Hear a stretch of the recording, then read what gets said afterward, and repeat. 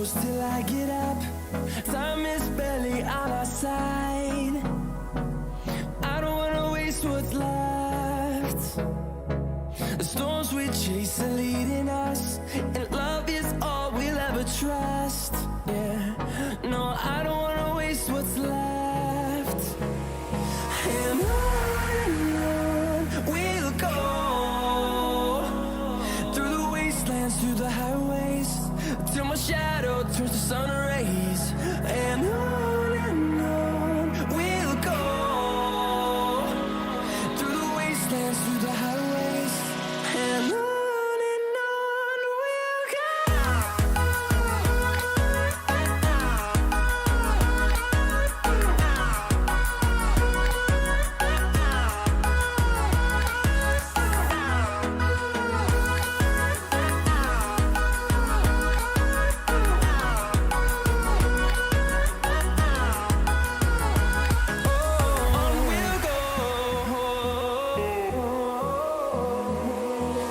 Finding life along the way, melodies we haven't played. No, I don't want no rest. Echoing around these walls, fighting to create a song. I don't wanna miss a beat. And on we'll go, through the wastelands, through the highways, till my shadow turns to sun rays. And on we'll go, through the wastelands, through the highways, and on we'll go.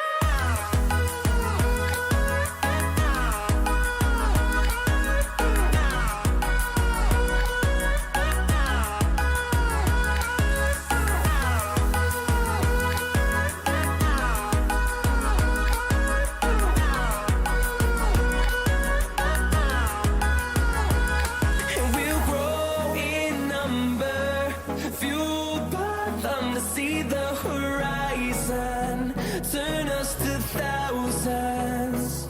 And we'll grow in number, fueled by them to see the horizon, turn us to thousands. And on we'll go,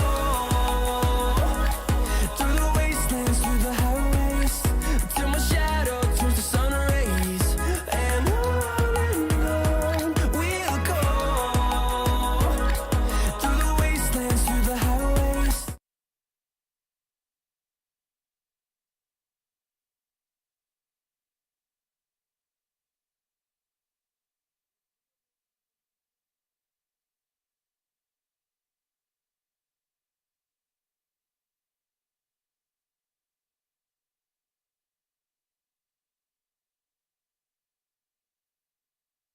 Five seconds to go.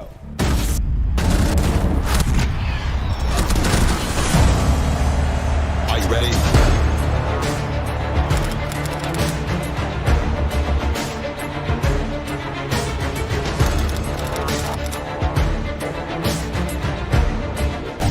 A bomb has been located.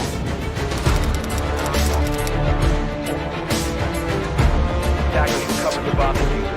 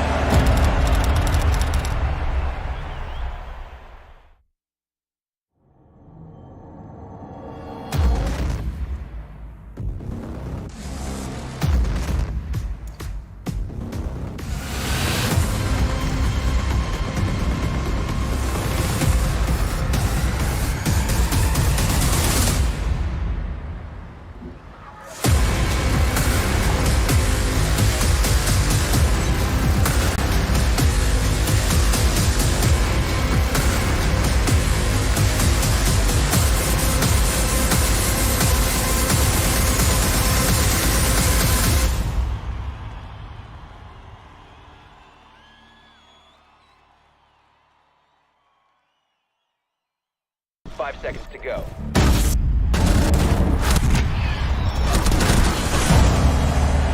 Are you ready?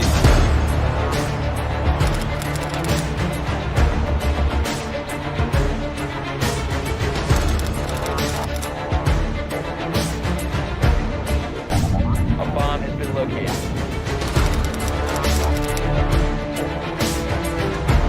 Attackers cover the bomb diffuser.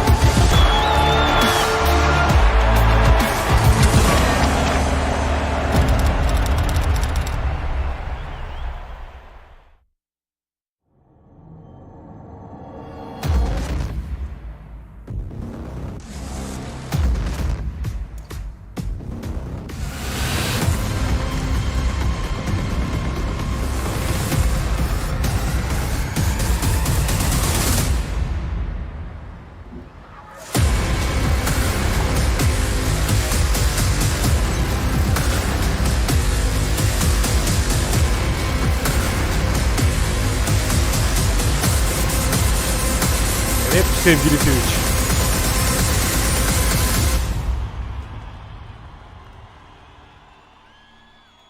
Evet hanımefendiler, beyefendiler, sevgili Twitch, sevgili YouTube. Hepiniz hoş geldiniz, sefalar getirdiniz. Nasılsınız, iyi misiniz? Haliniz, vaktiniz, keyfiniz yerinizde mi? Tabi birazcık açılışla, erken bir açılışla başladık mevzu bahise. Ki birazdan da zaten yavaş yavaş ben size açıkladıkça ne olduğunu anlayacaksınız ki özellikle YouTube tarafında bu canlı... Bir dakika, YouTube bu, Twitch bu. Tamam, bir dakika. Dur. Twitch bu, YouTube bu. Tamam. Bu YouTube, bu Twitch. Hepiniz tekrardan hoş geldiniz. Umarım keyfiniz yerinizdedir. Açıklayacağım zaten sohbetimiz, muhabbetimizin bol olduğu zamanda. Efendim şöyle hemen alttan bir bakayım, son kontrollerimi yapayım. Önder hoş geldin sevgili Twitch tarafında. Önder hoş geldin. Ali'ye hoş geldin. Mahallemin güzel insanları demiş. Mobildeyim, YouTube'u beğeni attım, bir selam vereyim dedim ve kaçmış, arada geleceğim diyor. Sevgili Atomikir hoş geldin. Drop on olması gerekiyor bu arada. YouTube tarafında da Baran var şu an. Dur bakayım, niye benim şey gözükmüyor ya? 3-5 diyelim, beğenelim. Tamam diyelim. Bu, ben buradan chat'i göremiyorum ama en azından şöyle bir şey yapsam. Ve start. İyidir Barancım, sen nasılsın, iyi misin? Şurayı şöyle yaparsam her şey perfect olacak. Bir saniye. Şunu şöyle tam chat'in üstüne chat koyacağım şu an geçici olarak. Çünkü sıkışıyor. Ama şurayı da kapatayım. Dur, stüdyo modundan da bir çıkalım Streamlabs'te, OBS'te. Bu da tamam. Her şey tamam. Instagram'dan duyurumuzu yaptık. Umarım ki yayında bir donma, sesimde bir hata, bir sıkıntı yoktur. Çünkü ben birazcık fantaziyle başladım bugün. Tek makineden 2 yayın vermeye, şu an evet tek makineden 2 yayın vermeye çalışıyorum ki yani CPU bir tarafta. Doğukan hoş geldin. Sevgili Twitch tarafında OBS stüdyoda %33 CPU ile çalışırken bu tarafta da %43 CPU ile de efendim Streamlabs OBS çalışıyor. Abi, yok o işte introlardı, şunlardı, bunlardı falan derken şey oldu. Yayını biz aslında çoktan açtık bu arada. Yani dediğim gibi görüntülerde hem Twitch tarafına soruyorum hem YouTube tarafına. Baran, startımızı verdik. Var mı görüntülerde şu an bende bir sıkıntı? Bir donma, bir pikselleşme yoktur da bir donma, böyle kademe kademe atlama. Çok fazla bir gecikmeleri de yok. Şu an onlar mı kasıyor? O kasıyorsa onu bir tık kapatabilirim bu tarafta. Şöyle yapabilir. Sıkıntı yok. Kasabilir onlar. Çünkü o bayağı bildiğim bir video. Dur şurayı da şöyle yapayım. Bir de alışık olmadığım bir kombinasyondayım şu an. Dediğim gibi bir tarafta şurayı da kapatayım. Her şeyi kapatayım. Bir tarafta YouTube, burası Twitch, burası YouTube. Yani şu Twitch, şu YouTube. böyle birazcık karışacak.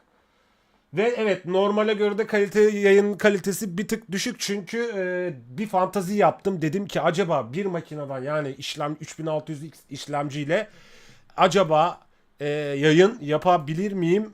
Hem OBS Studio ile hem işlemci hem de Streamlabs OBS ile, ki keza başarılı olduğum gibi duruyor.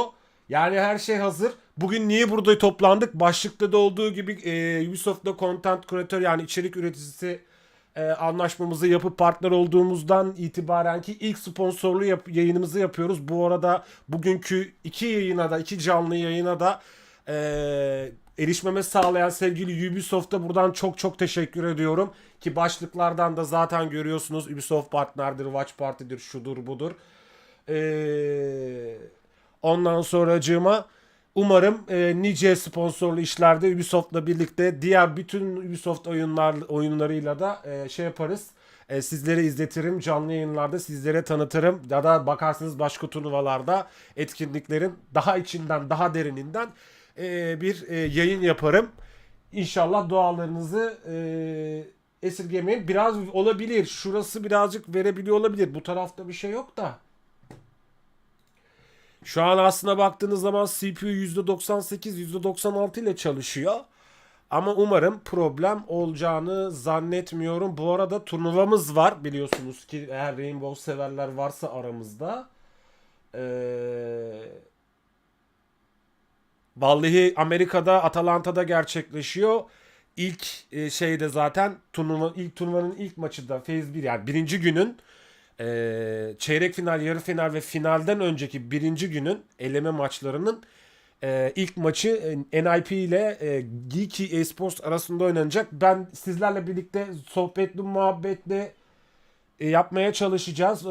Ben elimden geldiğince, bildiğim kadarıyla sohbete sunmaya da çalışacağım ki zaten espor formamı da giydim gördüğünüz üzere. Ne kadar Navi'de yer almamasına rağmen. Bakalım ileriki yayınlar, ileriki dakikalarda bizleri neler bekliyor olacak. Tabii ben bir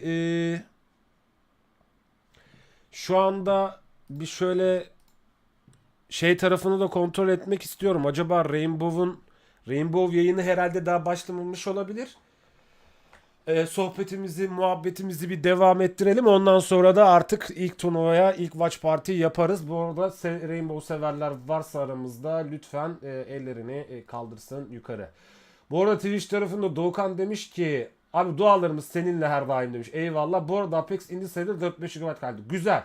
Şimdi bir de ona Rainbow ekleyelim. Artık sponsorlu olarak Rainbow'da oynayacağım yani. O bir gerçek oldu.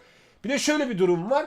Rainbow'u izlerseniz, özellikle Twitch tarafına söylüyorum bunu, sizlere söylüyorum.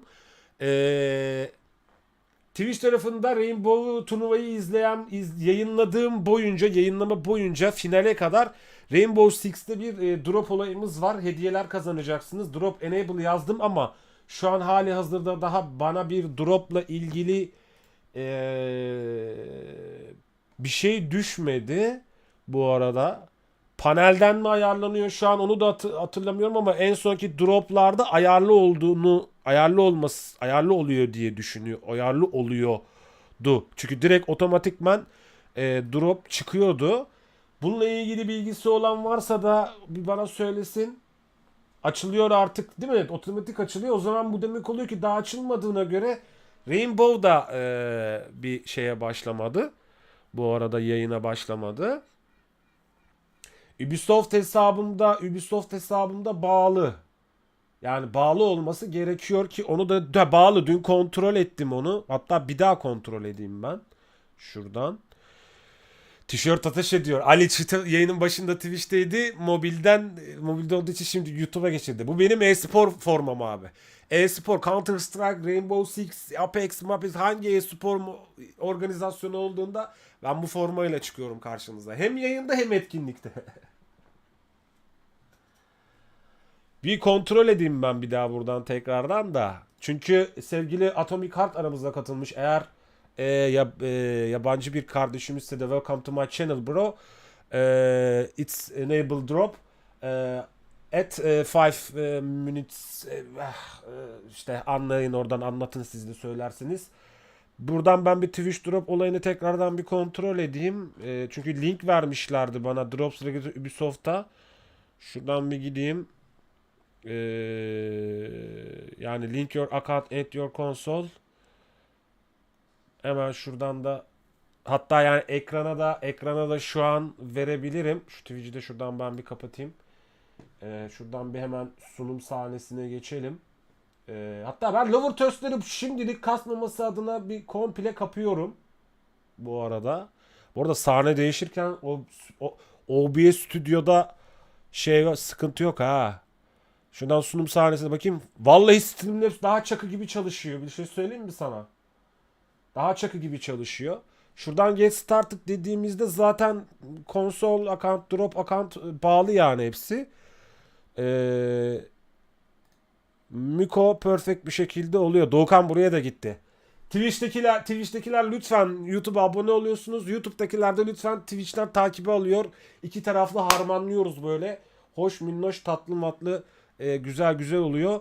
Bir de şu anki bu sessizliğe de bir no copyright müzik bulabilirsem ki YouTube'da telif girmesin diye. O zaman her şey perfect olacak bu arada. Onu da çözmüş olacağız. Her yerden destek. Eyvallah Doğukan. Çok, o konuda senden yana bir şüphem yok zaten benim bu arada yani. O konuda hiçbir şekilde senden şüphem yok.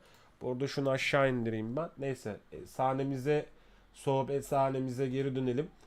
Buradan da YouTube'dan da sohbet sahnemize geri dönelim. Siz nasılsınız? İyi misiniz? Baran, Ali, Doğukan, Önder. Yani daha altta sesi çıkarmayan yayını izleyenler varsa herkes tekrardan hoş geldi. Sefalar getirdi. Yani buna da baksam, ikisine de birden bakmam gerekiyor. Hoş geldiniz, hoş geldiniz. Hoş geldiniz vallahi. Şimdi ikisini koordine etmek biraz problem olacak benim için ama en azından yavaş yavaş tane İbrahim Civelek değil mi? İbrahim hoş geldin. Hoş geldin, sefalar getirdin. Bu arada biliyorsunuz ki bir şeyimiz vardı. Bir ikinci kamera muhabbetimiz vardı. Bilenler bilir. Ondan sonracığıma Allah, yanlış bir şey basmayayım. İkinci kamerayı kullanacak yer buldum artık kendime. Bu arada şu an bu ikinci kamerayı, eski kamerayı buraya taktım.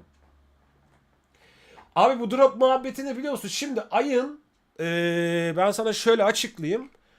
Rainbow oynuyorsan, Rainbow hesabınla Twitch'in birbirine bağlıysa benim yayınımı izledikçe, turnuvayı izledikçe, bu Rainbow Six, Blast Rainbow Six, ondan sonracıma Mayor Atalanta turnuvasını benimle birlikte watch party yaptıkça bir saatte Rainbow Six içindeki bir kozmetiği kazanıyorsun. İşte 3 saat izlediğin zaman başka bir kozmetik kazanıyorsun. İşte 5 saat izlediğin zaman başka bir kozmetik kazanıyorsun. Ve bu muhtemadiyen önümüzdeki turnuva 3 gün bu arada. 3 hafta sonu, onu da söyleyeyim. Finale kadar ben sizi burada, beni izledikçe, benimle birlikte sohbet muhabbet ettikçe, ben burada size sunmaya çalıştıkça ya da watch party ya izleme etkinliği yaptıkça ödül kazanıyorsunuz. Öyle söyleyeyim basitçeme. Drop muhabbeti de bu. Ama bunu sevgili YouTube değil, sevgili Twitch kazanıyor bu arada. Twitch hesaplarınız varsa gelebilirsiniz, izleyebilirsiniz ve hatta açıklamasını ben bakayım şuradan, hatta size tam olarak ne olduğuna dair.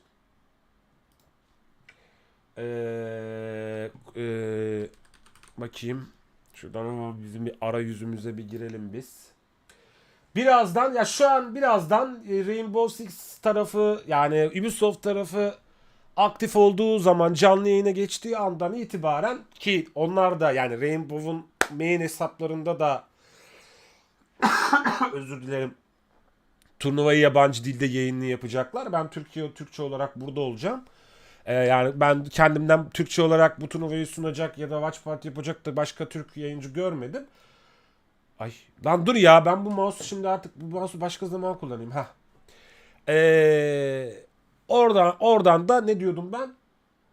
Onlar başlayınca biz de drop ve hediye kazanmaya bize muhtemelen otomatikman düşer. Siz de beni izledikçe drop kazanmış olacaksınız sevgili Twitch ailesi.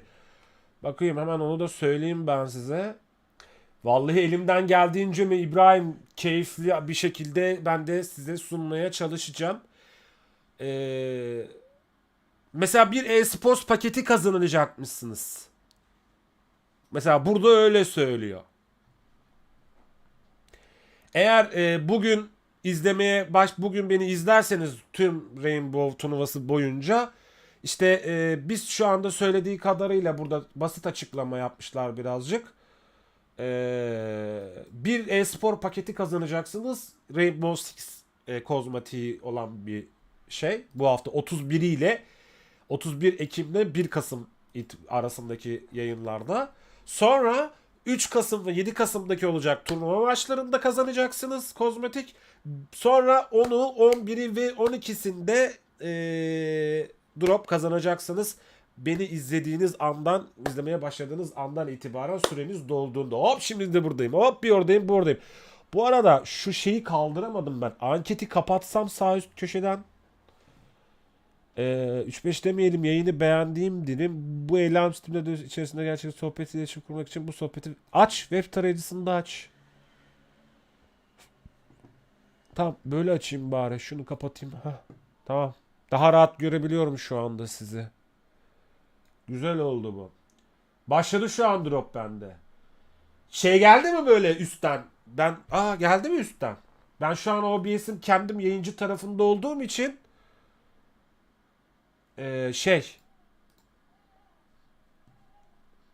göremiyorum. Dur bakayım. Yeni sekmede aç. Bu drop yayındaki drop değil. Aynen öyle Ali yani bu arada. Hemen şuradan bakayım. Hani bir de şöyle bir durum var. Rainbow Six'i uzun zamandır oynamıyorum. Bir ara vermiştim ben. Rainbow Six'le ilgili ve ben Ubisoft partnerlikten kaynaklı. Bu arada onu da söyleyeyim tekrardan. Efendim hanımefendiler, beyefendiler. Bu içeriği ulaşmamız sağlayan sevgili Ubisoft'a çok teşekkür ediyoruz. Sizlere bu drop'u sağladığı için ve ben de bu etkinliğe birebir partner olarak ulaştığım için ve sunduğum için çok mutluyum. Teşekkür ediyorum onlara. Sevgili Ubisoft partner ekibine, content creator ekibine. Umarım nice Ubisoft oyunlarında tekrardan sizlere partner olarak sunuyor olacağım. Canlı sohbet. Şurayı da canlı sohbet yapayım. Tamam. 3 saat sonra... dedi mi? Oh bak tamam güzel. Miko. Şöyle yapayım ben. Tamam başladıysa muhteşem bir şey. Demek ki bu demek oluyor ki droplar aktif. Şöyle yapayım. Bir de ben kendim normal linkten giriyormuşçasına bir aktif edeyim. Bakayım ama tamam güzel. Ben de gördüm burada.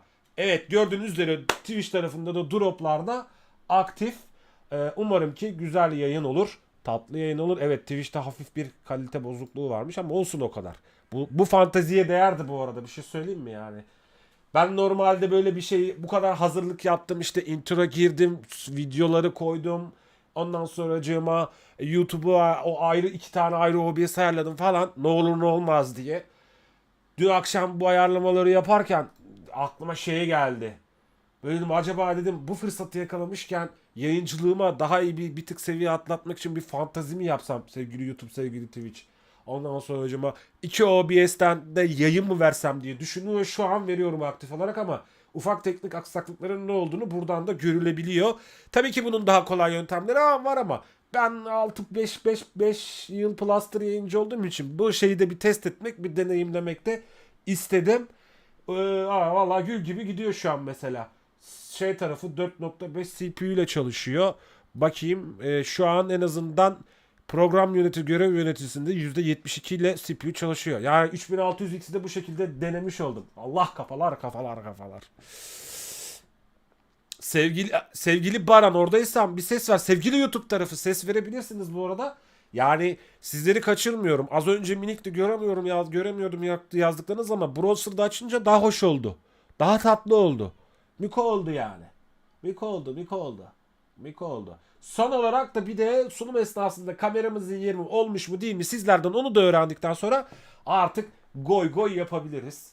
Ondan sonracığıma eğlenebiliriz. Ben Rainbow'da yeni taktikleri öğrenirim. Siz de benimle birlikte öğrenirsiniz. Ondan sonracığıma hoş muhteşem Miko. Ondan sonracığıma yani şu an Şunların hazırlığını bir buçuk gündür bu hazırlığa uğraşıyorum. Şu an bal dök yola. Över misiniz biraz beni? Ben kendimi övmeyi sevmiyorum. Bir de övemiyorum zaten. Siz beni övün. Yani bu kadar emeğe övülmek gerekiyor diye düşünüyorum ben. Öyle söyleyeyim yani.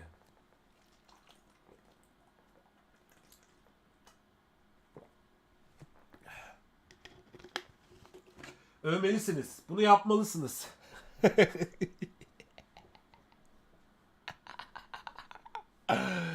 Bunu yapmalısınız. Ben sizleri seviyorum. Şimdi ne oldu bizim Discord'da? Tabii bu streamerlar için, partnerler için açılmış özel Discord'dayım ben bu arada. Bunu hiçbir şekilde sizle paylaşamam. Hatta şöyle bir en azından bir şey kategorilerini, ben de bir Rainbow kategorilerini bir check edeyim de. Bildiğiniz sevgili Twitch ailesi. Twitch'te problem yok da YouTube'da var. Bildiğiniz bir YouTube'da telif yememek için no copyright ya da telif yememek için şey var mı? Adını sen söyle. Müzik var mı? Alttan müzik verebiliriz diyeceğim.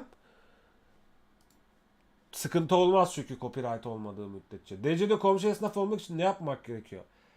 Yayın yapmak gerekiyor kardeş. Yayın yapmak gerekiyor. Sıkıntı yok. Yayın yapmak gerekiyor. Yayın yaparsan her şey perfect olur Doğukan. Aktif olarak. Daha doğrusu tam cümleyi söyleyeyim. Aktif olarak yayın yapman gerekiyor. Yani yayıncı kardeşlerim, ben tabii birazcık daha yüksek şey olduğum için, uzun zamandır bir yayıncı olduğum için artık birazcık genç arkadaşlarıma, genç kardeşlerimi teşvik etmek adına böyle bir şey koydum kendime. Hani dedim ki yayın yapacaksınız kardeş. Komşu esnafı olmak istiyorsanız aktif olarak yayın yapacaksınız. Bu kadar yani. Bu kadar. Onu söyleyeyim. Zaten o kendiliğin, sen bir bakmışsın orada zaten komşu esnaf olmuşsun yani. Çünkü şunun için yapıyorum bunu da. Yayın yapmak çok güzel bir şey. Sevdiğiniz işi yapmak çok güzel bir şey. Ondan sonracığıma ve bundan duyduğunuz mutluluk çok bambaşka bir şey. Ve yeni genç kardeşlerim, benden küçük kardeşlerim, ben 33 olacağım. 34'e gidiyorum işte yavaş yavaş. 30 plus diyelim. Abi en büyük aşılamak istediğim şey sevdiğiniz işleri yapmanız olduğundan kaynaklı. Ben de dedim ki böyle bir şey yapayım. Böyle bir yenice ayrıntı koyayım. Yayın yapacaksınız abi. Her zaman her şekilde bütün yayıncı kardeşlerime kapım açık. Elimden geldiğince destek vermeye, bilgimi paylaşmaya da her zaman hazırım. Ama dediğim gibi yayın yapacaksınız abi. Yani bu kadar basit. Bu kadar basit. Şimdi şöyle bir ses, bir şey deneyelim. Bir Elgatom'u ben deneyeyim. NGS şey vermiyor bu arada. Browser'dan Twitch'i Elgato'ya çekmiyor. Onu bilen var mı? Onu bir söylemek lazım. No background dedin değil mi? No background music. No background music. NGS. No. Yani NGS'in aslında zaten telifi yok galiba ama şöyle yapayım, NGS yapayım. No copyright sound, güzel.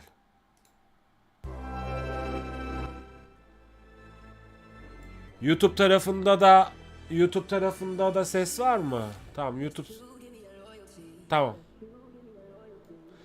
YouTube tarafında da ses var. Her şey miko.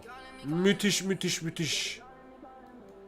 Alttan ben bazen ya Twitch tarafında olduğum zaman rahat ediyorum da alttan müzik verdiğimizde böyle hoş bir efekt yaratıyor. Bana birazcık daha enerji veriyor yayınlarda. YouTube'da tabii telif muhabbeti olduğu için çok fazla girmiyoruz. Umarım ki telif muhabbetini, yani NCS'in no copyright müziklerini de açmış olsak da telif yemeyiz inşallah YouTube'da.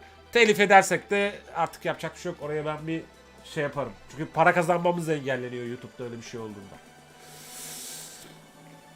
Evet. Evet, ilk feed'imiz geldi. Wow. Tamam.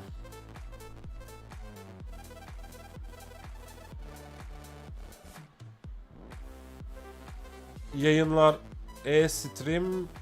A-Stream. A-Word, B-Stream, B-Word. Peki biz tabii ki şöyle bir durum var. Yavaş yavaşlıktan da zaten artık turnuva başlıyor. Ben şöyle bir şunlara bir bakmam lazım.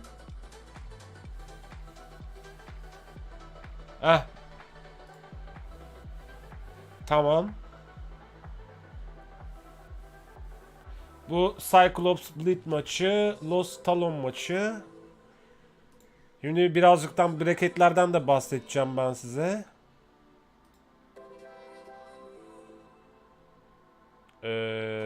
A'da ne var?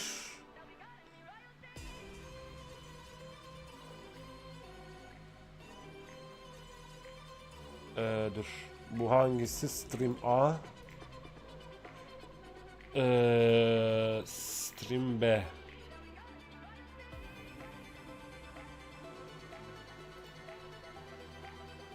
Bu yayınsa. Dur. Tamam. Stream B daha başlamamış.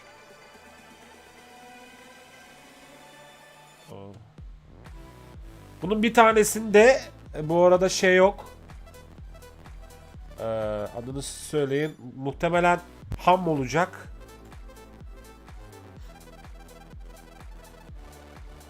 Tamam, o da başlaması gerekiyor bu. Tamam. Main 2. Okey. Liste dışlarıyla ben sunacağım. Yayına geçecektim. Abimin yayına katılmayı tercih ettim. Yüreğine sağlık yiğidim. Yüreğine sağlık yiğidim. Tamam. Deyvan Mayor Atalanta B'de burada şam. Main 2'lerden birini seçeceğiz ama bu main 1 olmayacak. Şunu kapat.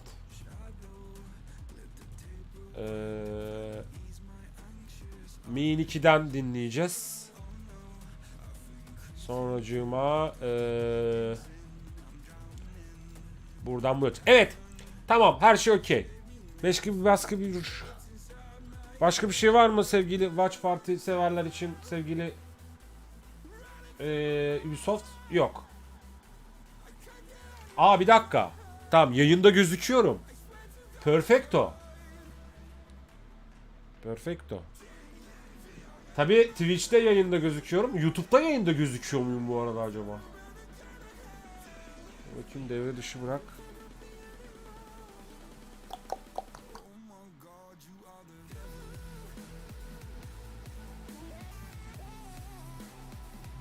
Tamam, drop enable şeyi YouTube lan dur, ama burada da onu açsam tamam, aynı şey ya, fark etmiyor. Bir de Discord'dan duyuru yapalım. Yapalım mı? Yapalım. Canlı yayınız yaparız. Benim Discord'da yayında gözükmüyor mu? Ben gözüküyorum şu an ama. Acaba dur. Değiştirme. La nasıl şimdi kapattım açtım. Bug'a girmiştir seninki. Bir Discord'u kapat aç.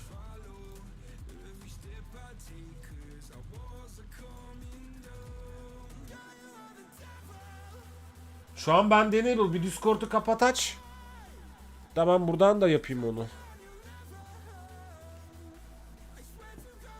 YouTube gözükmesin de tam birinden biri gözüksün artık, ona yapacak bir şey yok.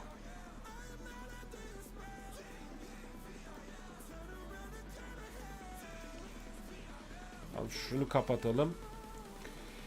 Hemen sizlere. Allah Allah. Niye gözükmüyor ya? Benimki mi bug'a girdi acaba?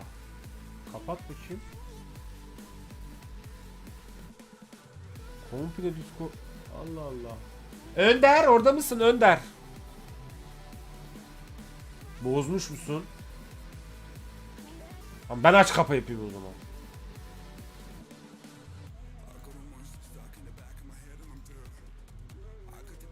Yok gerek yok. Gözükmüyorsa gözükmüyordur abi, de bende gözüküyor.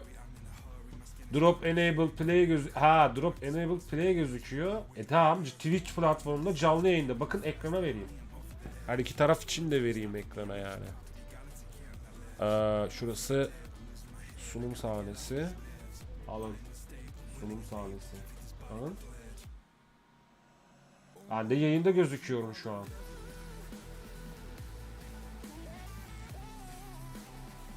Discord açtım, kapatıp açtım.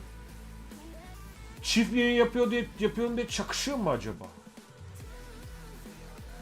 Kapatayım. Zaten Spotify'ı kökten kapatalım. Dur, kapattık. Kökten kapattık yani.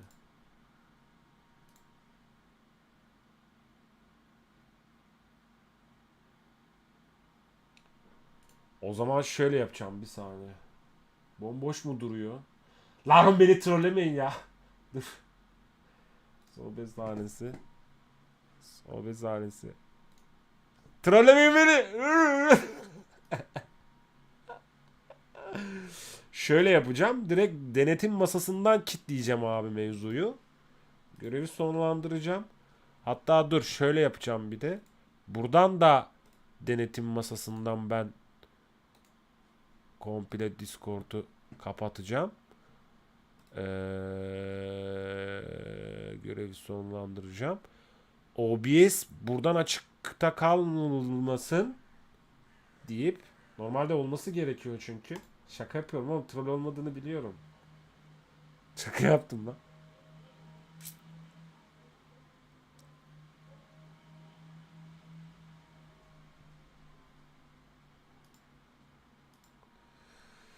Şimdi nasıl peki? Allah Allah. Şimdi gözüküyor mu?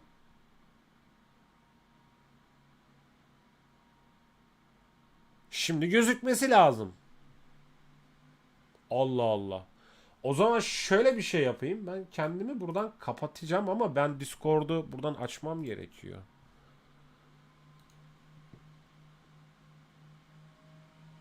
Açtım, kapadım canım, komple denetim masasından kapattım şu an. Devre dışı bırak. Ya yayın makinesi donmasın da açıp kapatırken ben başka bir şey istemiyorum.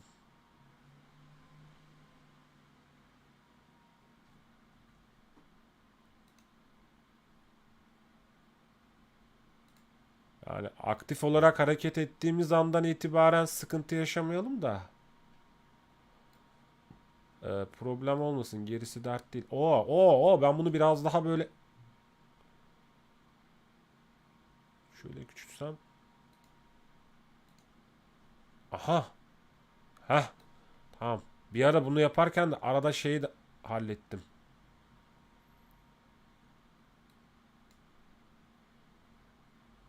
Heh. Tamam. Arada YouTube chatini de hallettim. Güzel. Tamam, artık orası kapanmayacak. Şimdi bir dakika. Ben bunu kendi tarafımdan değil.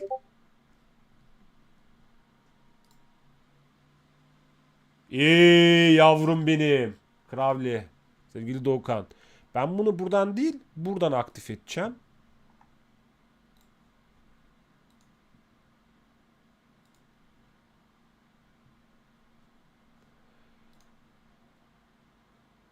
Drop enable abi. Diğer makineden de. Şu an yayını, Twitch yayınını gösteriyor. Neyse. Kalsın artık, yapacak bir şey yok. Zaten bildirimler falan gitti. Sadece Önder, senden bir şey isteyeceğim ya. Twitch ile YouTube iki yayınında duyurusunu Discord'dan müsaitsen yapar mısın? Bu arada. Feed. Şimdi biz gene size A-Stream yayınında vereyim de. Bakayım. Zaten şeyin de 3 dakikası var. Turnuvanın da sunumunun 3 dakikası var. Heh. Tamam, geldik. Geldi bak. Canlı.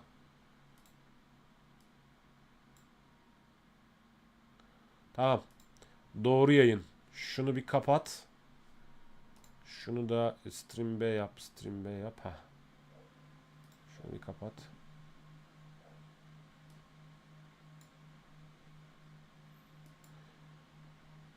İşte bu Elgato'nun sesi.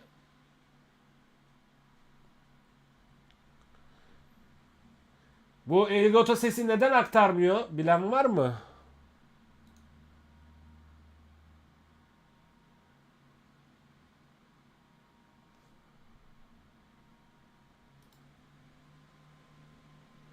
Ben bunu peki buradan değil de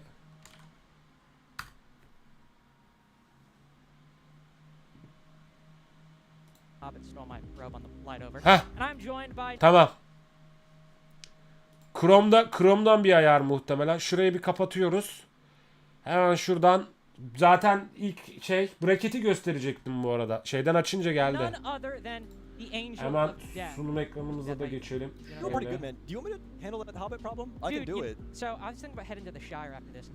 Buradan da sevgili YouTube tarafından da sunum ekranına geçelim.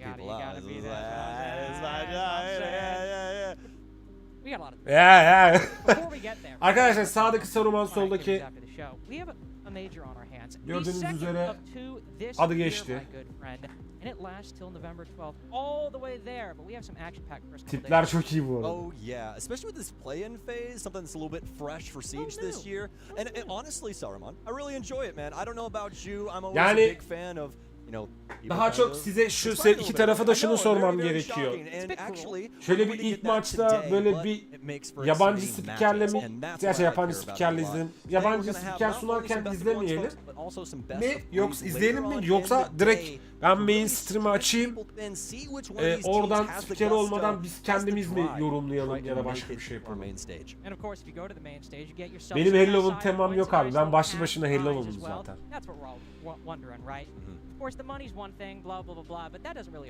Şunu canlı yap. Zaten benim sen konuştun. Tamam. Şu an sesimin bastırmaması gerekiyor ama tamam. Yanıma geldiğiniz zaman zaten ben başlı başına Halloween olduğumu farkında değil misin Doğukan? Senin Halloween nerede ne demek? Yani YouTube görüyorsunuz değil mi? Yani dur, YouTube hangisiydi? YouTube buydu ha. YouTube görüyorsunuz değil mi yani? Senin Halloween nerede diyorlar bana? Bir anda diyorum ben zaten başlı başına bir Halloween'um. Benim yanıma gelince 2 metre boyumdan insanlar korkuyor zaten. Halloween benim oğlum, Halloween benim yani. Sıkıntı yok. Neyse, bu tarafa da bu arada sevgili YouTube tarafına da seslenmek lazım. Bu canlı yayında efendim Ceyhun hoş geldin. Bu efendim canlı yayın olarak takip edenler biliyorlar ki aktif oluyorlar, chatte sohbet ediyoruz, muhabbet ediyoruz. Hoş geliyorlar, beş geliyorlar ama canlı yayın sonralarında eğer canlı yayın sonralarında da yorumlarını yapmaya esirgemiyorlar bu yayınlara ve videolara. Ha yok ben arşiv olarak izliyorum mahallemin genci olarak seni abi arşiv olarak sonradan açıp izliyorum diyen varsa da yayını beğeniyor, like'lıyor, yorum yapıyor. Yayın sonraları da like'lar önemli. Ha şu da var. Eğer ki baktığınızda paylaştığım videolarla ya da canlı yayınlarla beni keşfettiyseniz lütfen abone ol butonuna basın, bildirim çarklarını açın. Ondan sonracığıma katıl butonuna tıklayın. Mahallemin gönüllüsü ya da mahallemin muhtarı artık mahallemizin genci olun ve sohbetimiz, muhabbetimiz, yayınlarımız bol olsun. Ki zaten Twitch tarafı da biliyor bunu. Takip et butonuna basıyor. Abone olmak isteyen abone oluyor. Ondan sonracığıma bu şekilde de size daha güzel yayınları sunmuş oluyorum. Haberiniz olsun. Ah burada da komut olarak da düştü. Orada mouse'u bir tık yukarı mı alayım? İndireyim, kaybedeyim hatta. Şöyle sağ yapayım. Sağ yapayım, komple ekran gitsin. Bu arada şu an işte biz Plains şu an bu zamana kadar aslında turnuva devam ediyordu. Onu söyleyeyim. Vardı. İşte grup maçları vardı. Birbirleriyle yapıştırıyorlardı falan filan böyle şey yapıyorlardı. Artık son 16 maçlarına hatta son 8 maçlarına kadar geldik. Son 16 maçlarına geldik sayılır. Bugün yani bugün ve yarın bracket'i de birazdan gösteriyorlar zaten. Bugün ve yarın efendim bu işte play'in yani kapışacaklar. Elemeler olacak. Bundan sonra 8 takım birbiriyle yüzleşecek. Bugün, yarın 8 takım birbiriyle yüzleşecek. İşte buradan çıkan 2-4'lü çeyrek finale gidecek. Çeyrek finalden yarı finale çıkacaklar vesaire vesaire. Ayın 12'sine kadar turnuva devam edecek. Umarım ki Rainbow severler de keyifli droplarını alırlar, yayınlarını izlerler. Hani ekstra bir bilgi olursa sorun. Bana ekstra bir bilmediğim, yanlış bir şey söylediğim varsa da paylaşabilirsiniz bu arada. Hiç sıkıntı değil. Böyle tatlı miko güzel teşekkür ediyorum Önder'cim. Eline sağlık. Gördüm paylaşımlarını. Steam Restriction bakayım. Arada bakıyorum bazen başka bir şey var mı diye. Discord duyurusu var mı diye ama yok. Bu arada var ya OBS Studio şu an yeni gelenler varsa aramıza onu söyleyeyim. Şu an ben tek bilgisayardan 2 OBS ile yayın yapıyorum. Bir fantezi uğruna, bir deneme uğruna. Şu an OBS Studio %11 ile çalışıyor, %10 ile çalışıyor. Streamlabs OBS'de bakayım o kaçla çalışıyor mu? %19, %24 ile çalışıyor. Vallahi bir fanteziyi daha başarmış oldum. Bu vesileyle de eğer YouTube'da ve Twitch'te aynı canlı yayın yapmak istiyorsanız yapabilirsiniz. Haberiniz olsun. Twitch buna onay verdi sevgili Twitch tarafı için söylüyorum. Neyse. Şimdi aramıza Ceyhun geldi. Ceyhun hoş geldin. Nasılsın, iyi misin? Nereden katılıyorsun aramıza? Hele bir ses var oradan. İyiydim aslanım. Tabii CYHNS'den Ceyhun olarak düşünüyordum ama doğru düşünmüşümdür iş. Bu arada biz dediğim gibi NIP ile Geek Expo maçını izleyeceğiz. Aynı zamanda bir yandan da Sandbox Gaming ile Crest Gaming yayınlanacak. Bir de şeyi merak ediyorum, bir saniye. Şunu şuradan şunu şuradan al. Şunu şuraya ver bakayım. Ne olacak? Bunu da buraya vereyim. Ama tabi burası daha kıymetli şu an. Bunu da buradan kapatayım. Rainbow. Okey. Miko, her şey tamam. Bu arada isterseniz molalarda, aralarda Rainbow severler için paket açabilirim ha. 45 tane paket biriktirmişim ben farkında olmadan. Bu arada. 45 tane de Miko bir mevzu. Paket yani. Açar kozmetikleri elde ederiz.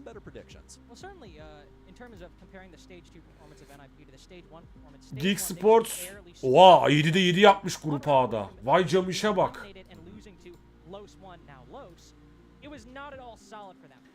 Camışa bak. Geeks Esport 7'de 7 yapmış grup A'da. NIP'de 4-2 ve 1-2. Evet, 2 defa yenilmiş. 4 kere yenmiş. 2 defa yenilmiş. Enteresan. Birinci çıkmış Geek Esport. Favorilerinizi yazın chat'e bu arada.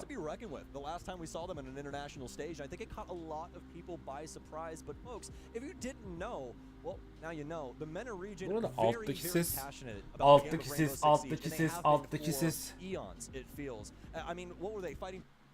Years just to get the region on the map where they could come compete internationally. It's a beautiful story and I'm so happy that it's ended up working out for so many of these squads where they get. Evet, şimdi ben bir izninizle hemen bir aşağı iniyorum. Suyum bitti. Ondan sonracığıma bir su içiyorum. Geliyorum. Yayın sizde. Sevgili Twitch ve sevgili YouTube. Yayın sizlerde. Haberiniz olsun. Birbirinizi sevin, birbirinizi karşılayın. Ayranlarla chatlere dökün. Ben hemen geliyorum. But there's still plenty of people, holding crossfires, playing off each other, having people rotate back. It's not just 5 players running and gunning. It is very much a unit. And with the addition of Noodle and, of course, Leader subbing in this event for GK, has seriously had visa issues. Noodle was a big entry player for GK in the MENA League. I think having over like 50 entry engagements or something. And the next closest, not victories to be fair, but total engagements. And the next closest guy had like 20 total. Yeah. He is the opener, the closer for GK. And Leader, I believe, is taking over some of the calling for GK moving. That's what's going to make things interesting for me. Like just looking at it from that angle is like you have so much VOD on this team from the MENA region, but now you have a completely different leader at the helm. I mean, there's so many actually. But yeah, I mean, there's so many different ways that things are going to change up. The timing of their plays is more than likely going to change up. The way the communication goes with this team is most definitely changing. So, I mean, I'm just very curious what they're going to do up against a squad like Ninjas in Pajamas, because like you and I have been talking about, I mean, this team has been doing so much for so very long, and they've been one of the highlight squads that everybody that watches Rainbow Six Esports turns over to them and goes, okay, how does Nip play the game, right? So Leader has an understanding of Brazil, has an understanding of Ninjas in Pajamas, more than likely. I'm really curious to see how he tries to poke and prod things around the map, especially with somebody like Noodle that really wants those early engagements, because as you and I know, Ninjas in Pajamas, especially when they're on, Nobody on this team is a slouch. It's really, really scary to try and get your foot in that door. And the especially scary thing about NIP, you know, if you highlight players like Muzi or Pino, for example, Brazil as a whole maybe plays a bit faster than what you think the average pace of the game is, whereas NIP plays slower than the average pace in Brazil. They like setting up their crossfires, they like taking their time in the round, sometimes to their detriment, but still playing the long game. If you have Noodle maybe having an off day, who's trying to go for those entry picks, specifically on the defense, and maybe he's not hitting his shots, maybe he's not choosing right engagements, Uzi Pino are going to eat that up. Yep. That's going to be a free opening pick for them. And even though, you know, NIP, let's say they take too long in the round, let's say they execute with 30 seconds left, if they're going into it with a consistent 5v4, 5v3, that's still going to be enough to make that work by the end of it. And NIP, as you said, sure, they've had their troubles over the past couple years. Sure, they're just now ascending back into the echelon that they once were. They know their fundamentals. It's all solid. And where they go might very well change this entire game. Of course, I am a little bit surprised to see Chalet go first, but NIP, GK, very similar map pools. Not a big fan of maps like Nighthaven, not a big fan of maps like Skyscraper. And that's a big worry for GK, because no matter where they go, NIP might just have the edge. Lab's not out just yet. And that was the one, you and I were talking about this matchup yesterday. Even though neither of them really leaning into it during the regular season, it makes sense that GK might want something like that. It's a fresh map. Nip probably doesn't have nearly as much time on it as all of the other iterations of maps that we have. But where are we going? We're going to get rid of Border here. We're down to 2. There's no way, dude. There's no way we're going to bank. There's no way we're going to bank, are we? I mean, we're going maybe. to bank against ninjas in pajamas.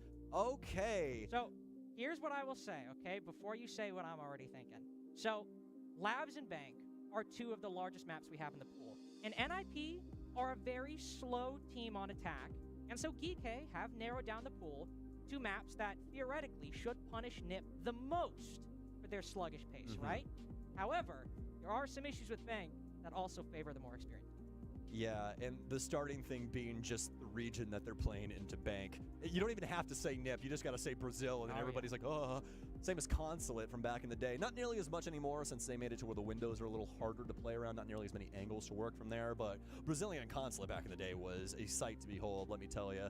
But when it comes to Bank in this squad, I love that you pointed that out, because Nip are usually very methodical, but the thing about Bank and its offensive side is that it can be so volatile to the defense, especially the roam game if it's played correctly, and that's what makes me very worried for GK Esports. They're going to be starting things off on the defensive side. I don't necessarily know if I agree with that, but we'll just have to see. It's really on a team-to-team basis, especially with a map like Bank, where it can be so coin-flippy as to how things go. I usually refer to these kinds of maps as a teeter-totter, where it's really the teams that are playing that decide what the split's going to be defensively. Yeah, and at least with GK, starting out on the defense, is it the favorite side on Bank? Traditionally, no, it's typically an attacker-sided map. But if you want to have, say, your Evet hanımlar beyler, Doğukan, kalp kalp. Şimdi bir saniyenizi rica edeyim. Ben bir kendimi sohbet sahnesine atıyorum. YouTube'u da bir sohbet sahnesine atıyorum. Bu arada yeni gelenler varsa hoş geldiler.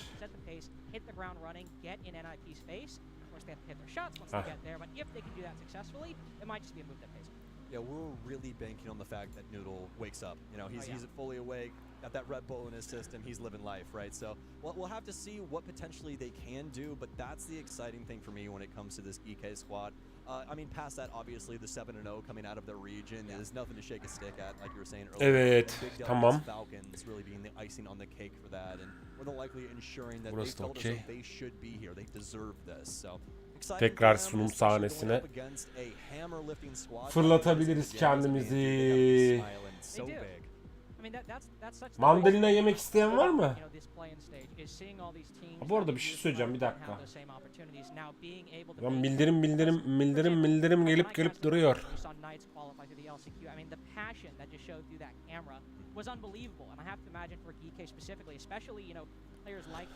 Yep bro.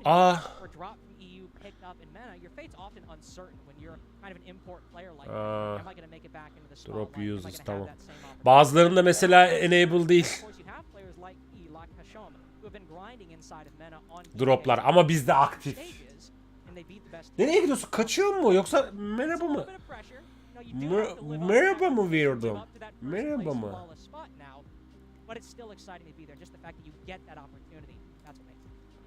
Merhaba mı diyorsun bana?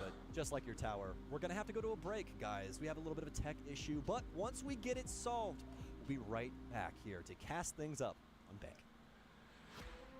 Evet, ben de şurada bir hemen intro veriyorum. Geliyor, bir intro vereyim sizlere, bir saniye.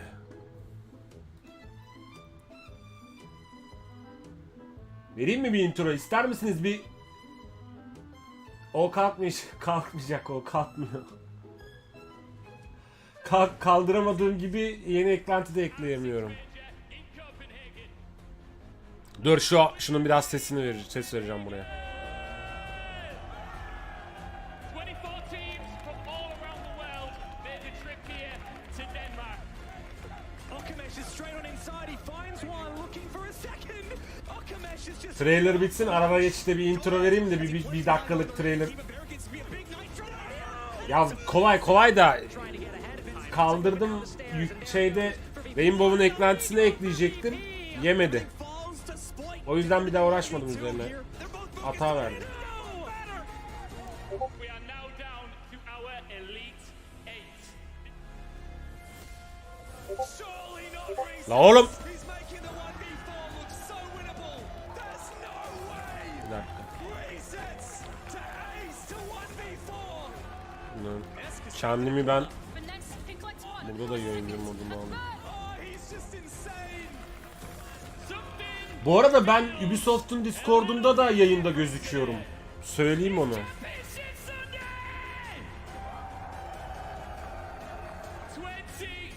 teams made the trip. 2 remain. The defense, there comes 1 kill and 2. It looks like 3-5 demeyelim, beğenelim YouTube'u. 3-5 demeyelim, beğenelim. Beğeni hedefimiz 50 sevgili YouTube. bittersweet. Are they going to be able to close this out here and now?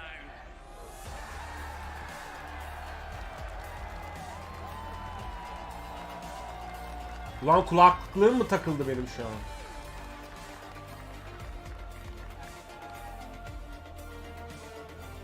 Vallahi bilmiyorum abi. Ben Ubisoft'un dur, trailer giriyoruz. Geliyoruz arkadaşlar. 5 seconds to go.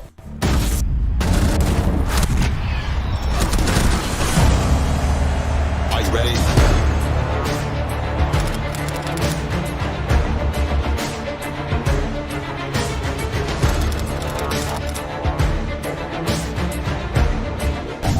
A bomb has been located.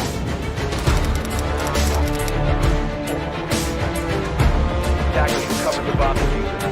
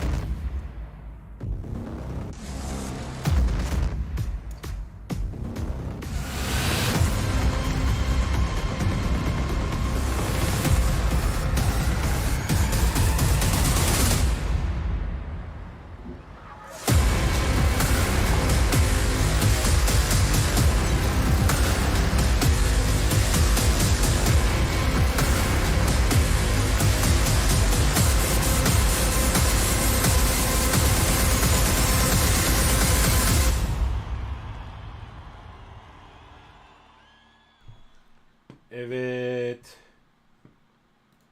Bu trailerları vermeden olmazdı yani. Trailerlar benim çok hoşuma gitti bu arada turnuvanın. Onu söyleyebilirim. Bu arada NIP Geeky karşılaşmasının ilk haritası banka haritasıymış.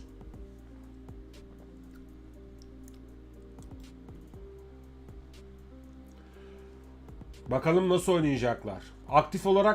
Aktif olarak Rainbow'u oynamak istiyordum uzun zamandır ama böyle doğru bir beşli çıkaramadığımız için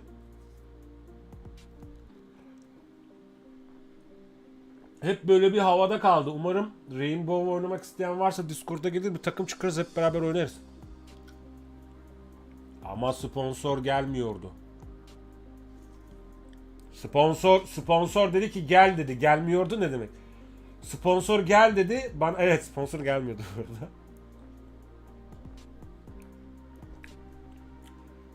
Ondan sonucuma.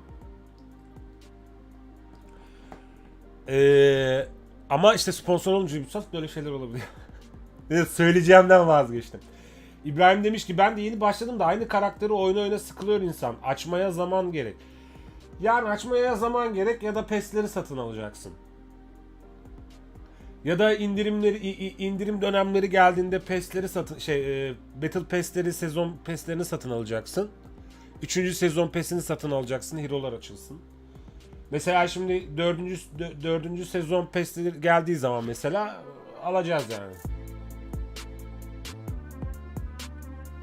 Ama benim birazcık daha karakterlerimin açık olması ve avantajlı olmamasının sebebi ilk zamanlar çok oynuyordum ben.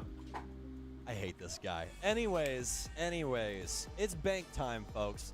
We're bringing Saruman that hasn't cut his hair. Onu söyleyeyim yani. I like the hair's fine. I think the hair really does it. But honestly, you know, I've had the beard for a good. O main için niye artık haritaya girmiyor? I'm more impressed by the fact that you just shaved all of that off and you already have what seems to be a 5 o'clock shadow. Well, you see, you know, I wield the flame of honor, so it gives me these kind of like, I'm not really quite like all other wizards, right? I've got this little facial hair. Evet, şimdi ben size ne yapıyorum biliyor musunuz mu? Hemen banları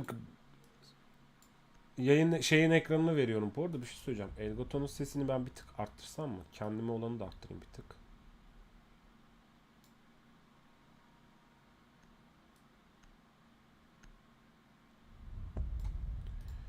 Şimdi şöyle yapıyoruz. Buradan böyle yapıyoruz. Sonra buradan daha böyle yapıyoruz. Bir deneyelim. Bir bundan bakalım. Mesela Azami banladı. Bu yeni karakterlerden bir tanesi. Ben de bilmiyorum. Bu arada yeni karakterlerin birçoğunu öğreneceğim. Eyvallah Dokan. Afiyet olsun. Onu söylüyordum. Zaman harcamak istemiyorsan, kasmak istemiyorsan PES'leri alıyorsun. Ama ben zaman harcadığım için en azından son gelen hero'lar hariç yarısı açık. Evet, şimdi mute geldi. Geeky tarafında. Daha doğrusu ben NIP'ciyim abi her zaman. Benim artık en son NIP severim uzun yıllardır. NIP takımı Nip, Bak aldı, Hiban aldı, Yin kaldı. Ha başladı.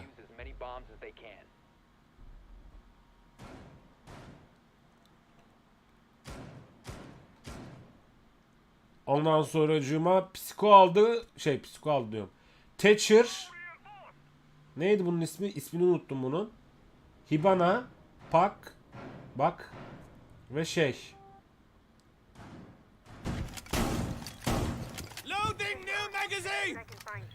La oynadığım karakterin adını unuttum. İyi mi ya sevgili Twitch? Eko drone'u geldi. Geeky takımından. Banka haritası da güzeldir bu arada. Hatch'ler kapatılıyor. Bu oyunun olmazsa olmazlarından hatch'ler çok önemli. Bombanın kurulacağı yerden bir atak yediğiniz, kurulacak yere üstten ya da aşağıdan bir atak yediniz mi merminin nereden geldiği belli olmuyor. Artık atak yapacak taraf dronlara geçti. Dronlarla düşman tespiti, rakip takımın yerini tespit etmeye çalışıyorlar. Bilmeyenler için de ben biraz daha böyle öğretici anlatayım. Bu arada. Bir drone gitti mesela. Defans yapacak takım yani NIP bir drone'u patlattı ve en azından yerlerini açığa çok fazla çıkartmadan müdahale etmiş oldu. Şu an Muzi... Bir dakika lan, NIP mi atak? NIP atakmış, özür dilerim. Geeky kapatıyormuş. Geeky defans yapıyormuş.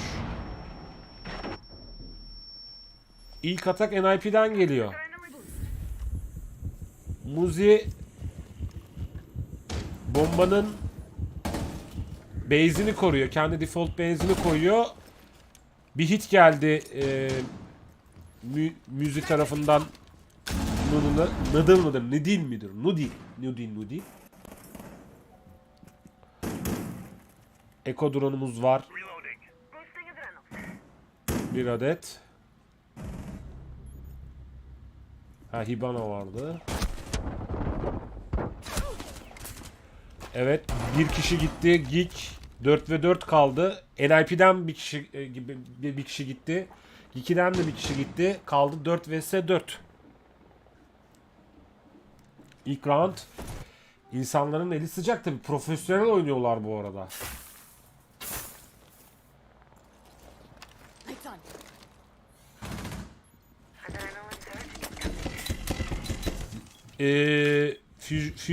Şey neydi bu atanın adını unuttum. Füzü müydü? Füzü yok, füzü değildi. Lucian muydu? Lucian. Adını unuttum. Hero'ların adlarını unutmuşum. Oynamazsam böyle olur. Helal bana. XK defans yapıyor hala şu an. Herkes pik gelecek yerleri tutmaya çalışıyor. Bakın dediğim gibi hatch açık. Mesela hatch açık. Bombanı yukarıdan görebiliyor. Aha.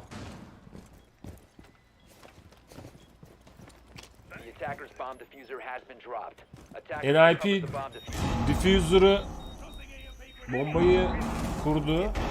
Şu an son 13 saniye. Ha, Yink doğru, evet, Yink var, bir de ok atan var ya yere, trap.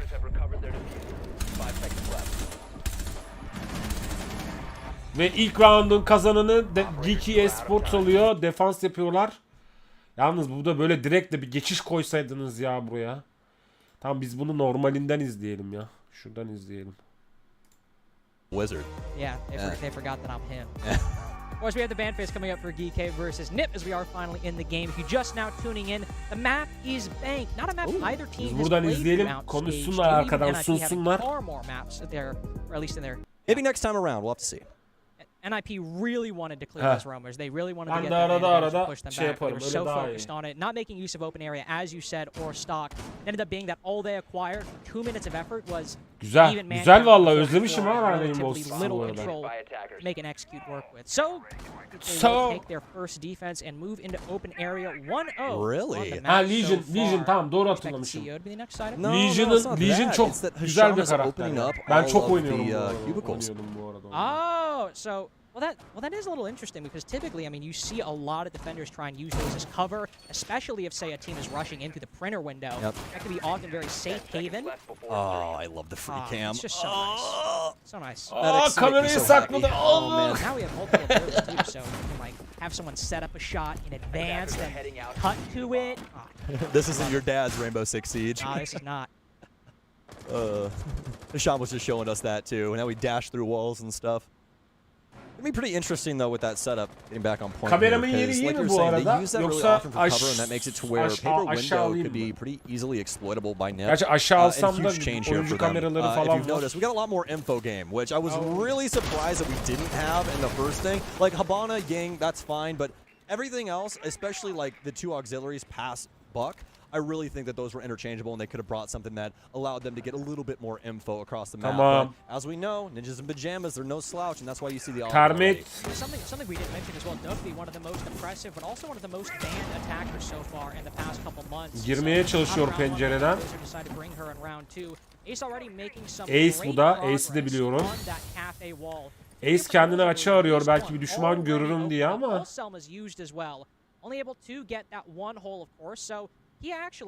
Şu an bütün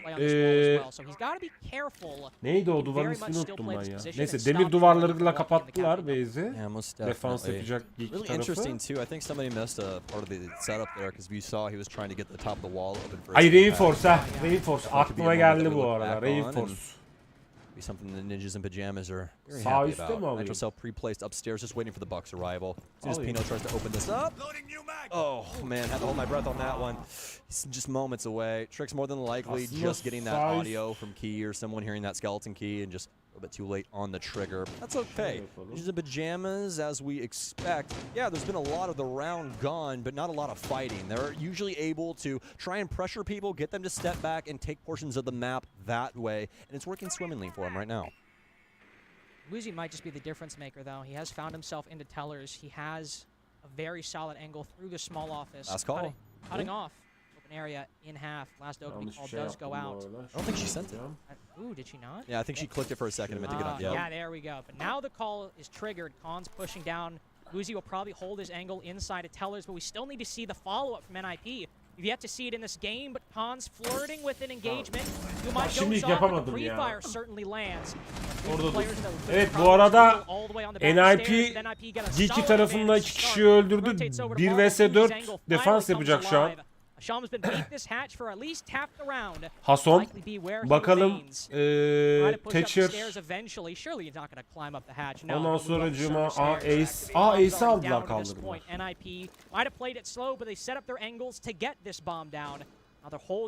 Kuşlayacak mı? Sevleyecek mi ki NIP son defans oyuncusunun yerini biliyoruz zaten. Dokayebe, Dokayebe'yi de hatırladım. Güzel, Dokayebi de var. Dokayebi de güzel. What else do you say about that? I mean, it's just a masterclass from them as we usually expect when it comes to these offensive strategies, and really what I expected out of them in round one. Bak şey yapabilirsiniz yani, oynayabilirsiniz. Sürekli arayıp duruyor ya. Dokayebi sürekli annemi arıyor. Annem de sürekli beni arıyor ya Rainbow oynarken. Mira aldı biri.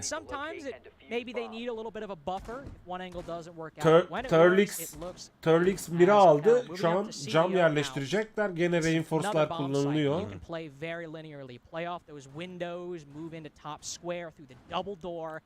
Ondan sonra Cuma bombayı yerini tespit etti NIP. B bombasının yerini tespit etti muhtemelen.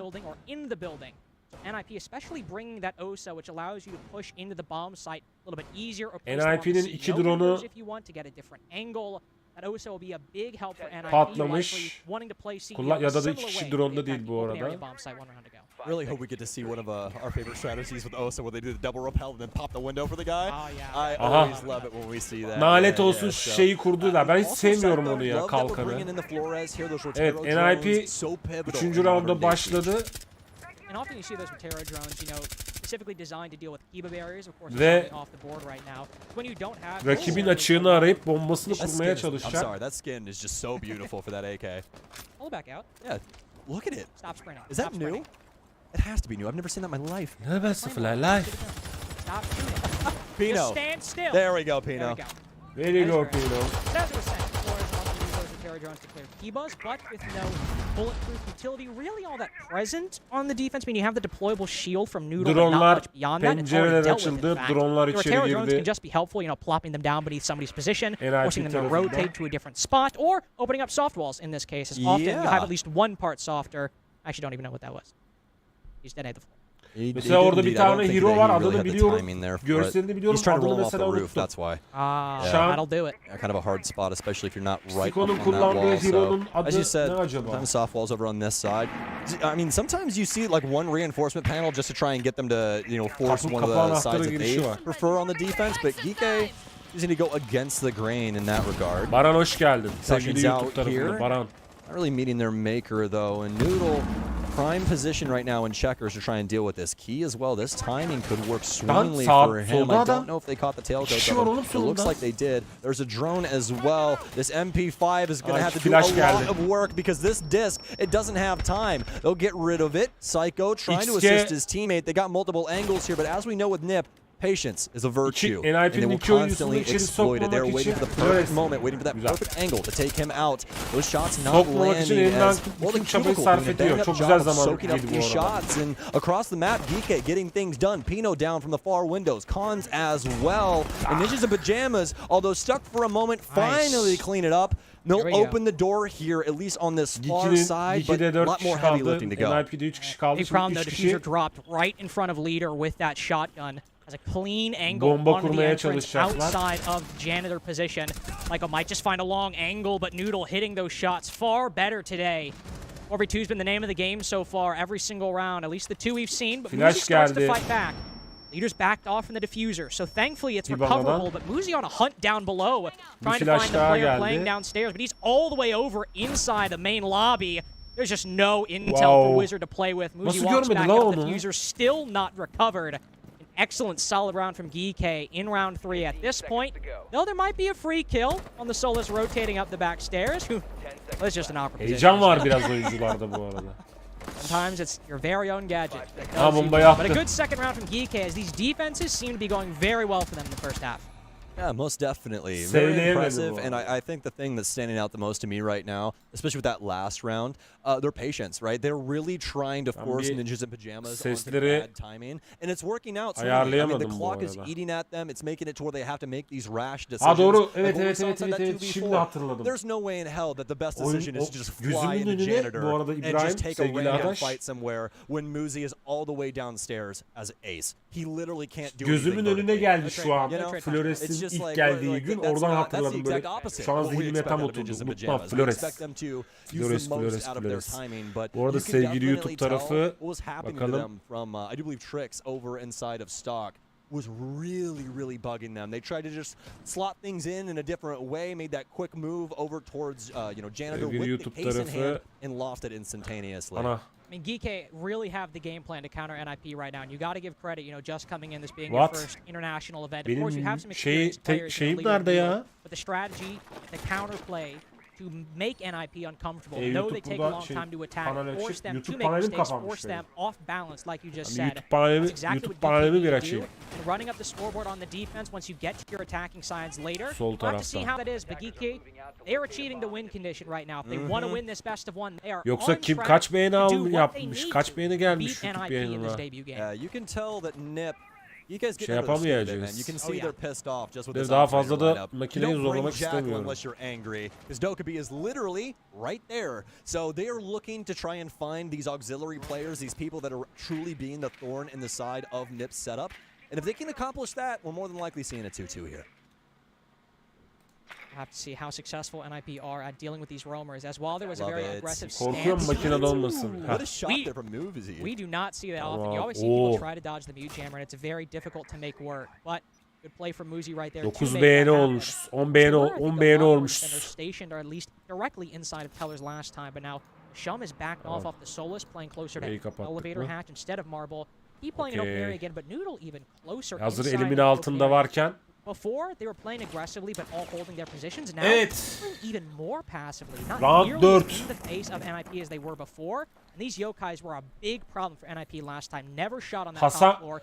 Hasan Constantly hero relaying değiştirmiş intel bu arada about Pino's defans position. tarafında. İki See if NIP tarafında. spot them this time. That's the main issue that a lot of people have with Nip whenever they play him. They get a little bit too gung-ho about things, and this team is so good at holding angles and waiting for that outplay moment. Ama I look at Nip as a anladığım kadarıyla counterattack NIP team, right? They're always istediği- waiting to just get that perfect block so they can parry and İlk strike. 4 roundda istediği But hero'larla like you said, takım they're kuramadılar. playing this perfectly. Bir iki They need to oyuncu stay mesela patient, they need to stay şeyle, resilient. The Kontz'la beauty of defense is that they gotta come to you, baby. Oh, They yeah. gotta score, right? Kontz So, and Geeke hero is playing değişikliğine that gitmiş. with a beautiful intention. And honestly, it's more than likely the Ki team, but also ilk Lou ölen at de the bu top elde of ilk this. ölen de Once again, şey yeah, oldu. Wizard. And here's the other thing Wizard that makes oldu. me angry as a Siege fan. İbana'yla. You're Habana. So İbanalı why are you Wizard. just walking aimlessly Oh, through open area without aradan any of your aldı. teammates? Fortunately, you got a Pino, and Pino will be able to 4 trade vs. that out. 4. But as of right now, Geeke is looking like they could do this, at least from the defensive end. This is very solid. Ninjas in pajamas don't really have an idea of how to clear this map. Yok No, yok I mean, orada at this kimse point, yok. the job's Gidin done, orada right? kimse But yok. not because of what Biz they did. görüyoruz EK orada have oğlum. said, all right, we got Yoklar. a kill on the Hibana. Maybe they don't even know they got a kill, but they just know they got one. And so they back off. They lose the Legion. Yeah, that's Evet, fine. Eko Drone'un- I guess, whatever. Eko You still drone'u have geri çağırmaya three karar smoke verdi canisters. çünkü Both the yokais garajdan up. You might gelen be able yok. to get back to the site if you Just can route lost them one, down but that's okay. properly. Just Bu one, haritada but benim still, that's still one en yokai behind the sevdiğim plant if Pino ends up haritalardan getting bir there. tanesi Downstairs too. özellikle NIP are bankanın struggling to find another way into this garajından defense. Muzi has those bomba grenades and atak Cypher's got yapmak those çok candelas. keyifli oluyor. Savunmak Maybe da they çok can make keyif something work with the low gerçi. time remaining. Uzun Finally, namlulu we see the silah drop alıyorsun down the abi hatch as 4x'te Pino pıt pıt. holds the angle from Marble and one drops down the elevator. 3 That's vs. Noodle 3 down, kaldı but şu Leader an. with a very quick trade onto the Ying.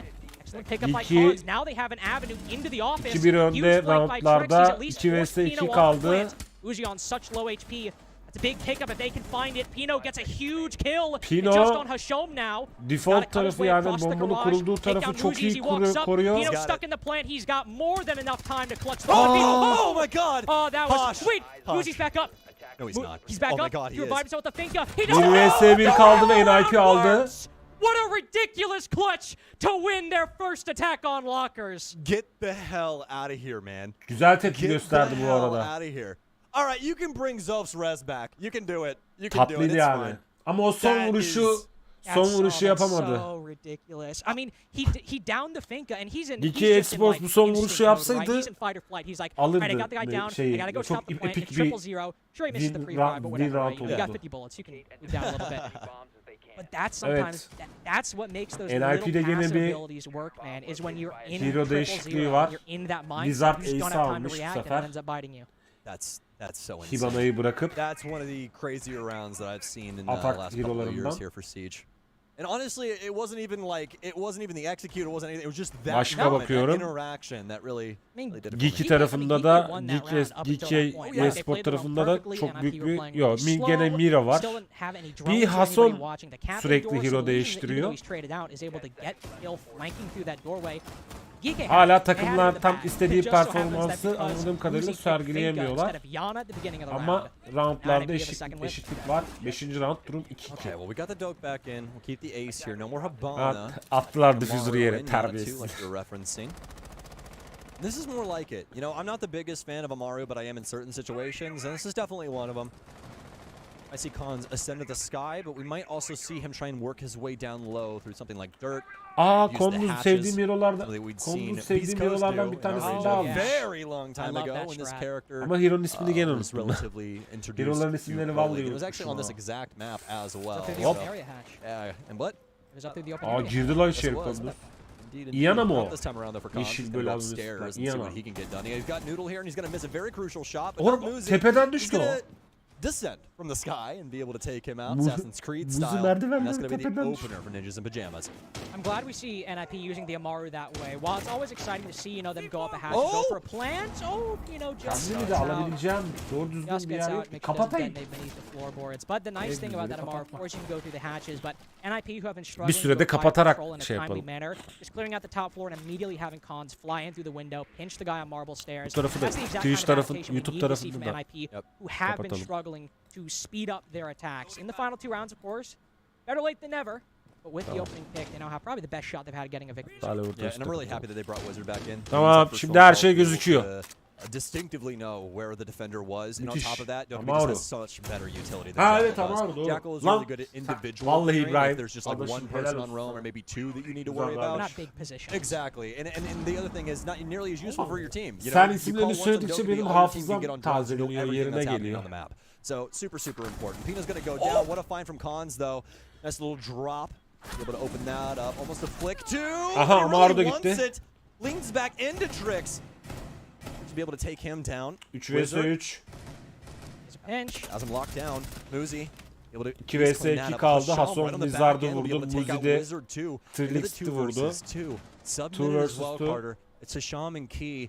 Remember, the longer Key stays alive, the more annoying he can be! Oh. Can he get it done? He can't! Muzi will shut him Muzi down. It's a triple triple kill kill for aldı, him. 3 kill aldı. Hasham, 1 bullet away from keeping Geeke in the lead 10 here. canlı Muzi'yi Plant potential for Muzi. full canlı Hasom'a Only karşı 1 death to his name. Can tek he make it mermide 2? Hasham does yapsın not gibi know where gider. he's planning. He has an opportunity. And He has to bomba cross here. kuruldu. Does he just stick behind the bomb chassis? This is really difficult decision making from Muzi right now. Shots out from Hasham. Muzi knows where he is, relatively speaking. Oh my God, Muzi! İyana Again, Yani again, and again. Muzi Brazil bir canlı moves aldı. on a stage, getting it done here on Bank. Ya What a belki moment. yarın They'll bugün take the lead for the very olur da first time sevgili here. sponsorumuz Geek Ubisoft Ninjas in bize Pajamas. Two gönderirse 1vx's now for Muzi that have got Bakarsınız, NIP at çekiliş least yaparız an yani. even half. I mean, we were really Belli staring mi down olur? the barrel of a 4-1 at this point, maybe even a 5-1 depending on the site Geeke had available. belli mi But olur because yani? of 2 huge individual plays from Muzi, NIP have found their way back into this attacking half. Now, that doesn't excuse their overall attacks, which have still been, even with that Amaru, little individual, a little discoordinated. What? Do you see what I see? Oo. Yeni hero değişiklikleri var NIP tarafında. Bu arada NIP 3-2 öne geçti. We've got 20 seconds until that's locked. More He's of a gonna wizard than switch. you are. Listen, Wizard always shows up exactly when he needs to. Reinforce'lar kapanıyor. Wizard's not showing up as Cowie, I'll tell you that much. I mean, listen, See? You got Duvarlar you got lucky. örülüyor, You çiz got You lucky. did the setleri. thing I do, whereas you're like, ah, look at this cool up, and the attacker repick. Ah, they picked the normal out. Well, guess there goes the last 20 seconds. But it was a good 20 seconds. It was a good 20. It was a good little dream, wasn't it? Dronlar da devrede. As we make along the way. Still got that pipe with you? Asansördeki hatchleri açılıyor. Üst kata giden Dude, you always have üst it. kattaki Just hatchler, blow alt a ship ring or kattaki something. asansör hatchleri de no, açılmış. that's Gandalf. You're I confusing me. know it's Gandalf. That's one of the other ones. That's one of the other wizards. You're all the same to me. That's just insensitive. Yeah, I just don't like wizards. What can I say? Well, you know, let you go frolic in your magic or something. You know, I will. Actually, right after this game.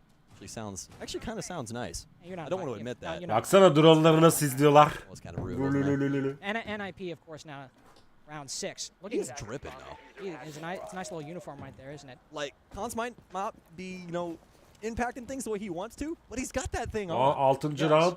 Got a nice Oo, little- çok I erken. mean, honestly, huge pickup. Uzi has Muzi'yi çok single-handedly erken won kaybetti. 2 rounds for NIP now.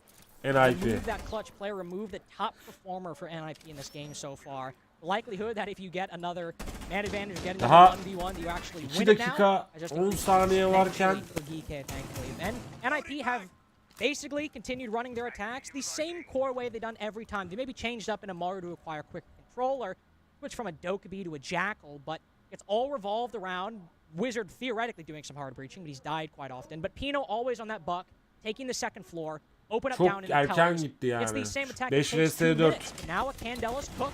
Flashlar He's spot on geliyor. drone, blinded, excellent drop NIP by Psycho. kaybettiğini Makes son the 1,5 1v1 dakika far more kala favorable. Back to a 4v4. 2'den Really surprised that he XP'yi actually went for düşürerek that sprint aldı. too, but I digress. Yani Halfway through the Buzi round, az Buzi's önce pajamas son made very son solid bir progress. canıyla He got open area, round also aldıktan Hans sonra made his way around hani main kıymetli stairs, hale trying to hold geldi things adam. down for now while they try and continue Onun to work eksikliği some of this hissedilir. patch Ya bu arada play. Legion'ın This 4 versus 4 Legion things doğru will be tarafı o. relatively simple for Legion'ın Nip trebini on this yedi. launching pad. Bak. They're going to want to get some hatches open and try and abuse the smoke game of Hans and Psycho. Bunu yerken Now, de here's a really big hatch'i issue for them, açtı. though. You see this man right here? Well, he's got a special pair of glasses.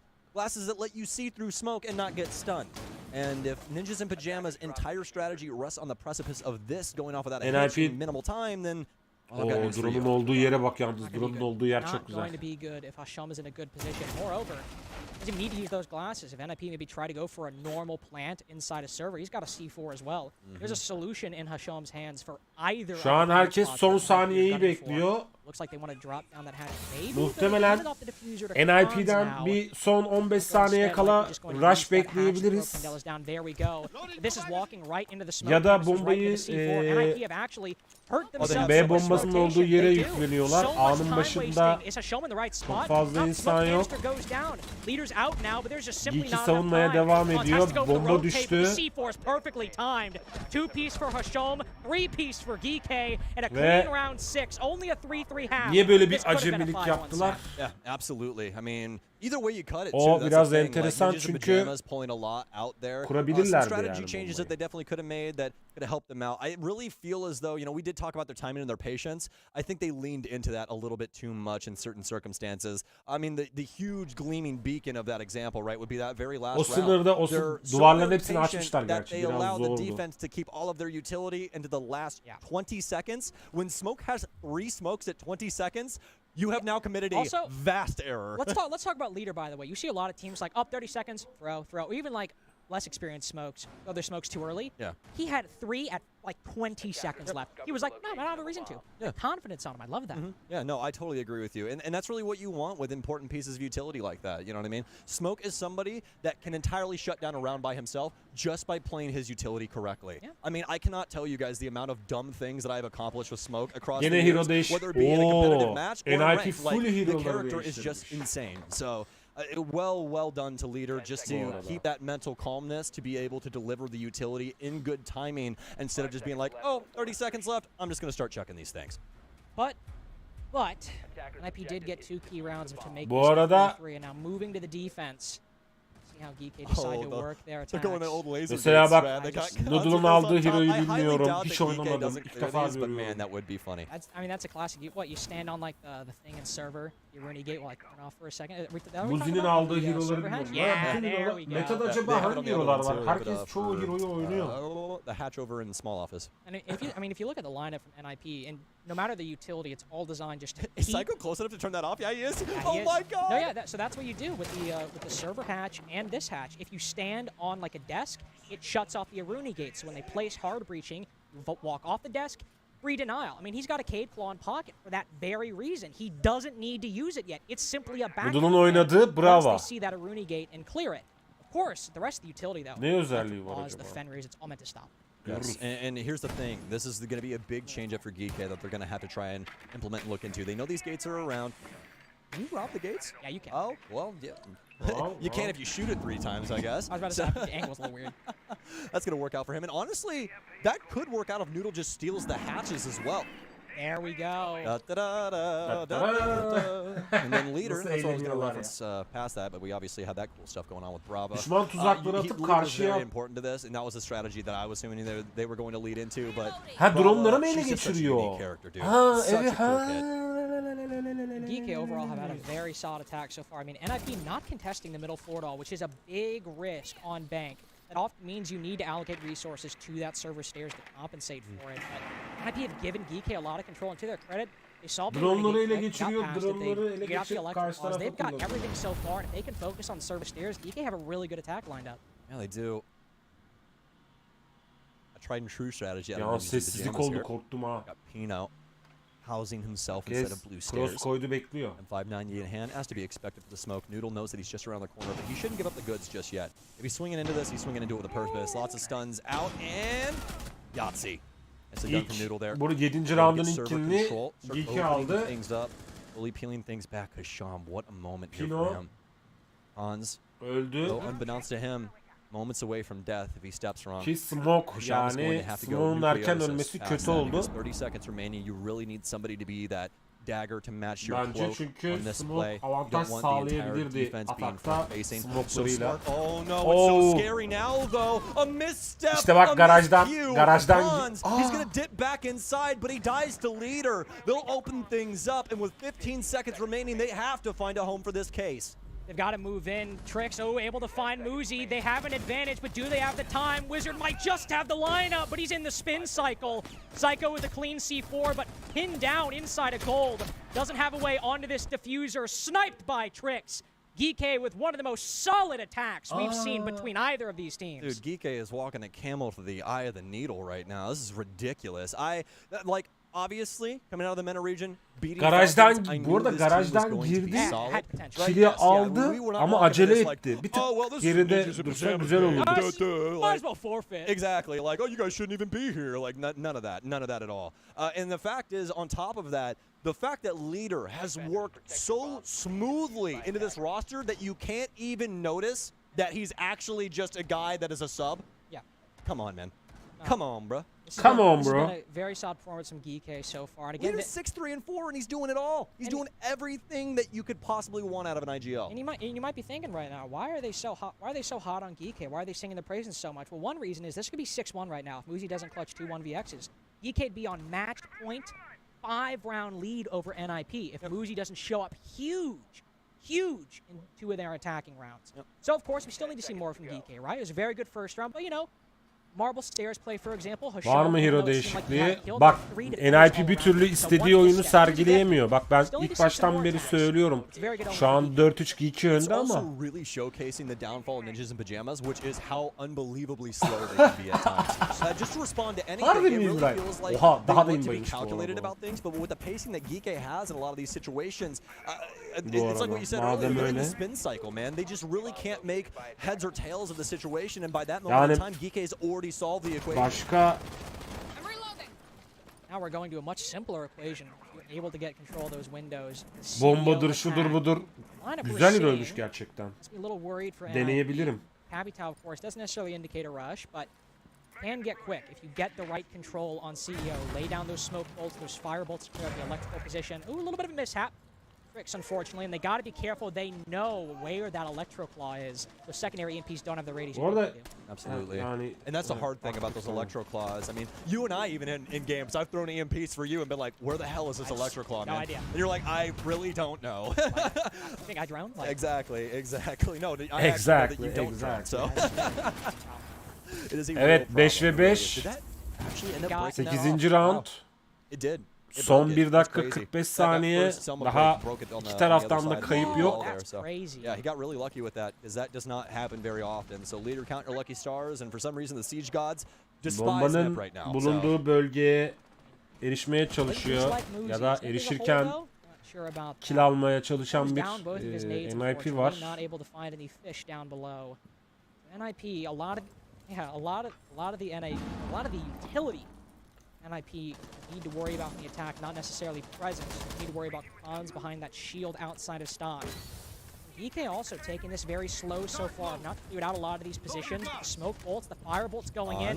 On's able to cut down Hashom though, moving up the square stairs. Huge pickup for NIP. Oh my. DK, are they just sending it in? Yeah, they will. Bakalım. Goes to shield in front of Noodle, sets it down. Dude. Not diffuser too, but can cons wrap around? Does he have the angle? Bir Throws kayıp. the impacts, Aa, but they go too diffuse. far. They don't have an angle on this. Huge Bu arada pickup from atak Key, atağa but Geek'i huge geçmiş. pickup from Pino. Spot the diffuser down inside of CEO. Ben And diyorum there's no niye one in the hero'lar building from change DK to oldu? recover it. NIP savunmada şu anda. Literal milliseconds separating Noodle in that plant, which would have more than likely been a geek round. But now, worse has come to worse. Nip have an opportunity. Oğlum Try and sık tie things geçer o up mermi. yet Aha. again here on bank. Leader and Pino will trade. That's going to force Key Savunmada inside NIP the iyi building. işler They still have this yapıyor. mirror window over on the side. Is he going to man it? Şu an Might 3 actually vs be out 2 in the hallway. kaldılar. We'll have to see. He's going to drop down the hatch 3 instead. kişi NIP, Still have 2 one kişi on this level. Geek'i. Oh, Key! Oo! Key! Sağdan lan. Please! He turns on a dime, but he doesn't know where he is. Diffuser He's düştü, fighting diffuser ghosts, taşıyıcısı man. öldü. Psycho's gonna go down. Trix Geek'i- has two. Somehow, 1v1. some way, he's figured Bakalım it out. son He's peered through the 3 facade. saniye kala bombayı It's down alıp to kurabilecek Muzi. mi? Both of them very low HP, Ve but no defans yapan time. NIP And that is the most valuable resource in the game. kazandı Ninjas in galiba. Pajamas delayed just long enough to make this situation Çok hızlı so geçti volatile ekranı. for the offense that it's practically Bu unsolvable. And arada. that's where NIP's proclivity to play a bit tighter of a defense, play a bit more structured of a defense really pays off. Because on CEO, you often feel like, oh, we don't need that much. We can just rappel in the window, go for the plant inside of the site, hold angles from the outside of the building, we'll be fine. Son bir... But then if you do that and you don't do a lot of the work to clear Yalnız those players inside of the site, force Reji players çok out of, like, hızlısın ya. take Vallahi the Reji çok hallway hızlısın away ha. from the defense, then it ends up working out. Whereas on lockers, just playing down on the first floor can often help the attack by giving them all that map control. It's not the same on CEO. So playing structured, not peeking into the attack, that really helped NIP there, where it actually Mira var. hurt them on the lockers defense. Gene Konduz Mira ile oynuyor. Thatcher, Sledge, Hibana, Leon. Pajamas are able to stick to their guns. Yeah, they lose a couple of bodies in the process, but the main people that you have to shut down plant situations like that, they all stayed alive and on task. Ve That's Doka'ya exactly bir what var. we want. So Ninjas in Pajamas at least finding Ha, Doka'ya birden of Thatcher'a themselves geçmiş somewhere mesela. inside of this map.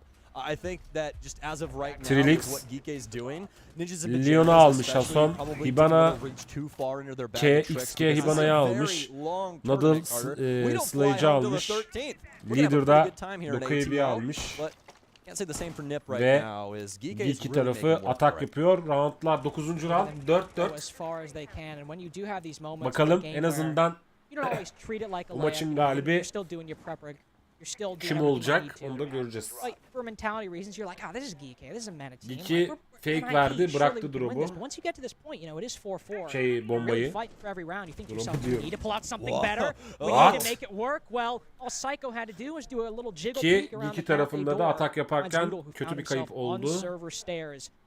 Not really lost in terms of the sledgehammer, but only set of nades for Geeky. Definitely a huge loss for the attack. Her zaman atak yaptığınızda bu oyunda bir kişi eksikseniz çok sıkıntı. O yüzden mümkün mertebede rush yapmamak, biraz daha cover'la gitmek ilk başta çok önemli. Bu arada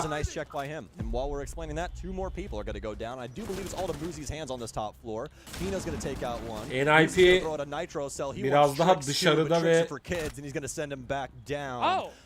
üst katta ve alt katta, üst katlarda savunmaya çalışıyor kendini. Bomba bu arada garajda. He is completely dislodged all of Ninjas in Pajamas in their own bomb site. I mean, this is, He's dead. I was about to say, Dekoya that's bir the öldü, problem, yani though, right? Is lider Leaders found a huge opening, but kötü bir because of kayıp the board oldu. droning and the chaos on the top floor, Trix has got to recover the diffuser, but he's 2 floors away to capitalize off that play. So Şimdi NIP can Thatcher'ı easily rotate izleyeceğiz. back, pinch the attacker Bomba into da their own bomb Thatcher'da, site, yani and now it's basically the Trilix'te. same situation it was before. Trix is just down a teammate. Now he's Bir got drone behind the geldi drone, of course, and hey, Trilix'ten. maybe NIP take 2 individual 1v1s, but this is a layup for them right now. They just 1 need to set vs up a crossfire, 2 get themselves into yaparaktan, positions, ataraktan watch bomba these kurmayı hatches, deneyecek watch these NIP'ye karşı stairwells. Trilix. Should be a win 2 for NIP NIP oyuncusuna and an karşı. opportunity for them to retake the lead. Indeed. Goes. Evet. Rix. It's 10-3 right now. Does he know? Does he know? Aga be. Doesn't matter. Doesn't know well enough. Bu arada does he? yani With the SMG sıktığını 11. sıktığını And, gördü. Again, just another one of these situations where Yani we get off in ateş theory land, etti. right? We kind of get off the beaten path and İkili really just kind of see how oyuncu these teams can work. fake'i in yedi the ama ether. öldü. And Göstermeseydi really, kendine Ninjas and belki fark Pajamas on top of ettirmeyecekti their orada. on top of their stuff. A really weird moment there with Leader. I genuinely do like him making that play. I do I think the crappy thing is that there was nobody else in Evet, place for round Geekay 10. to try and make a response. And also, I don't really think that other player knew the way in which they wanted to go about that. There was really no, area that was like the gleaming path for them to walk down safely. So can't really knock him too hard on that. Just really sucks for Leader's situation. But it still all comes back to the poor early round, right? Not droning Muzi, who was just sitting behind that CEO bookcase the entirety of the round. Pino also being in a position. Viyama'ydı galiba. without a Pino'nun second aldığı gun to those fights on the Vinama top mıydı? floor. Vinama Let's mıydı? say, Öyle bir şeydi ismi onun. They have a better roam player, Lüzyon and Ubisoft geldi finds an Nick opening. tarafından. That's probably, Lüzyon geldi. by 4 for Geekay. Yeah. Mira If they hala win the devam ediyor. combination, Mira'nın both of camı those bu arada things büyük work in avantaj tandem. sağlıyor. That's a huge round win for them. Çoğu Built off zaman- an individual plan, a good clear. Çoğu zaman And that Mira ile round, oynamayı da round play wasn't sevmişimdir there. ben Got Rainbow caught off guard by oynarken. Muzi. So even though En Leader finds azından that bir play, there's no one to 40-50 capitalize. saattir And as you Mira said, ile now oynadım. NIP take the lead for the second time in this match. They did it once earlier on after Muzi's 2 huge 1vx's. DK Sports Now, tarafında da They gene put Doka'ya together the Billion pieces and getting Thatcher closer, closing this one out in regulation. ve sadece leader bir hero değişikliği yapmış. Ace'e It's going geçmiş. to be a sight to behold either Sledge'den. way, because I don't think that Nip thought that they were going to be tested here so early on into this play. And yeah, a couple of rounds here or there, maybe a mishap, right? Maybe those 2 rounds Tabii that we saw Vinci Nip actually atak end up yapmaya picking up, devam ediyor. maybe NIP not 5-4 go their önde. way, but the usual suspects you'd Tabii benim expect. That's not gönlüm- what we're getting at all. These usual Benim rounds Counter that Strike Nip oynadığım would dönemde just easily close out, it's not happening for them favori right now. takımlarımdan It's been biriydi a işte slobber NIP, knocker in between these two. Virtus Pro, PK constantly üzerimde sending forması shots bulunan back, and Navi. that's what I respect so Ben much. daha They're not çok playing scared. They're playing kendim their own e-spora game and they yoğun are olduğum doing it damn dönemdeki well. takımları yapmayı, Want to see a return to desteklemeyi form from tercih the ediyorum. formation we Good saw. find. Lockers attack from round 7. Indeed, good find. Put in a lot of work to get that drone spot. Trix Oh, is already Oh. paid off. Oh, nice little Çatıya solo bir tırmanış rotation off this. sergileniyor. He's got the intel himself. Can he find an angle on their window? These windows are Playing so hard, close aren't to it. they? It's so difficult. The lighting Doka'ya bir- difference, the long angle. Got the Z ping, but no, it's not favorable. Doka'ya bir bu arada Wiz is down düşmanın inside yerini Teller's biliyor. ping. Necessary for a C4, maybe C4 Yani from below and ama- CEO, but the wall's opening up now. Net bir açısı olmadığı için muhtemelen sıkmayı tercih etmedi. Bu arada NIP tarafında Wizard Mira düştü. Mira'yı kullanan Wizard düştü. Şu an so onu awkward there. almaya Really get gidecek Blizzard var mı back up. I mean, we göreceğiz. saw the motion over towards small. Are they really just going to let him bleed out? They are. I think they're worried about Ve the cross. No. He'll go Mira'yı back to the rotation. kaldırdılar, on the other side. I was yani going to say, Wizard'ı. they have to have something for rotation on that spot. They're Evet, playing open ilk air. kayıp They will Geek'e indeed. So Sport'tan unfortunately, we'll get geldi. Wiz back up here and potentially get to penultimate Leon point öldü. before Geek'e. Leon'un buff'ı da o kadar etkili mi ya? What are you there? Manners maketh man. Watch that trigger. Diffuser şu an discipline. B bombasının That's başında. the nice part. Not like it's in the hands of some Çok teammate. ince bir There's görüş var. There's got to be someone to cover though. There's two Bu arada downsiders. güzel sızmış Covering it, DK nobody's Spor reacting. They've got the cross ve and small bomba office. kuruldu Bomb's now ve çok down. ciddi bir şekilde He's kuruldu. landed it. Holy crap. Just slowly İki creeping on tarafında in. 4 without oyuncu, barely any teammates to cover the NIP side tarafında duel. 5 What a oyuncu var. find he's 4 made. vs 2 Three kaldı kills bir anda. fly GK's way. Both remaining NIP defenders on ve such bu low roundda HP. The man who can do kaybediyor. it all. A Geek'i 4 alıyor piece bu for roundda. Key and a 5th if you count the plant. What a way to tie the game. What the freaking heck, man? What the freaking heck? I don't Gerçekten even know what to say about that. Şey That's gerçekten something where hack. it's like when Nip watches that Diyor VOD, they're all just spiker gonna put bu their head in arada. their hands and be like, "Oh, we're stupid. That's I mean, crazy." Like the way he played that. I mean, you saw the thought process. He's like, okay, mouse aldım. back corner clear, low store clear, hard right clear. I can move in. You saw the process, the methodical nature of it. That was really nice to see from Pete. Beautiful. Genuinely Beautiful. a beautiful round of Siege. It just goes to show you that you don't have to kill your opponent to win these games. You just have to exploit their weaknesses. Beautiful. And the biggest part of that for Nip was Cafe. They had not a single person paying attention to a wide open double door. And no one really just trying to consider anything that could potentially be going on when all that utility starts singing as well. Just no one really having that forethought. So unfortunate for Ninjas in Pajamas, but we'll have to see here. Geeke has been able to tie things up yet again. Gonna head back towards the top floor. Electro Claws down to try and lock things up. And Wizard really hoping that this round can be the one where he can make Neydi? matters most. Flores'i aldı. It's important though. Again, if DK doesn't drop those two Gene bir boxes, game's over now. kritik taktikler dönüyor Geeky Espor tarafında. Very solid couple attacks so far. Yet to see it become consistent. Match point now. Az önceki roundda güzel bir ofansif bomba kurdu Geeky tarafı ve o ofansif kurulan bombanın da ekmeğini yedi işin açıkçası. Çünkü durum NIP bir fark avantajını kaybetmiş oldu. Şu an durum round 11 5-5. NIP tarafında gene defansta bir eko alınmış. Muzi demiş ki Mira'yı bana verin, ben oynarım. Muzi Mira'yı almış. EMP's out, be able to get one. Wizard wants to do the electro shuffle on this, but I don't think that he's going to be able to get it. Well, one panel's good. The other one's gone though. Just the one. Genuinely, you really only need one side to be able to cover things because Şu look an at it this way. iki kişi... Wizard has to favor the right hand side of that, and if anybody's playing Skylight, he's dead to rights. There's no way that he gets Orada through bomba it. nerede onu göre bomba orta katta. To be here for Geeke as they've gotten that wall open. This Geek için avantaj söz konusu çünkü üst katın pencereleri çok fazla. Eko drone'u geziyor. Eko drone'u gezerken de bir smoke geldi Mira camına. O yüzden Mira şu an etkisiz hale geldi.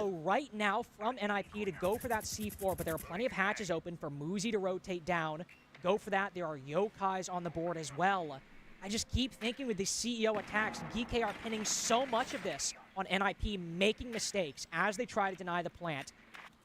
Şu an içeride drone'la arama yapılıyor ve bu arada NIP ilk bu round'un ilk kill'ini aldı. Kim gitti? Ace gitti liderle.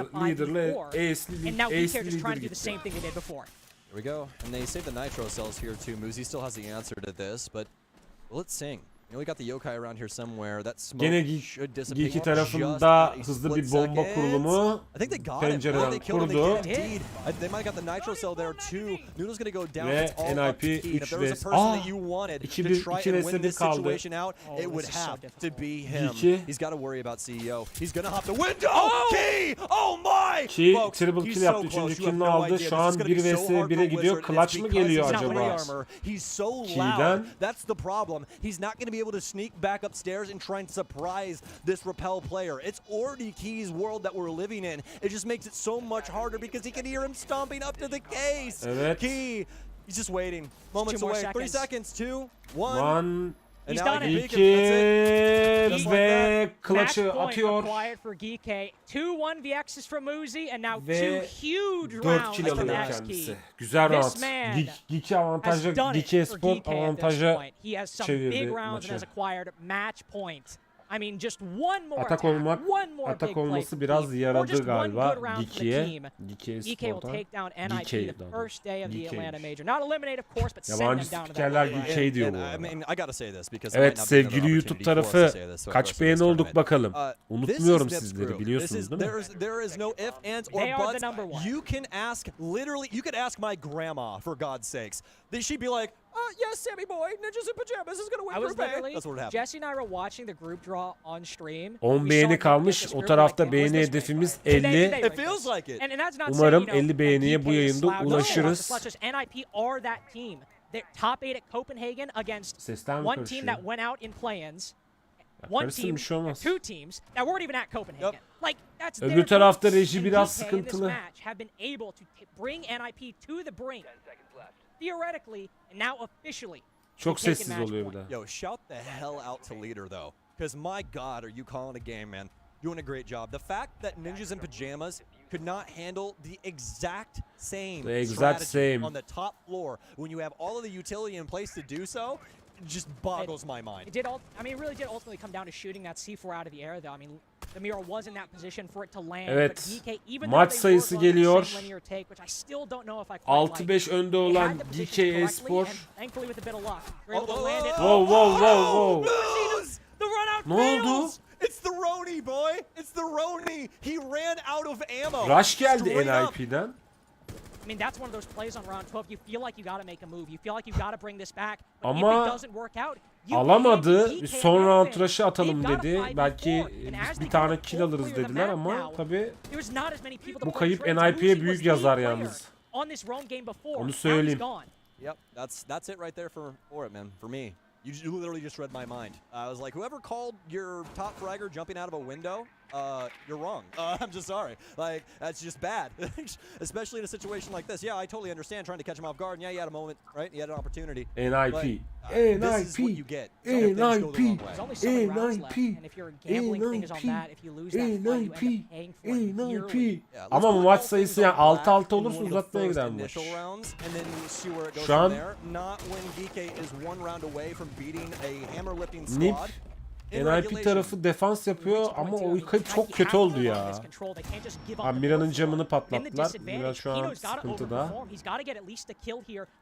Hangi iki bu avantajı kullanacak bu arada. Onu söyleyeyim. They're really looking for two right now. If they can get two, everything is okay. But I mean, just looking at the situation that is dawning their doorstep. Gerçi it is not a good one. Now, I will say DK this, they tarafında do da have good timing. But that's because DK Sledge'in is canı using so much of this clock because they got that %40'ın pixel working altına on moves. They're able düşmüş. to drone things out, use some of these Bu arada dope sağda calls. merdivende adam.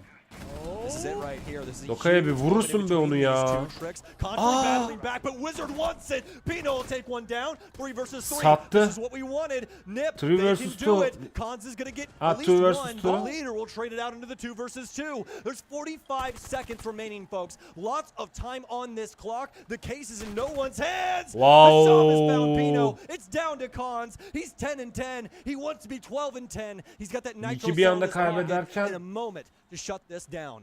Now, the one issue for Geek though, we got no drones. We only have one drone remaining. No Oh, E1Gs. oh, He doesn't win Yoksa- the fight. Con sees him right in front of him. Mira'dan clutch mı Still has the geliyor? C4. He doesn't need to take the gunfight. Leader's got to hope he wins the straight one-on-one with Cons despite Ve falling down. NIP'den The bir pre-fire works out. Overtime on the board as NIP ve just Mira'dan saved bir the clutch game. geliyor. Uzatmaya gidiyor maç. Maç sayısı oldu. Maç sayısını vermediler. What a round. What DK. a round there. And it just shows you how things can devolve in situations like that where your nerves are getting to you. The moment means so much. And they separate.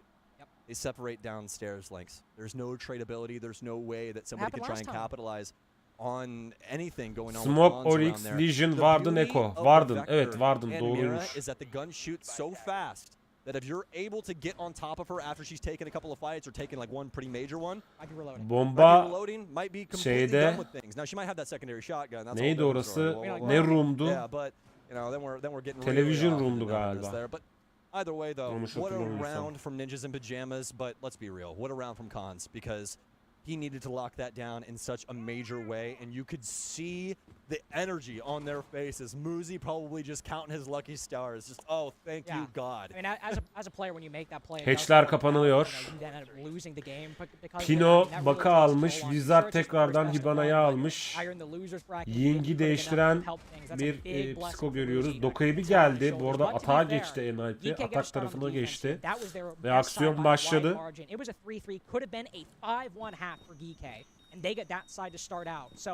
NIP have a break. They got a breath of fresh air. They're moving into overtime. Giki de and defans DK tarafına still geldi. Yeah. I'm very Echo worried var. with that, Vinama var. Legion var.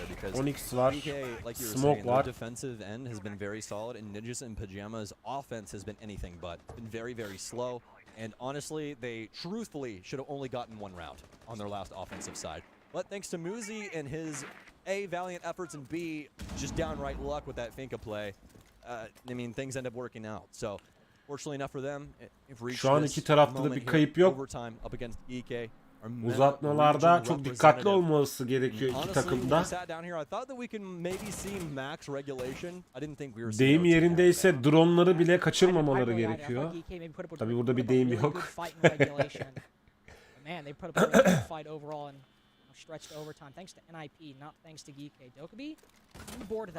Herkes dikkatli davranıp zaten gördüğünüz üzere dronları da indiriyor. Ama hala NIP'nin dronları var. Bir tane merdivende var. Stairs'ta var. Garajda kimse yok. Hibana lobide. Bu arada ki Hibana'yı da severim. Garajdan gelen yok ki az önce bahsetmiştim. Garaj çok sevdiğim bir atakta sevdiğim, girdiğim, ben de çok kullandığım bir yer. Ninjas in pajamas, methodically clearing out the mid floor. Don't believe we have a geek body anywhere to really worry about that I saw. Yeah, let's get a head count down here. That's 4. I don't see our 5th, but I'm sure there they are. So şu an A bombasında bir geek'li bir oyuncu var. Bakalım neler olacak.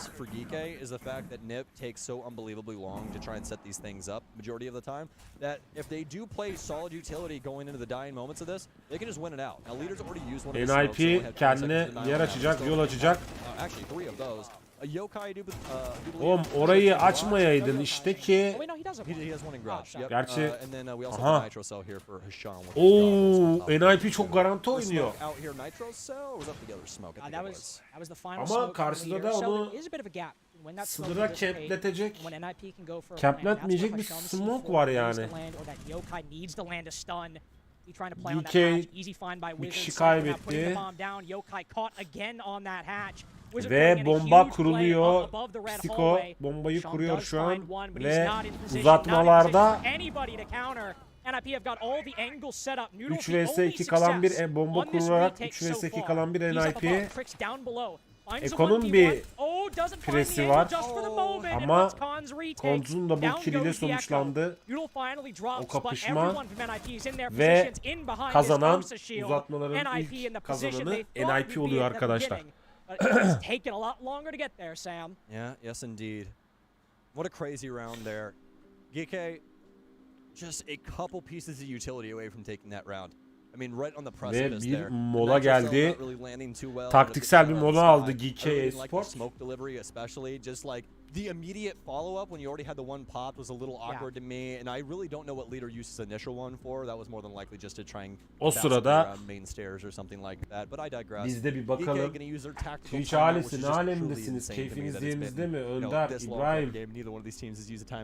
Yeni gelenler varsa sessiz sedasız atlı dropları bekleyen varsa kozmetiğini kazanmak için sessiz sedasız izleyen varsa hoş geldin, sefalar getirdi. YouTube tarafında da ne olduk? 11 beğeni olmuşuz. Parmaklarınıza sağlık. Umarım yayın esnasında bir 50 beğeni, canlı yayın esnasında bir 50 beğeni oluruz. You know the essentials, right? He's doing the heavy lifting, the stuff that nobody really wants to do. I mean, you talk about that. I mean, sure he got the kill on the key, but he also got the kill on the yokai, moving beneath the red hatch that round. That was a big play. Maybe that Echo gets. Evet, uzatmaların maç sayısı artık bunu NIP alırsa kazanıyoruz. NIP bu maçın galibi oluyor. Eğer ki GK de tekrardan roundu alırsa, yani atağını sağlıklı gerçekleştirirse bir tur daha uzatmaya gideceğiz. NIP tarafında en iğrenç karakter var. İsmini bile hatırlamak istemiyorum onun. Kalkanı geçiyorlar arkasına. Truly unbelievable. Very, very remarkable stuff here. Geçiyorlar kalkanın arkasına. Although the scoreline doesn't show it, there's definitely been some moments for Wizard here as well. Just, you know, sometimes things don't work out for you, and that's definitely the situation. Millete elektrik veriyorlar. Ki Geeky'de fixed beşlisini aldı. Thatcher, Leon, Dokaebi ve Hibana atak tarafında. Bakalım bu round Geeky bu round'dan galip gelebilecek mi? Bu arada kadrajına girdi Noodle'ın ama ben mi yanlış gördüm? until they brought the nades back into her back pocket. Don't talk to me. Don't talk to me. It's like we're back in early 2022. Nothing It's like a changed. depressed. all Görse over again. sıkarlardı diye Well, thankfully düşünüyorum. the LMG recoil is different, so it's not as bad as it once was. Interesting strat, NIP, as you can see. They got the Clash solo inside a server at the moment. Just vibing, just hanging out. Got Pino on server stairs as well, but Clashes will just chill there for the time being. Hopefully delay time later on in the round, as GK have typically gone for a server-sided exit. Oo. Most of the attack so far. Cycle Hibana'nın unpleasant surprise. skill'i açılmış. Almış koca şeyi It's gonna be a really big deal too because you can see they're focusing really hard. makineyle açacak. Hatch'leri açacak. Claws. Wizard might have it actually. Should Let's have the see timing here. here. Yeah, I think he does. Ooh. Yep. Hoppa. Very nicely done. Well Hibana'nın managed. And then here's the other portion. Habana bombaları I do believe now on drone, gitti. yeah, key. And he doesn't even know about that hatch either. So they're gonna have to go back and try and address it. Luckily Noodle's here to try and help them out. And just to keep things on top of this. Thatcher Yeah, elektrik this is gonna bombasını come out. He attı. does, and he delivers it. Oh my god, I think he's No done it. way. There's no Oğlum way. izin verme God, is diyor. this the way Güzel to go out? savundu Oh ha. my god. Oh my god, Carter. I mean, you were talking about play that doesn't register on the scoreboard. There's two of them right there. Yeah. Exactly what I'm talking about. This is what we're seeing. Wizard with NIP the electro öyle bir slide. Not any electro shuffle. The shuffle never works. The slide though. defans yapıyor ki şu ana kadar 1 dakika kaybettirdi nereden baksan. Heartbreaking for DK at this point as their way into this DK'ye. attack. You can see Noodle. He's just like, I'm going to dirt. I don't Yeah, I know mean, what to do. I mean, what do you do at this point? Üst But look, taraftan they're dropping giremiyoruz down into dediler dirt, and what's madem there? öyle çatıdan A matıdan. Clash is waiting for them. They haven't cleared out server Ki stairs either, so bombanın- there's Pino bomba with da the EX now şeyde, retreating back to the site. Can hold a long angle. televizyon He can have to go odasında. for that server take, but they don't have the amount of angles open to them that they've had before. There's so much utility staring them in Ve the bir face. anda 4 kişi kalıyor. And Noodle cuts down Key as the Hibana walks in. Now leader finds one. Okay. Çok hızlı kaybetti. 2 kişi kaybetti bu arada NIP. There's a Ben clash on birini the söyleyene board, so it's kadar. only 2 guns up from NIP What at the the moment. Ve And now the clash is bir gone. hata NIP'ye Team gene kill büyük might not patladı. matter. Wizard spots Wiz? one. Can he Ve get the Geeky'den kill? bomba Can he geliyor, save it? bomba There's kuruyorlar. Clash players there and outside of red. No, he cannot. Muzi's got to cut his way through 3 separate angles. Flash takes away his vision. Ve He finds one, but it's uzatmanın not enough to close maç it out. puanı yani uzatmanın maç DK puanını had no business kazanan on GK oldu. any plane of existence Çok enteresan. to win that Bu oyunda round. da böyle işte And yani yet, bir kere find bir tane ourselves on gözden round kaçırıyorsunuz, 15 bir saniye nonetheless. gözden Stop your kaçırıyorsunuz wizard shit right now. rakibinizi This ve is bir anda ridiculous. sizi This is unprecedented what we just witnessed. Not only did Noodle round ice his own kaybettirebiliyor. teammate, but they somehow, some way are able to get a multitude of kills because Nip are swinging for the fences in server. And then Wizard, bless his heart before I say this, but he can do everything except shoot. It is just not really working out for him on that front right now. Now, to be honest, obviously our GK, team making themselves some pretty hard targets, especially Ve over bir the kere server daha area. But right when he swung into the garage angle, you're like, oh yeah, this is curtains uzatmaya right here. gidiyor maç. So what a round there from GK. Just not shying away from the fact that there is always an opportunity to Ve win bir a round in Rainbow taktik- Six Siege. Both of these taktiksel teams have molada multiple şeyden rounds NIP'den to geliyor. show Hadi be us NIP the be. way that we were Kırılmayın bu calling kadar. the other way. Yaparsınız, Calling the alırsınız. other team a minute left to go. A minute to go just because it seemed undoubted that possible out. But NIP, GK, they have multiple rounds in their score at this point that they just had no business winning, and it's all brought us to round 15. If there was ever a time for Muzi to show, Aa Jäger geldi. Oo GK defansa çok çılgınca bir şey yaptı ve Gonna need you. Jäger geldi. different guy. Enteresan. Whatever, dude. Consult your orb. Tell He's us got what's going he's on. got a different. I am looking at the Palantir right now, and I Herhalde NIP'nin rush atacağını mı düşündüler? Ne Psycho's yaptılar? feeling that too. He's gonna drop the Dokkaebi of it. Whoa, No, no, slow it no, down, no, slow no. it down. Hey. Okay, we've been doing a little bit too much day drinking here. I can tell. This is NIP de atak serious. tarafında ciddi hero'lar Gotta have a almış. meal, get some water Ashe under you. var, I mean, Ace var, We're not about to have a CEO Glaz in var. 15 round. I don't know if my heart can handle I that. swear to God, if this is how we're actually starting this No. event, I'm gonna. They don't have Oh a- yeah, no. no, it's locked. It's done. Yani I know Geek'i they're biraz open the glass, but it's taktiksel automatic. anlamda They don't have any no okay, no, I guess we No, had the it's, smoke some there's glass. 3 but- people on bir this tık side. önde I gösteriyor don't know. kendini. Oh, I'm getting Aa, really güzel scared maç right olmuş. now, Carter. I'm Şu an. really worried. Oh, Ki Glaz'ın en büyük özelliği smoke arkasına geçtiğinde they trend slower, so ki o silahı kullanıyordur muhtemelen. Smoke arkasından düşmanları görebilmesi enteresan bir durum. Bu arada A bombanın başında kimse yok. I jinxed it. Didn't make the right. Just Ama immediately teleports to NIP'nin the phone. atak tarafındayken They're gonna slow that up eventually, though. kaybedeceği bir The oyuncu height change right now is just ona incredibly fast. Like even if you tap the button, it's like, do you want to be 10 feet below maçı the floor? kaybettirebilir. So, eventually we'll get it. But the free cam has been so awesome. Great addition O yüzden to, daha the dikkatli Siege. oynaması Great gerekiyor addition to NIP'nin. the CG Sports end. Şu an çünkü özgüveni olan bir NIP'ye karşı özgüveni olan bir GK var. You're stuck in the corner. Oh, no. There's so little for him to do. There's angles to his left and to his right. The bookcase Jäger broken çok yakın open. mesafeden koruyor. Just stay here, Ha waste işte your şu an Just Glaz'ı put it out. izliyorsunuz. Just put it Glaz'la out. oynayan Listen, Psiko'yu if he izliyorsunuz plays şu in an. this window and he hops out, he probably beats Psycho in this fight, to being honest. It really just depends if Psycho hits his flick. That's what I'm always worried about in situations like this, specifically with him as well. Yani şu an Glaz'ın He's just such an etrafını incredible player. You think you got galiba caught yanlış off guard and all of a görmediysem sudden you're dead. Especially with Hasham on such low HP, he's just got to hit that one shot. 3 kişi birden A little kesiyor falan. worrisome, but with a lot of round remaining and a lot of damage done to Hasham, Nip are going to lean back into their info game to see if they can have anything else to exploit. Looking to, Hasham makes it off. Eş yani Muzi, eşi oynayan Muzi bir kendine Please stay here, Hasham. açı arıyor. This is going to be so magical if this is the way that things go down. Gene son dakika girmeyi deneyecekmiş gibi gözüküyor şu an. NIP.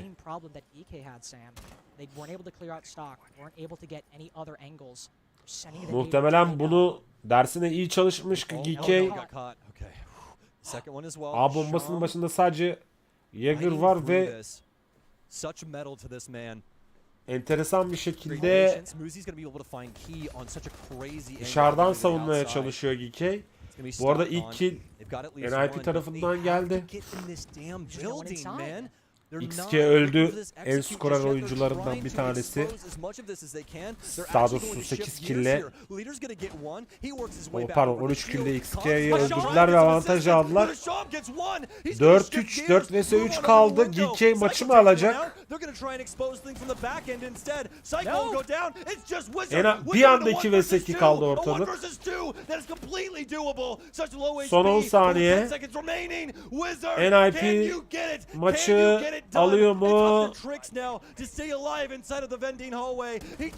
Ve GK maçı kazanıyor gene NIP'nin saçma bir son dakika taktiğinden kaynaklı. Yani o son dakika girmek kadar saçma bir şey yok şu oyunda. Yani 30 saniyeye kala girip bombayı kurmuş olman sanki daha mantıklı geliyor bana. Sevgili YouTube hanımefendiler ve efendiler. Ve sevgili Twitch. It could have been a hell of a lot worse for NIP. The fact that it's an 8-7, based on those two 1vx's, it could have been 7-2, 7-3, and still, despite all the effort, not enough for NIP in the end. Kötü oldu bu. Just an insane story already. Like, and this is why I love esports so much, man. You come to a major, you have expectations.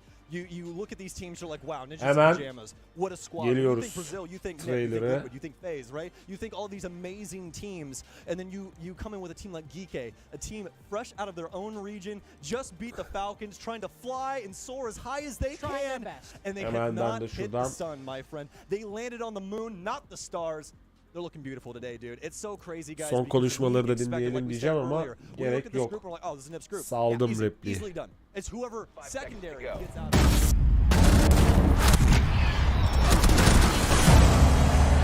Are you ready?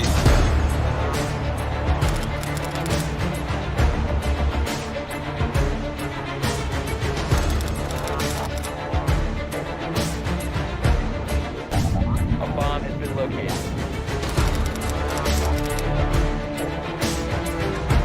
Attackers cover the bomb diffuser.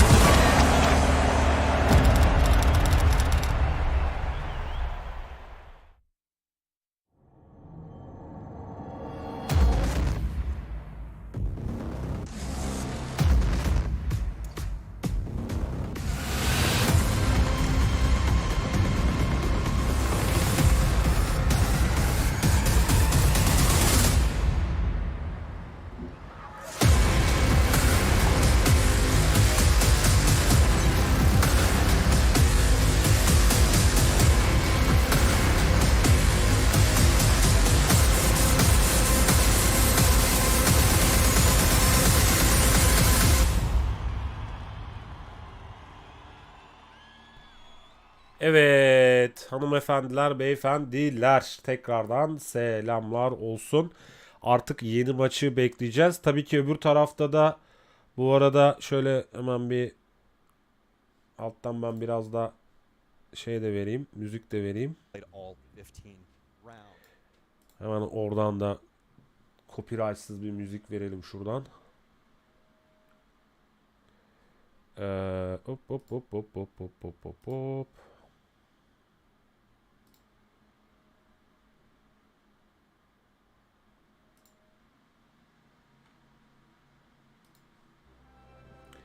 Evet, ilk maçın kazananı, ilk maçın izlediğimiz maçın galibi Geeky Esports oldu. Doğal olarak da NIP'de elenmedi ama başka bir maç için aynı anda oynanan hangi maçtı, bir saniye dur. Onu bir Discord'dan bakmam lazım benim.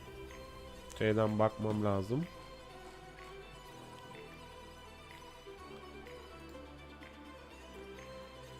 Aynı anda oynanan Cyclops Gaming ile Bless Esports'un kaybedeniyle oynayacak. Kaybedeniyle oynayacak NIP. Geeky Esports'ta aynı maçın, yani aynı vakitte oynanan maçın galip geleniyle, yani Cyclops ve Blitz Esports'un maçının galibiyle oynayacak. Bir sonraki aşamada belli oldu.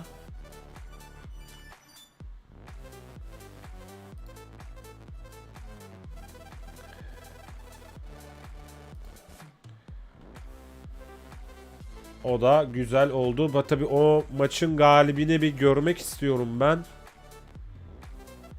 Nereden görebilirim onu?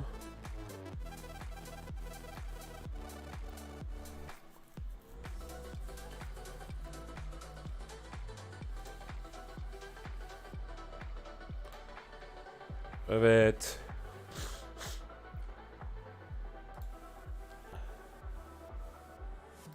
Şu an galiba 7-3.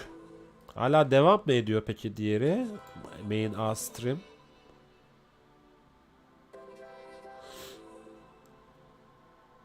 Ona da bir kontrol edeyim ben buradan.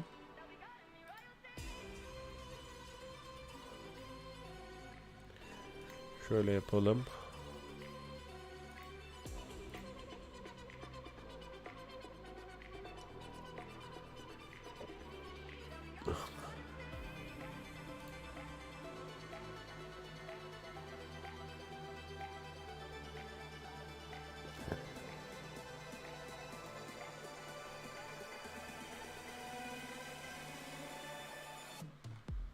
Play'inde başka... Grup B maçı devam ediyor.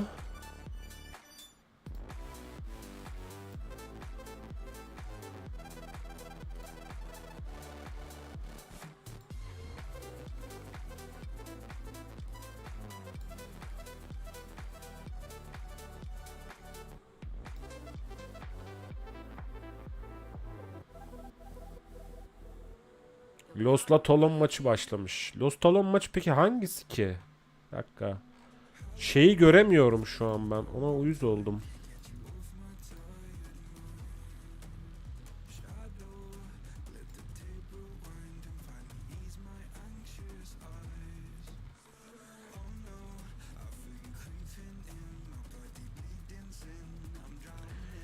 Best stream.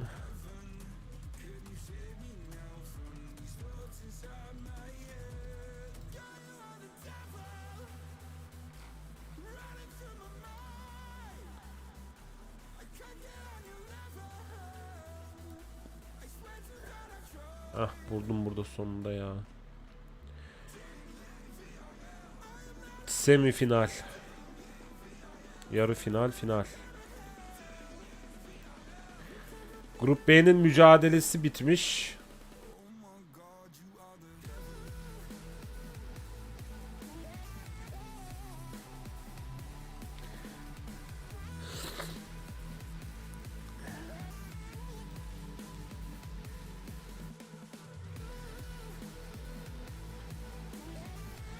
Peki biz bunu niye yenileyemiyoruz ya? 2 2 ilk maçı şey yapmış. Kazanmıştı zaten. Şeyi bulmaya çalışıyorum. Bracket'i bulmaya çalışıyorum da bracket'te bir sıkıntı var galiba. Anlamadım. Şuradan bakayım o zaman ben ona. Mayor Blast R6 Mayor Atlanta.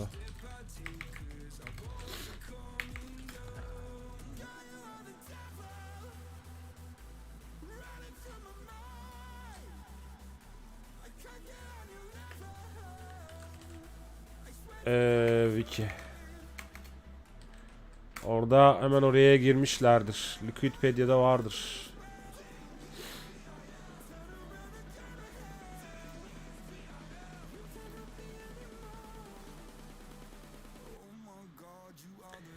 Evet.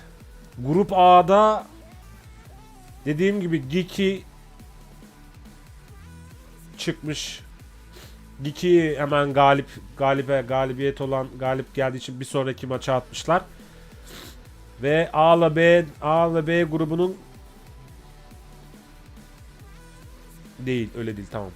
B grubunda Bled oynanan Cyclops Bled maçı bitmiş. Şu an Lost'ta Talon maçı var. Onu izleriz. Birazdan. Bunlar elemeler. Eleme maçları zaten. Finale ve yarı finale giden yolda. Şu an mesela St. Max Crest Gaming varmış. O neredeymiş?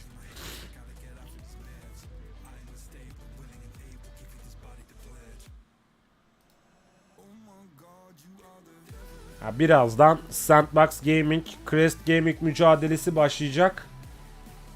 Onun galip geleni Geeky Esports'la birleşecek. Bu arada Noah hoş geldin. Teşekkür ederim. Çiklet alabilirsin sen de. Bir yandan çünkü doğru bir şey yok. Bilgi yok elimde.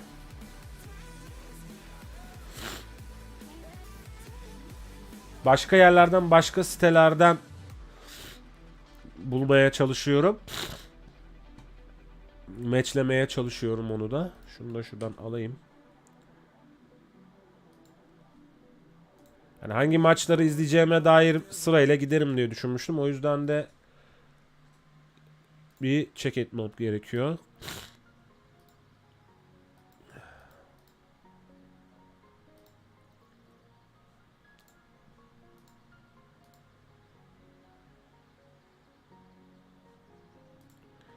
...33 dakika sonra...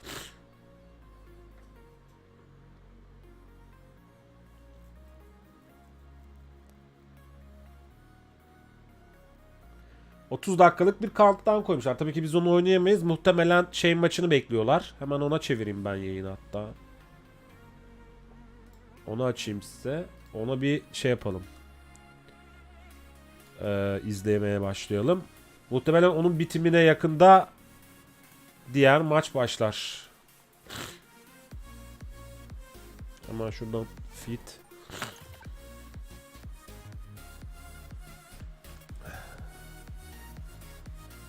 Bu ne be?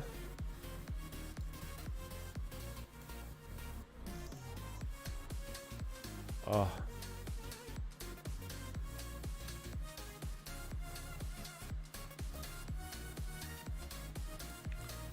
Evet. Evet, şimdi hemen şunu. Hemen. Sunum sahnesi. Sunum sahnesi. Ben hemen geliyorum.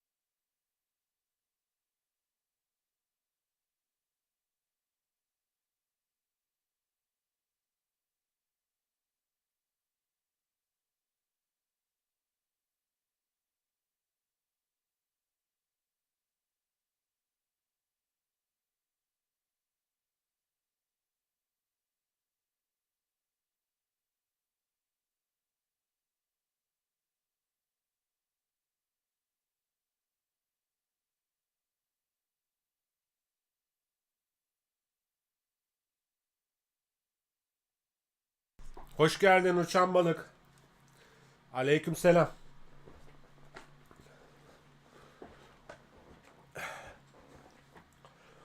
O ne lan? O olan şey Mayor Blast Rainbow Six Mayor Atalanta turnuvasının mücadeleleri.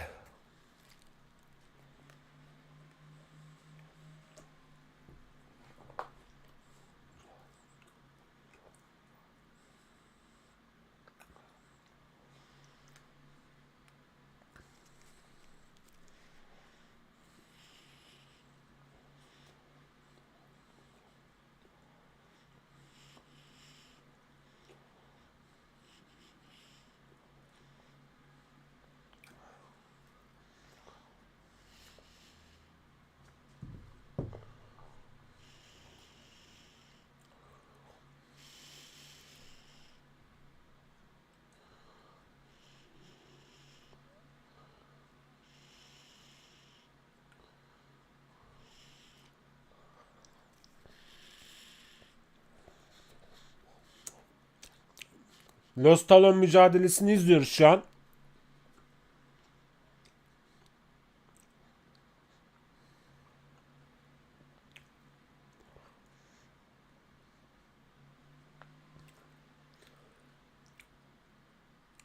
Ne?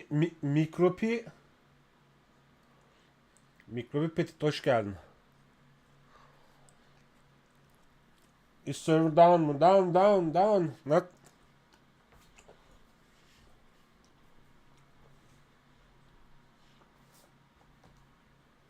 Welcome my channel bro.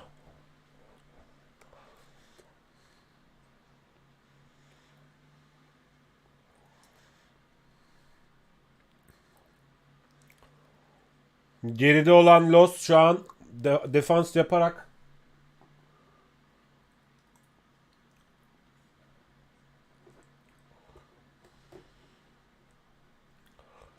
kaybettiği avantajını almaya çalışıyor bu arada.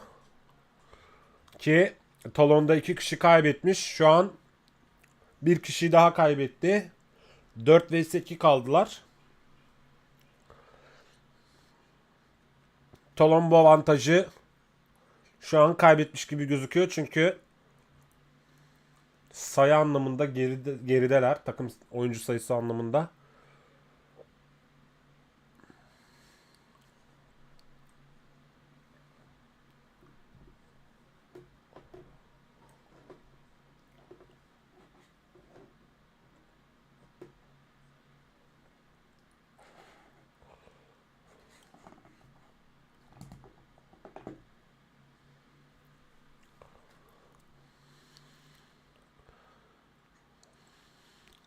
Defans yapan Los şu an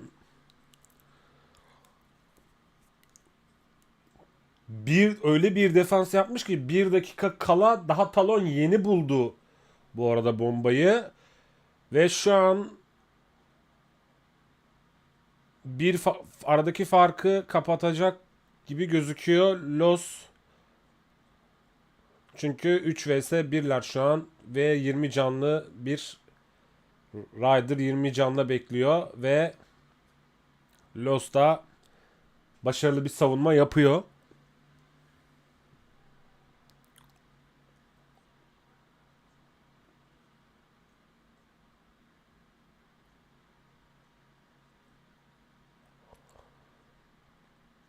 Ve avantajı kaybediyor Talon. Şu an durum 4. round 5. rounda gelirken 2-2 oldu durum.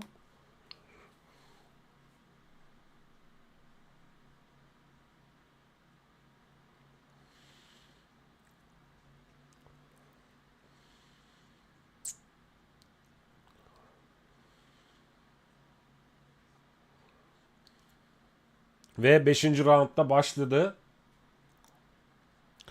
Bir tarafta smoklu kameraman var. Bir tarafta da eşli Misa var. Hibanalı Sayora var. Rayboy var Thatcher'lı. Şu an Talon atak yapıyor ve Side'ını tekrardan başarılı bir şekilde savunmaya çalışan Los var. Bakalım bu roundda başımıza neler gelecek.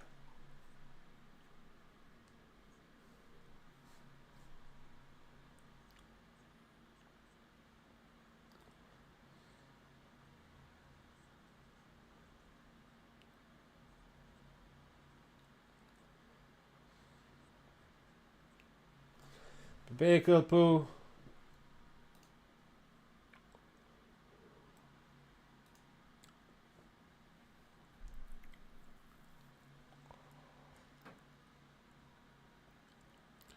Eş'ten bir rush görebilir miyiz acaba hız avantajını kullanarak diyeceğim. Ama en azından Eş şu an düşmanlarının yerini daha hala keşfedebilmiş değil.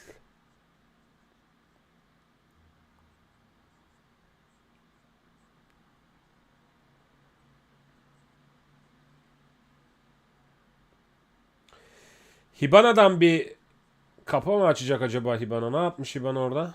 Ha, Hibana çamaşır odasının hatch'ini patlattı bu arada. Bombanın A'da olduğunu tahminimce biliyordur ki Smoke'da A bombasının başında bekliyor. Şu an crosslar koyuldu.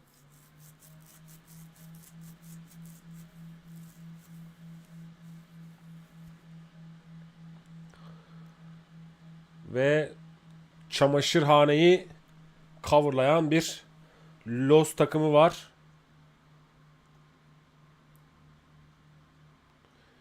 Talon Thatcher'la ve 3 oyuncusu Thatcher'la olan 3 oyuncusuyla üst taraftaki orta kattaki hatch'ten girmeye çalışacak çamaşırhaneye ama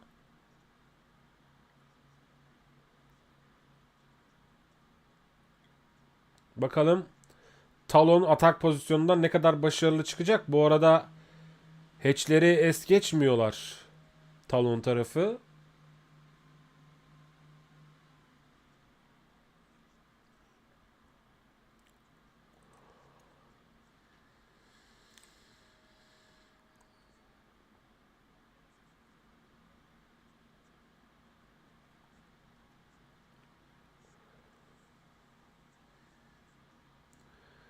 Evet, artık son 15 saniye çamaşırhaneye girilmesi gerekiyor ki ilk ölen de Eş oldu bu arada. Baktı gitti ve çok güzel savundu sevgili Los tarafı.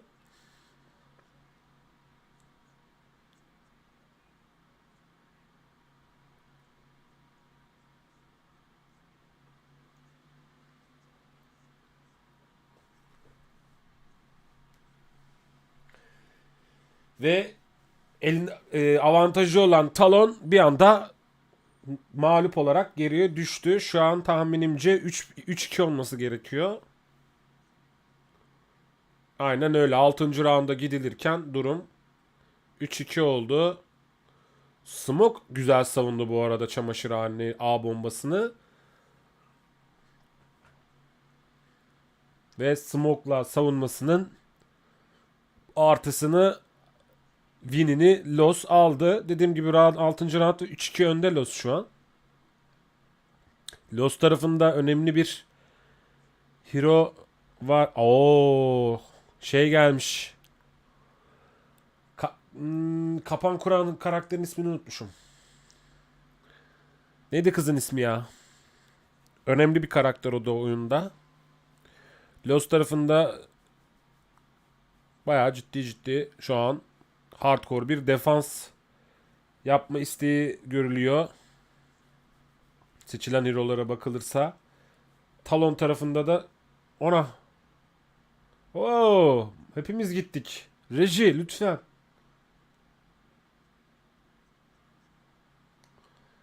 Ya bu haritanın bu arada bu ev haritasının olmazsa olmazıdır Hibana ya.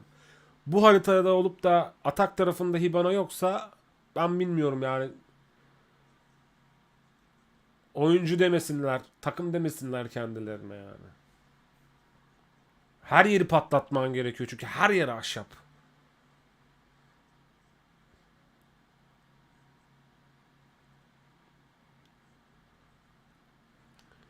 Hibana inatçılığıyla bir yerleri gene açmaya çalışıyor bu arada.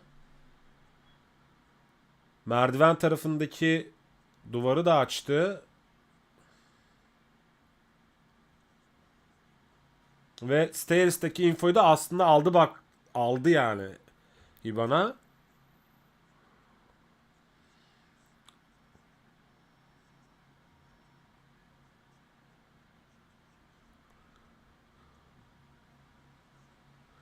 Sofya ölmüş.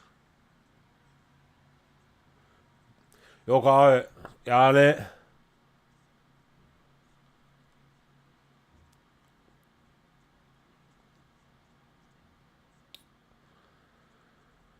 Talon artık yani Roy Boy wow wow wow wow wow wow wow wow.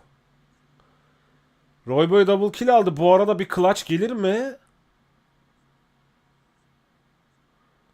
Roy Boy'dan.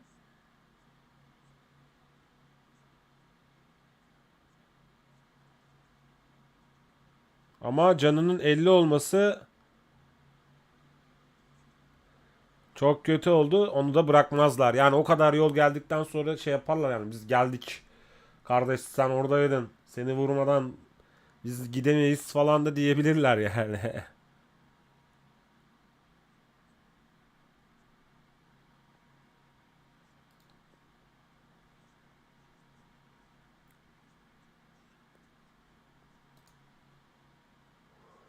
Yardım hold. Evet. Sevgili YouTube.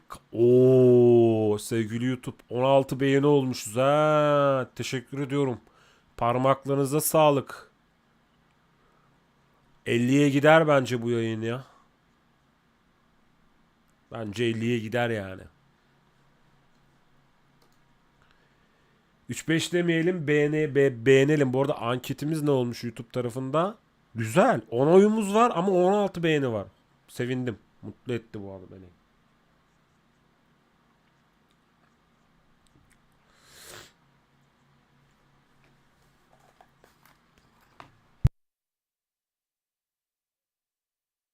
Bir taktiksel timeout geldi.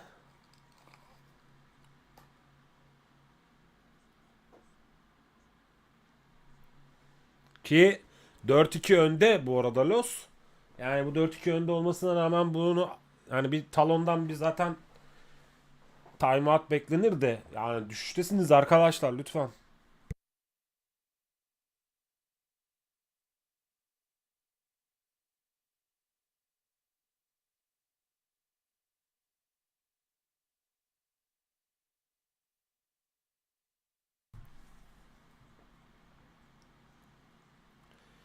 Tabi yeni roundda Los bayağı özgüvenli başlayacak. Eğer bir iki round daha alırsa vermeden Los, bu maçın galibi de Los olur diye düşünüyorum. Ama tabi daha işin defans tarafı var. Bakalım Talon nasıl defans yapacak? O da önemli.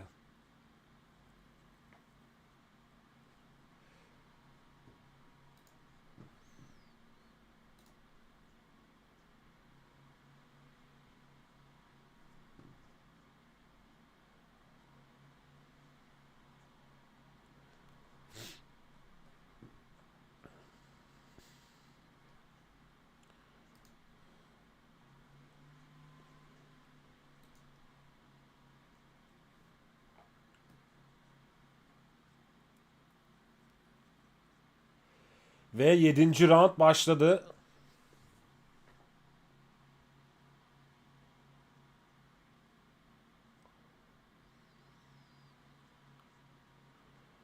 Bu sefer de defans tarafında Talon var. Atak tarafında Los var. Tabi biz birazcık 2 roundu 3 roundu kaçırdık.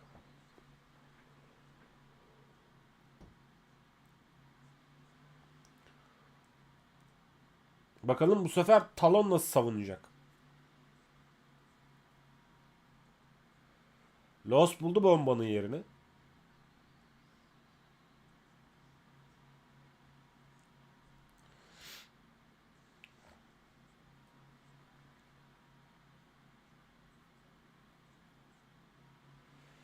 Gene atak tarafında bakalım Hibana var mı?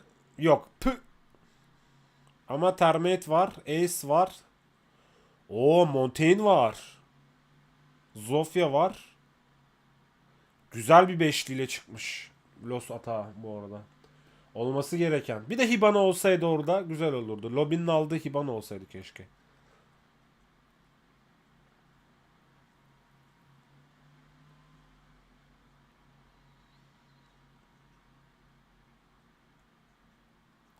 Yedinci roundun son 2 dakikasına doğru gidilirken bakalım Talon savunma yapabilecek mi?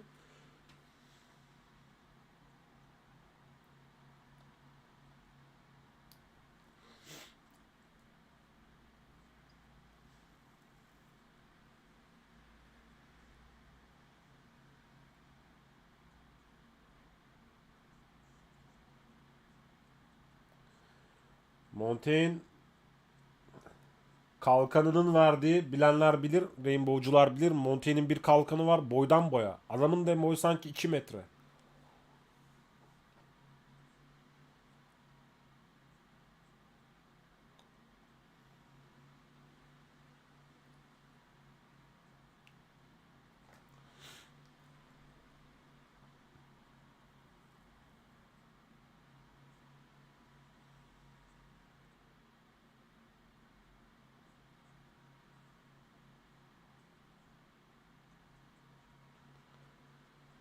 Misa bu arada erken bir kill çıkarmaya bakıyor ama o erken kill'i Talon çıkardı tabii ki. Talon takımı çıkardı. Los. Bak işte Hiban olacaktı bak. Hiban olacaktı lobinde.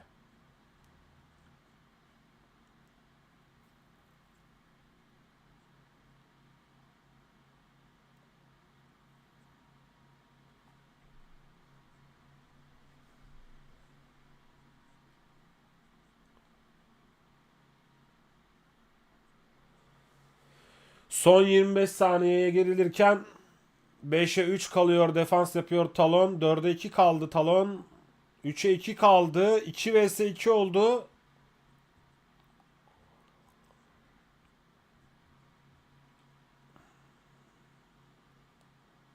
Ve kuruyor. 5 saniye kala kuruyor Los.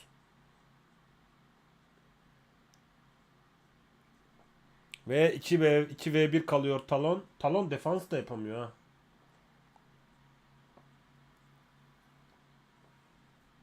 Ve 7. roundun galibi de Los oluyor. Dediğim gibi bir win daha, bir önümüzdeki roundda win alsın Los, bu maçın da galibi belli olmuş olacak.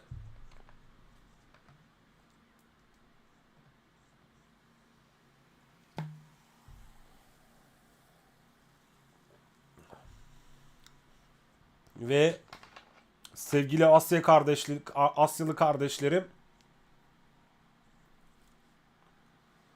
low bracket'e rakibiyle yani oynayacak. Onun rakibi de maç bitiminde söylerim size.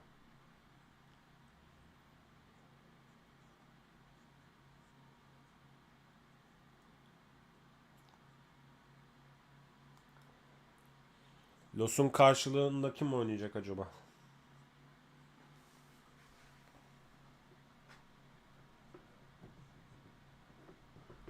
Bu arada Twitch tarafında drop'unu alan var mı? Bak, drop'lar aktif ha.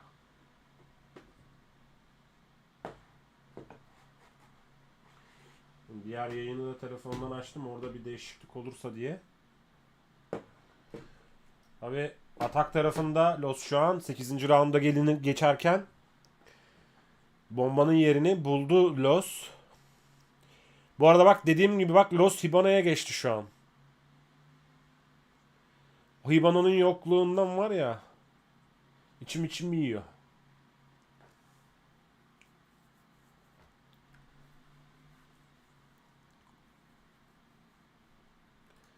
You gonna be.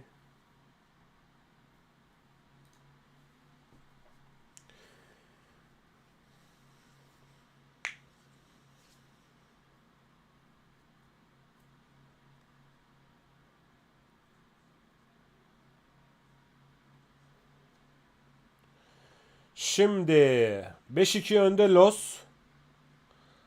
Round 8. 6-2 olur Los alırsa. Hibana ve Sledge'den ben biraz hamle bekliyorum ki en azından onlar da kill alırsa zaten aslında ki 3'er kill'de kalmışlar. Yani kameraman benle Dash 3'er kill'de kalmışlar. 5 asisti, 3 asisti var ikisinin. Toplam 8 asisti var. Bir 2 kill, 3 kill çıkarsa Talon'un çok kolay fişini çekerler. Ki şu anda Maya değil de Maya'nın baskısını görüyorsunuz. 11 kill'i var. Takımın kill lideri. Ki Talon tarafında da 8. round olmuş. Hiç kill alamayan ama 6 asisti olan bir Sayayero var. Smoke oynuyor. Yani ya Sayayera ve Jilt atak yapacaktım. Atak yapması gerekiyor ki, kill alması gerekiyor ki roundlarda öne geçsin ama biraz zor gözüküyor. İlk kaybı da Talon verdi zaten. Defans tarafı verdi. Misa'yı kaybettiler ki takımın da en kill leader kendisi. Bakalım 5 vs 4 kalan Los ve vs Talon mücadelesi bu roundda ne olacak?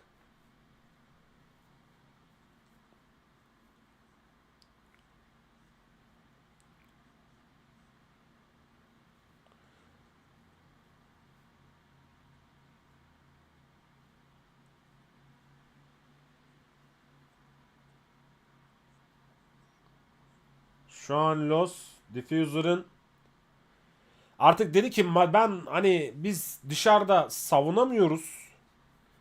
Biz en azından B bombasını kapatalım dediler. A zaten çok kolaydı. Yani savunulması kolay bir yer bu arada. Çamaşırhanede A bombasını savunamamak bir takımı çok sıkıntılı hale getirebilir ki bence savunur ki bir önceki roundlarda Smoke'un nasıl savunduğunu görmüştük. Lobin'den kill geldi. Takımın Los'un ikinci kill lideri bu arada. Ama az önce ne dedim size? Bu arada ben bunları söylerken. Eğer dedim Sayanero'ya bir kill alırsa böyle işler değişir. Talon bir ön plana çıkar ki triple kill yaptı bu arada Sayonero mu? Öyle bir ismi var şu an. Bazen burnumdan dolayı dilim dönmüyor. Kusura bakmayın. Sevgili YouTube ve sevgili Twitch.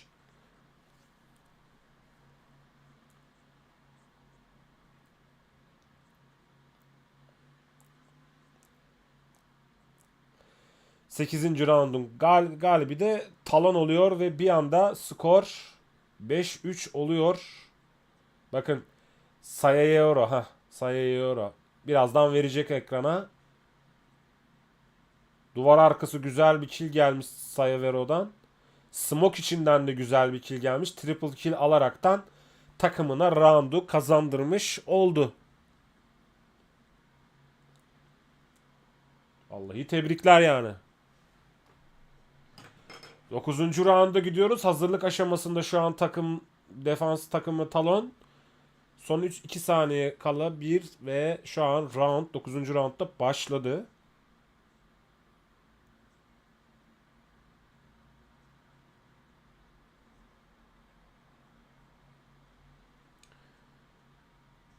Takımların seçtikleri hero'lara bakıyorum.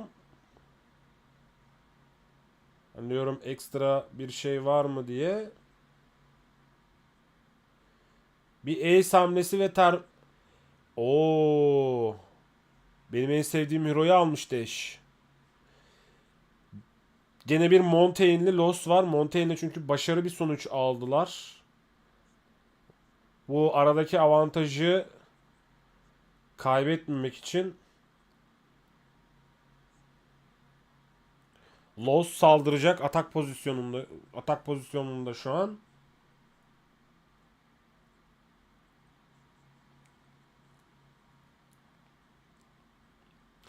Neydi o Ok atan drone'lu kızın adı ya. Bak onu unuttum.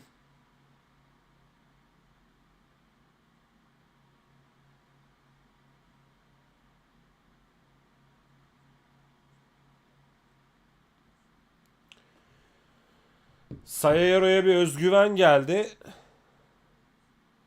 3 kill aldıktan sonra bakalım Smoke'la neler yapacak?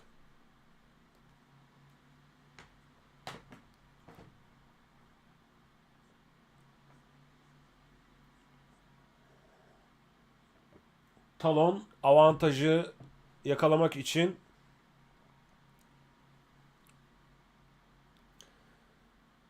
hard bir defans yapmaya devam ediyor ki 3 kişi bu şu an. Oo.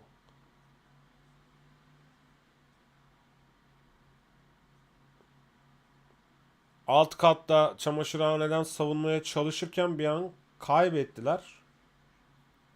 Yatak odasında bomba, A ve B bombası.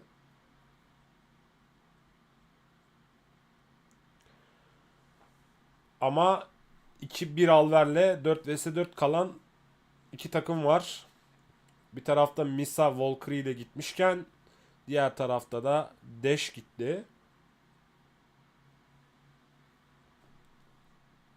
Bu arada şunu da aşağı atayım.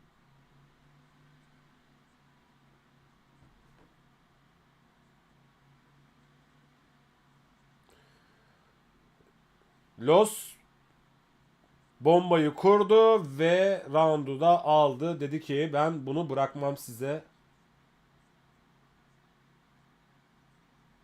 Ben size bırakmam. Size o avantajı bırakmam ve gider.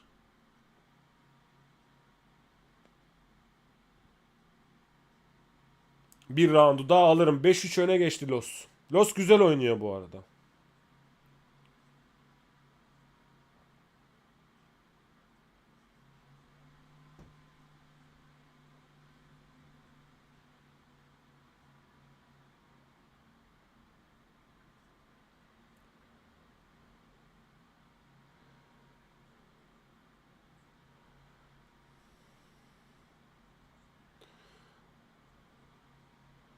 Miko bir replay izliyoruz.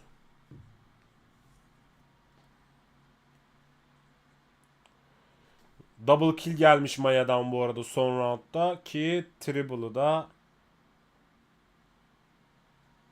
alamadılar diye yanlış görmediysem alamadılar.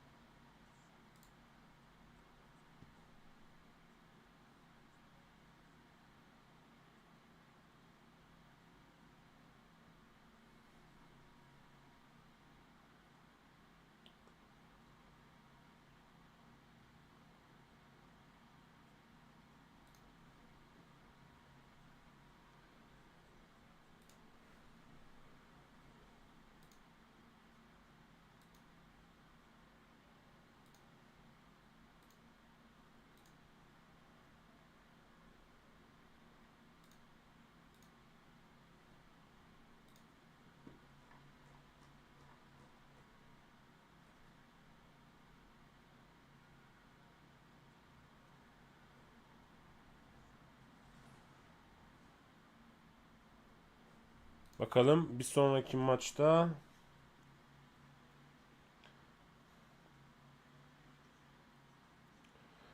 Oregon haritasıydı burası. Tamam. İyi oldu verdiğiniz.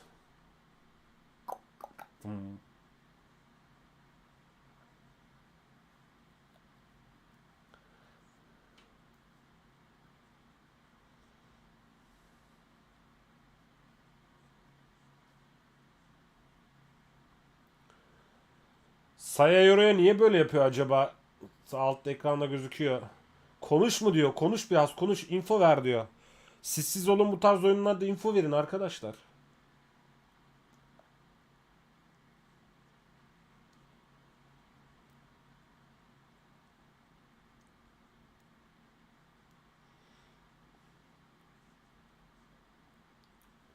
Bam bam bam bam bam.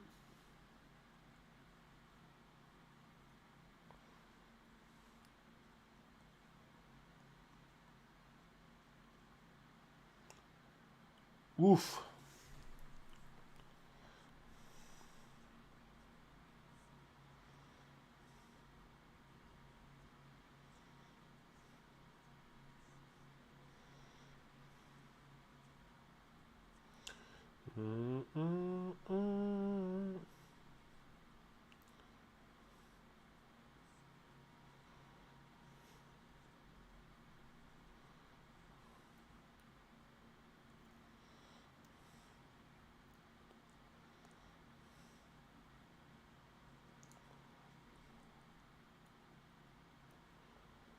Ufak bir mola var, muhtemelen teknik bir aksaklık var arka tarafta.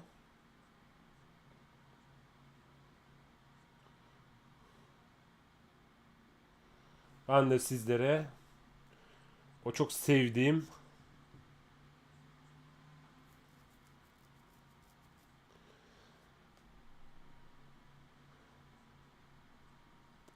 trailer'ı vereyim diyecektim. 6-3 devam ediyor. Round maç sayısı hiç geliyor.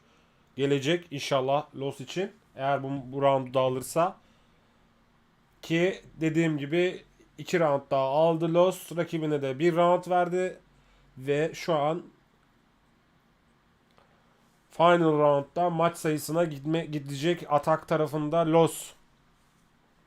Hemen hero'lara bakıyoruz. Talon tarafında defansta Echo var, Jäger var, Smoke var, Mute var. Hard bir defans yapacaklar muhtemelen.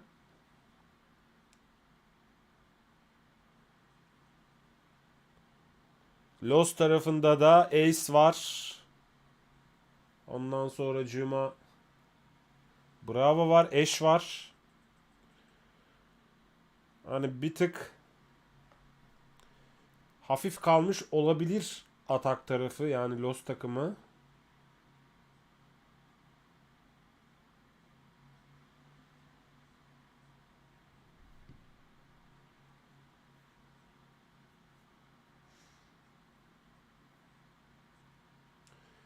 Şu an Bravo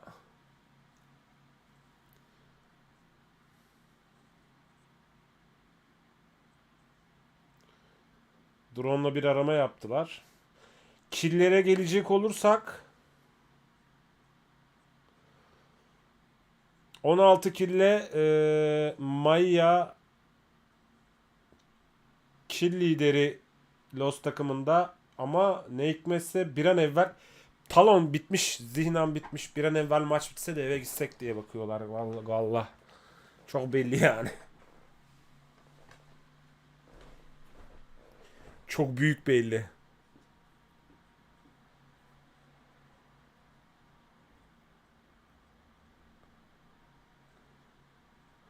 Oo, göremedi. Görse Talon ilginç bir şekilde son roundu da alsınlar diyerekten rush attı. Ve bu maçın galibi Los oldu. Helal olsun. Güzel oynadılar. Güzel takım taktik yaptılar bu arada. Aha. Raybay'dan Miko bir shot gelirken çok hızlı biten bir round oldu.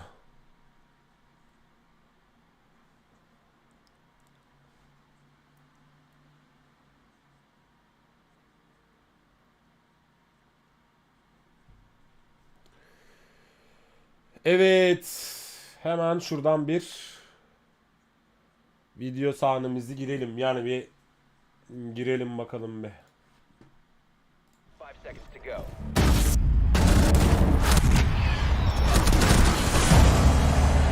Are you ready?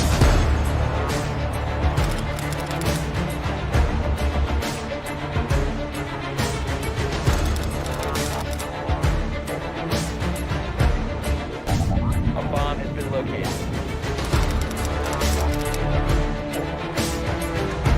Attackers recovered the bomb diffuser.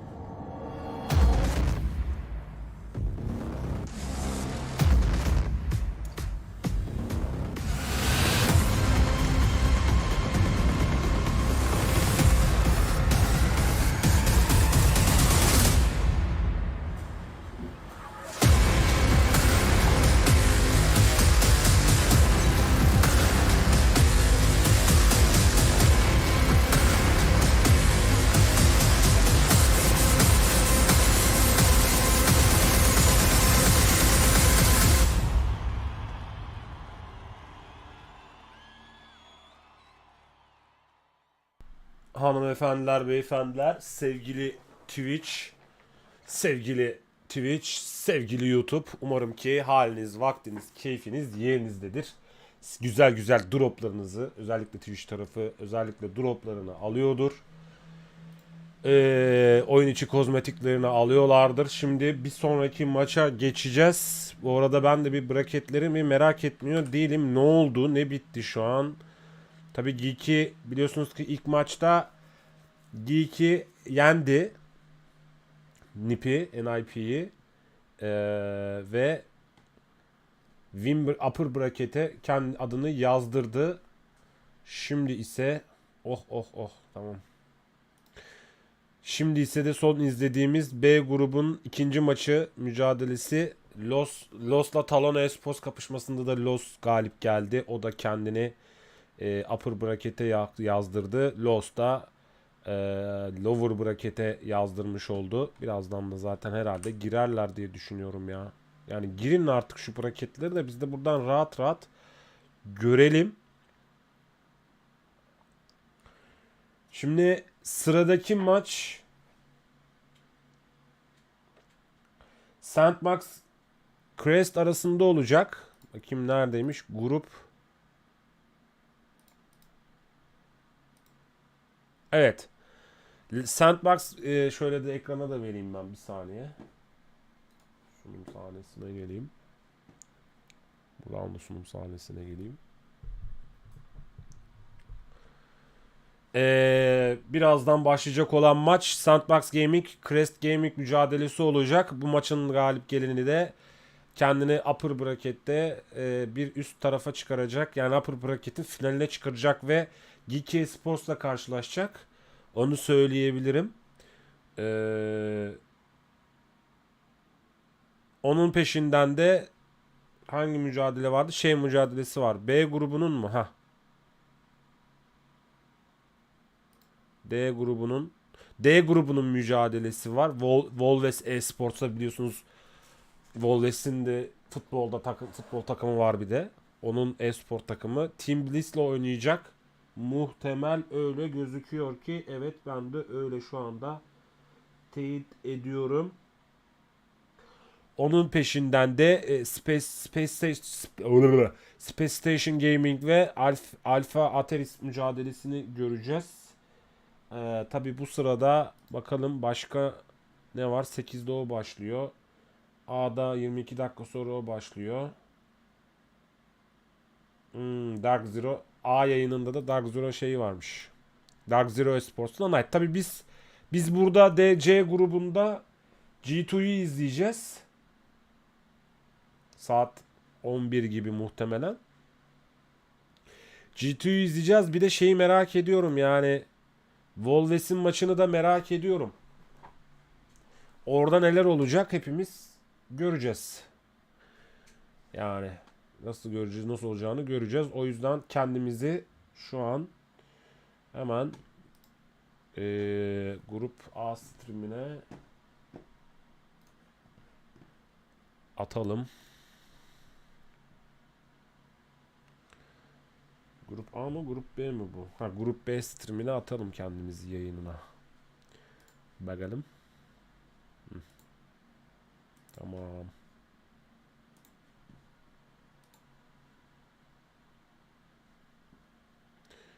Grup B'ye atıyoruz kendimizi. And for these teams, look, they are from within the same sort of region.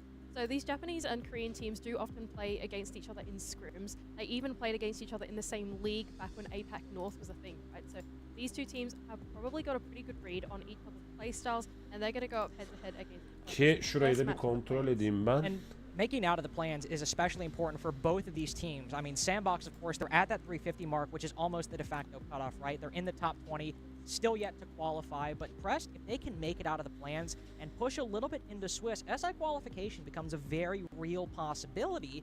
And based on at least the precedent of the history they have inside of their leagues, both these teams doing really well. I mean, Crest might have made it to the LCQ, but 9 regulation wins right there, 11 wins overall. I mean, sure, you know, a lot of them maybe came from the LCQ for more experienced teams, but that's still an impressive ability to close out those matches that Sandbox have to go against. It is, especially when you come out of the Japan region, right? Like for me and Dev, we come from Japan. We cast these guys almost every week. It is such a tight-knit region. Like on any random day, one team can beat another. It doesn't matter who it is. Like the entire midfield is so tight, and so for Crest to pick up so many wins consistently through the league, like seriously, that is really impressive. Not to have a more even scoreline. On the other side of Sandbox, so Korea tends to be a pretty top-heavy league in general, and so that's why we constantly like Sandbox. Evet, bu arada bakalım ne olmuşuz, ne bitmişiz kardeşler. Anketimize de katılmayı unutmayın. 17 beğeni olmuş YouTube tarafı. Daha zaman var. İnanıyorum ve güveniyorum ki sevgili Twitch tarafı da YouTube tarafına destek verir ve gelir. youtube.com/dijital esnafa gelir ve şey yapar. Like butonuna basarlar. Daunting odds to get out of, but are looking to Crest, who might have a good record in Japan, but lack that international experience that Sandbox have. This is their time for Sandbox to make a big play. Speaking of, though, our map vetoes coming up, and very interesting. Sandbox only very interesting in the South Korea League. Extremely small map pool in terms of what's available to VOD. Yeah, that's a pretty good comment to make as well. Both in Japan and Korea, the map pool isn't super big amongst both of those regions. It does surprise me that Clubhouse has been taken out pretty early by Sandbox. Like for me, that's something that's like in their repertoire. But I think that the rest of the bans are pretty straightforward. I think Labs is pretty much a permaban at this point. Early on, especially for Sandbox, and Skyscraper being taken out is the other surprising one for me. I would say Skyscraper does get seen a lot, especially within these APAC teams. Yep. But nevertheless, I think the ban phase so far makes a lot of sense. Well, I know Skyscraper for me, I mean, that was the map when you talk about kind of some of the Asian teams. That was the map that Fury beat Eminem on. That was the map that North Eption beat Revan on back at the Copenhagen Major. There's a good history on Skyscraper for these Asian teams, but the last two maps we have, one of them Chile, the other being Oregon, and I don't think either of us are shocked. Oregon is the map we go to. I had this as either going to Clubhouse or going to Oregon. Sure, Clubhouse is banned early on, but Oregon, not shocked at all that one of those big default maps is what we see these teams. No, I would say that a lot of these teams play the more dissolved maps, so if there was a word that I would use for particular map. Aha, Sandbox laboratuvarı banlamış, bankayı banlamış şeyde. Creator miydi, neydi? Takım ismi unuttum. And Crest has a tendency to struggle quite a lot on the attacking side. Oregon First tale of seçilmiş. this match will be whether Crest can actually land in some of those attacks early and make it look competitive. And Oregon starting in the attack especially. I mean, Laboratuvar banlanmış, banka banlanmış, Clubhouse banlanmış, Border banlanmış, Skyscraper banlanmış, kafe banlanmış ki kafe güzel haritadır, niye banlıyorsunuz ya? Consulate banlanmış, Kalet banlanmış, Oregon oynuyoruz. Yine bir Oregon mücadelesi göreceğiz. Los Talon mücadelesinden sonra. Yeah, I think that's exactly right. I think for Crest, coming out of Japan League, going into this one, a lot of the Crest playstyle actually tends to be rather slow. But when you think about the Japanese playstyle, you think of something that's a bit quicker, more on the ball. I think of the Varel round at Copenhagen, exactly, where they're like smoking off the plat wall. Yeah, that's Japan. You think of CAG, Japan, right? That's the way that they just play. Anaton, QE spamming Monty. Crest are kind of in that way. They're like the NIP of Japan. Yeah, exactly. That's exactly right. They are one of the slower teams to come out of Japan. Now, whether it's just they take longer to go through the motions of round or whether they do more thinking and planning. I'm not too sure exactly what goes on in the scene. Takım koçları ne kadar... So it's hard to communicate with them exactly. Kaç yaşındasın sen? Sandbox'ın takım kaptanı çok genç bir çocuğa benziyor. Benden küçük olabilir mi ya?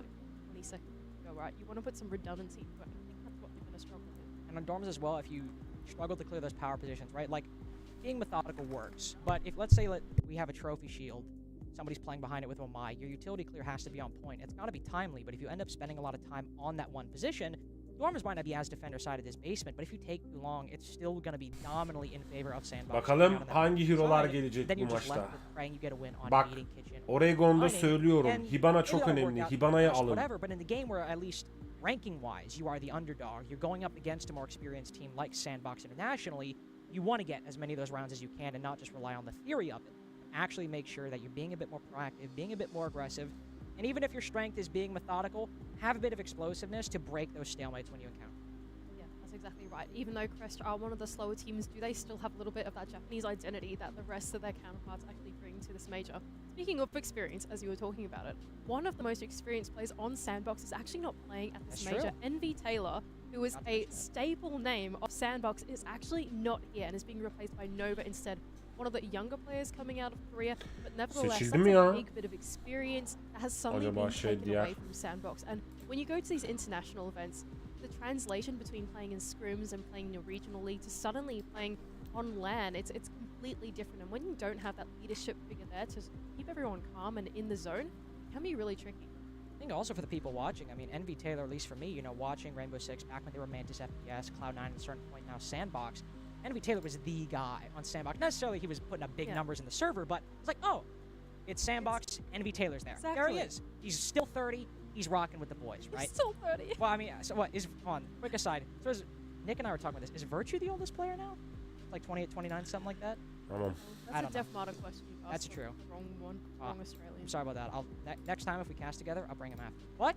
Thankfully. What? Hopefully, I think we have everyone in the lobby. We're still waiting on a couple things to get figured out, but I personally am excited. Even though, you know, I've had some methodical teams today. You know, NIP not as chaotic as their other Brazilian counterparts. Crest not as chaotic as their other Japanese parts. Haritamız I Eragon. want to hear Eragon. Dev screaming over Aragon. from Yok the Aragon. gate, Yok Yüzüklerin "This Efendisi. is Japanese Rainbow Six." I want to hear it. I want to hear him get excited. I know. Trust me, you'll hear it. Seyircilerin years away. %68'si demiş ki Sandbox Gaming kalır. There's no way that you're not going to be able to hear it. Community vote actually going in the way of Sandbox, which I think doesn't surprise us going into. I feel like we pretty much agree with that on the desk. Gotcha. A very different level of experience. In fact, this is their debut. Sandbox, they've been here before. Bakalım Sandbox ilk hangi hero'yu banlayacak? Yeah, and well, again, the outban Ying we see what geldi, happens. I think Ying this is a banı good geldi ban for Sandbox to Sandbox'tan. take down early on if Crest want to speed Crest'ten up their attacks. One of the go-to operators to do that intrinsically is the Ying, and it's Doka'ya the bir first ban, operator Doka'ya bir Sandbox banı mı found, geliyor and also acaba? is just Doka'ya bir very banı useful gelir in mi? the basement, Ne all that dersiniz? much more defensible. Crest will fall out with a ban of their own, though. What will they decide to take out on their attacking side? Maybe a hard breach? No, Oo, it's definitely Osa banı that's geldi. almost entirely designed, usually, when you think of the Osa on Oregon, around that meeting stage. Yeah, that's exactly right. When you go for OSA, you think about going for those more objective-based late game strategies. And Crest actually taking that away from Sandbox to me is a really interesting read. Fenrir banı geldi Sandbox tarafından. Özür dilerim Crest tarafından. Son banı da Sandbox yapacak. And what that means is what through the ban Azami'yi phase, so much is slipped, banladı all your hard Sandbox'ta. breaches slip through. Tehlike yaratacak. Bu haritada 4 hero'yu da banlamış olduğu toplamda 2 takım. Ve bakalım kimler geliyor. Finka geliyor.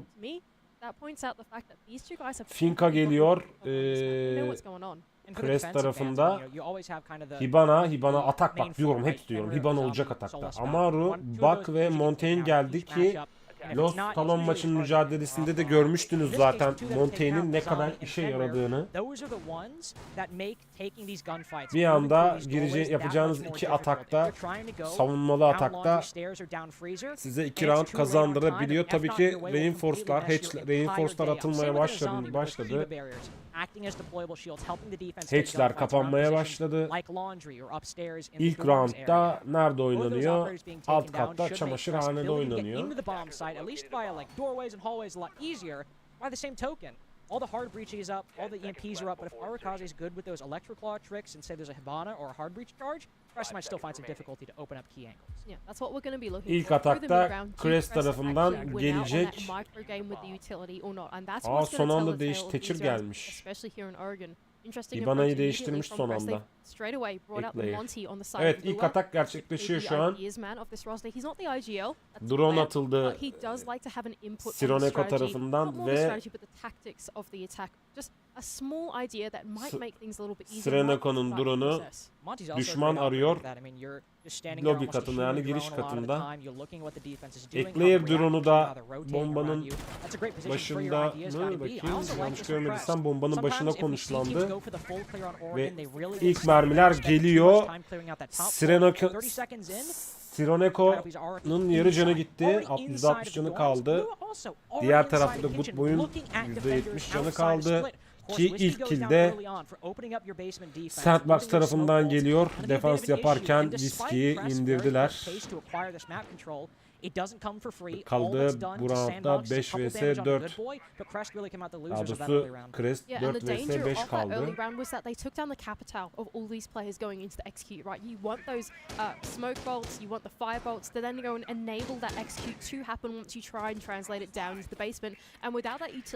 Ve atakken her zaman ne diyorum? Atak yaparken bir kişi eksik kalmak büyük bir dezavantajı oluyor.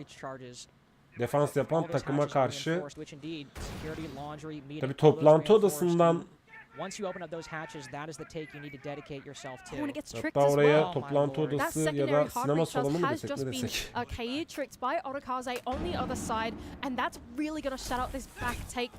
Crest might be looking for. I think they can have to completely dedicate themselves to this front take now.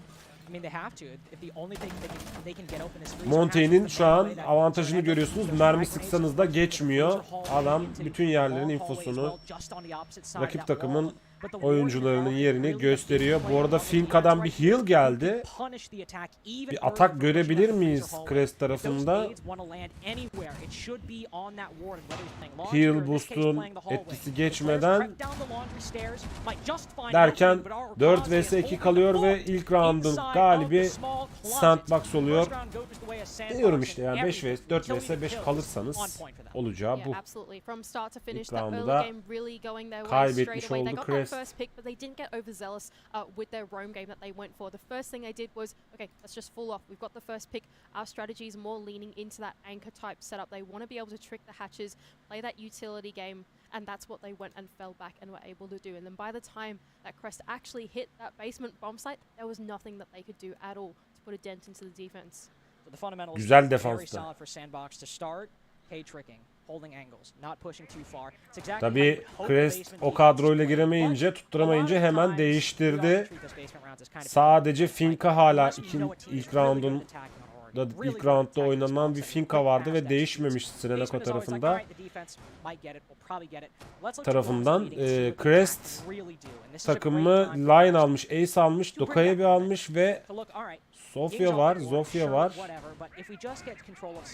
Sandbox tarafında avantajı sağladığı an hemen değiştirmişler hero'ları zaten. Mesela Nova gitmiş, Doktor'u almış ki Doktor da güzel bir hero'dur. Severim de kendisini. Smoke var.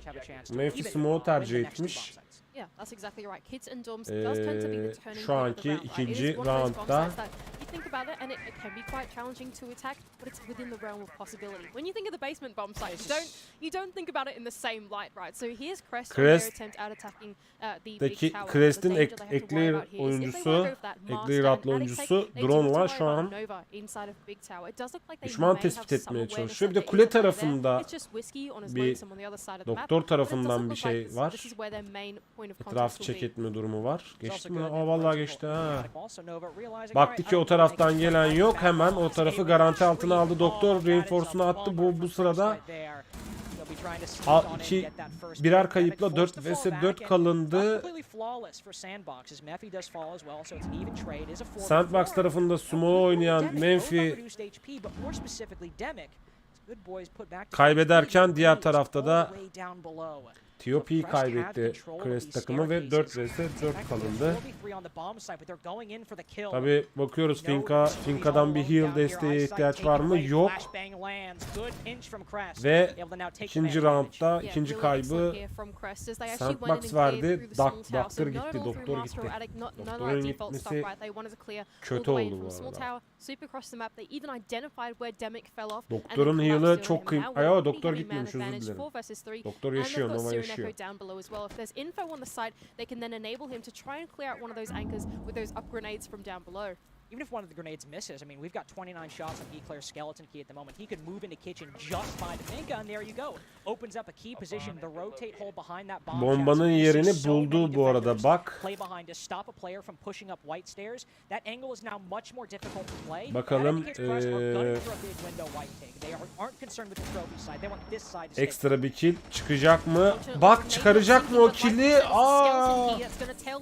Doktor çok kötü yakalandı.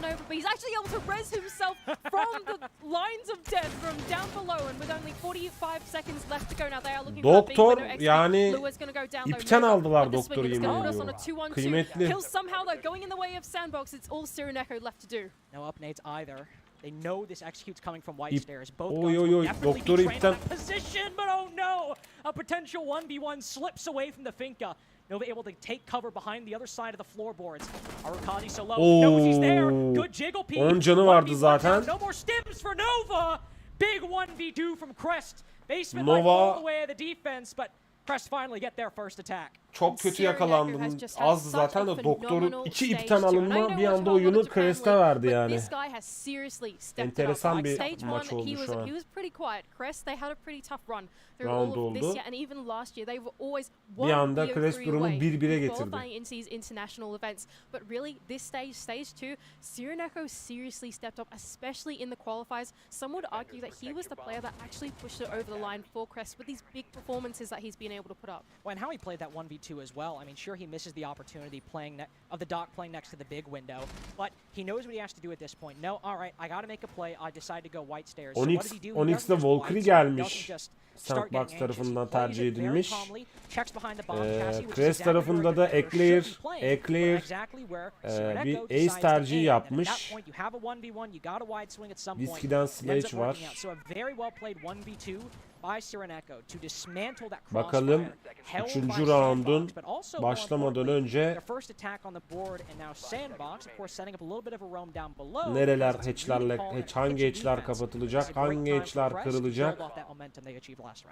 Really interesting actually from Sandbox. I expected them to actually go for a repeat of that top floor. It didn't seem all that bad through that mid round. Ya da hangi reinforce'lar hangi duvarlara atılacak? But Sandbox going nope.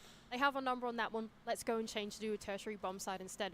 But this is Crest's attempt here at the tertiary attack. It seems like lobby is going to be the first point of contest. They want to put some of that pressure out of there. Drone'a gidiyor bakalım. Nova alamadı Eclair'in drone'unu. They want to catch them out, but there's Cyrenaico with the first pick onto Good Boy entering in from small tower. Şu an ortalık sakin. Son 2 dakika 15 saniyeye gelinirken. He'll be on that Nook. Didn't have a lot of success last round. He was the first one to go down, but he's taking control of Z again. The opposite side that Crest is pushing from. We've got both sides of this security hallway. Good Boy'u kaybetti taken Sandbox. for the attack. Maybe even Lua looking to at least deal with that kitchen doorway. The bomb site we're talking about. You can't just walk in. Cyrenaico moves upstairs. Do they have intel? Bir flash geldi ama etkisiz oldu. Eğer bu roundu alırsa Crest büyük bir moral kazanacak ki şu anda Arukaze'nin Onyx'i kullanan Arukaze'nin şu an 10 canı bile yok denilebilir. Ve eğer bir mermi daha yerse 5 vs 3 kalacak Crest ki Arukaze de Tiopi tarafından öldürüldü dediğim doğrudur. Teşekkürler.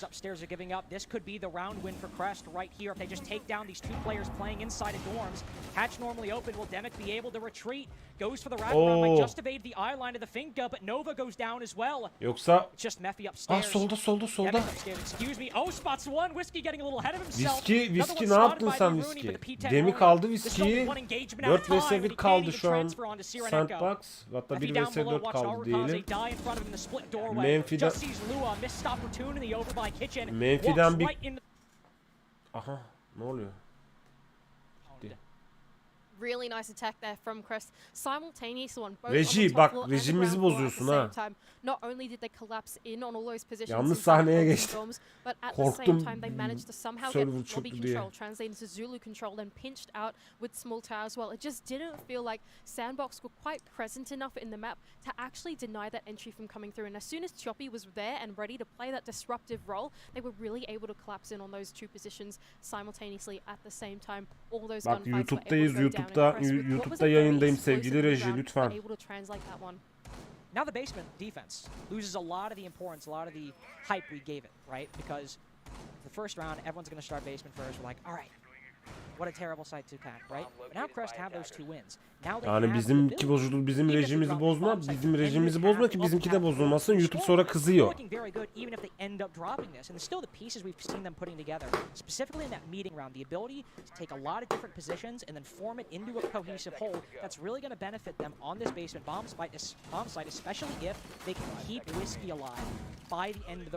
Evet, kill'lere bakalım. Round 4'teyken Crest'in kill lideri 5 kill'le Cyrenaico olmuş.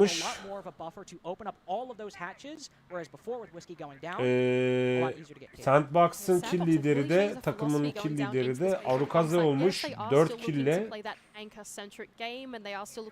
Eğer ki Sandbox böyle bir gerçi hemen hemen eşitler. mini game with the 1-2 utility kill anymore, fark var. and just Bütün putting oyuncular all en their eggs azından on the late game basket, kill leaning to kill the çıkarıyorlar ve clash, performansını the smoke and the sergiliyorlar void in ama tandem birinin bu geri kalan 8 oyuncudan yani Sironeko ile Good Boy Arukaze harici diğer 8 oyuncudan bir böyle triple kill, double kill gelirse işler iki taraf içinde değişir hale gelir.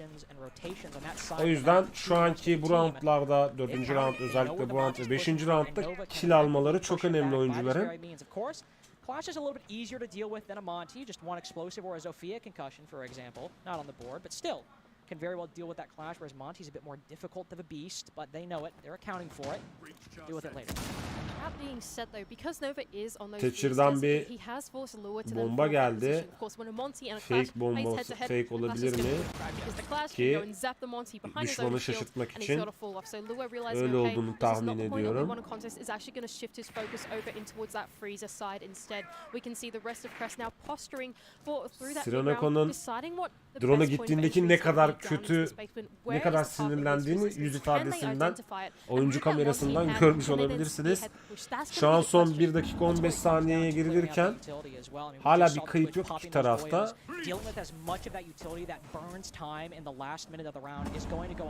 Rakip takımda muhtemelen yani atak tarafında olan takımda muhtemelen bombanın yerini biliyordur.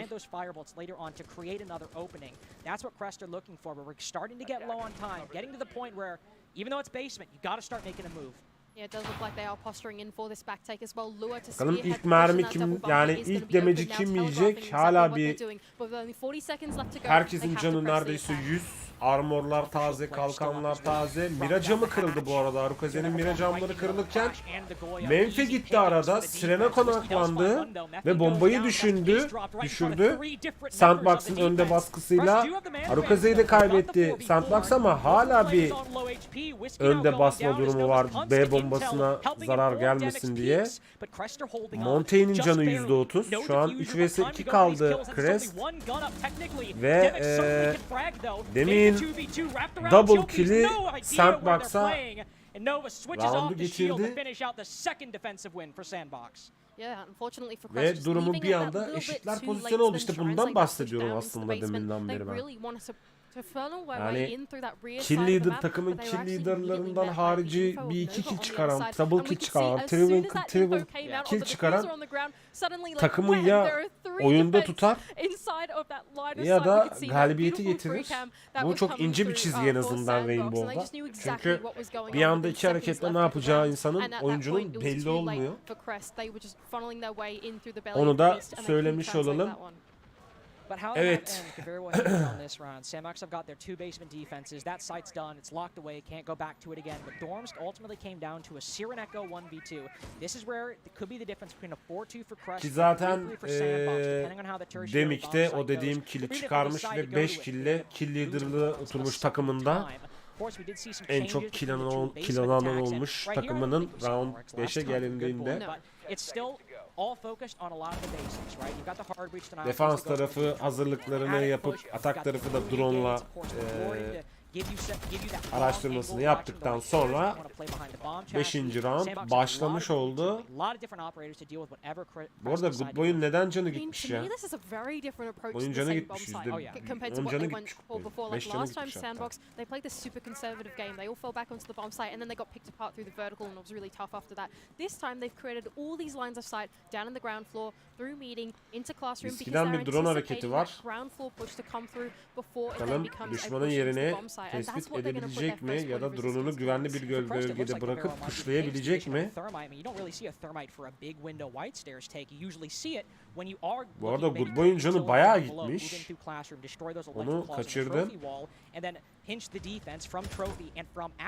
Lua's not over in classroom though. He's over inside of meeting. Zofya'lı Lua alternatif kill çıkarıyor. Finka'dan bir boost geldi bu arada. Ve şu an Sandbox 1 vs 4 kaldı defans tarafında.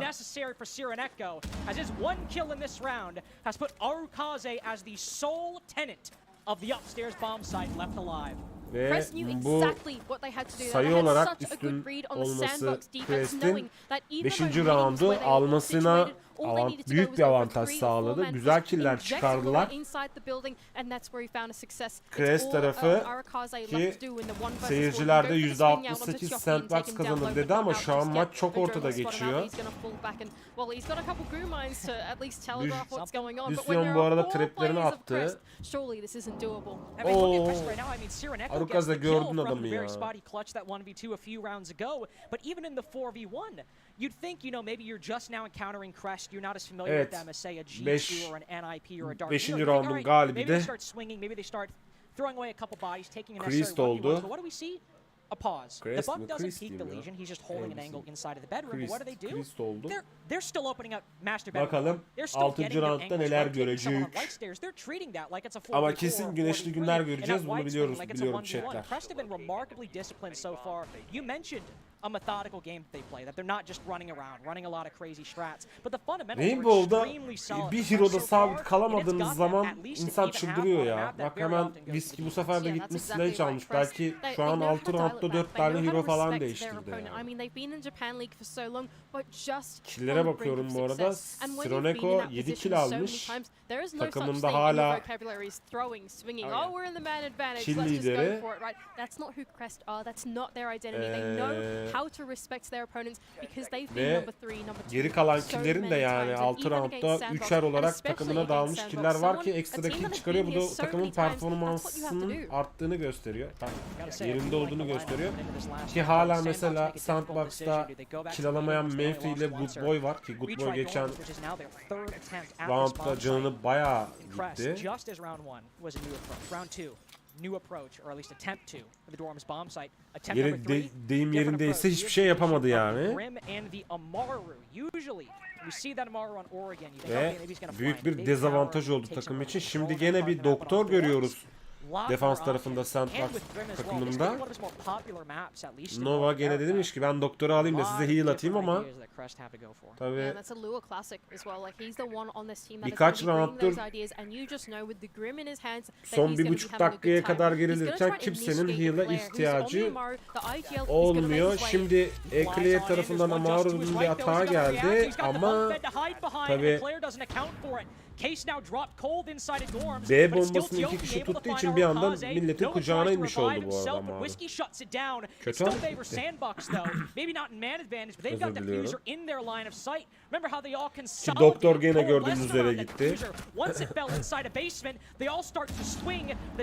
İki takım da 2 vs 1. Sandbox defans yapmaya devam ediyor son damlasına kadar bu arada. Smoke'un artısı bu arada. Smoke'un silahının artısı bence.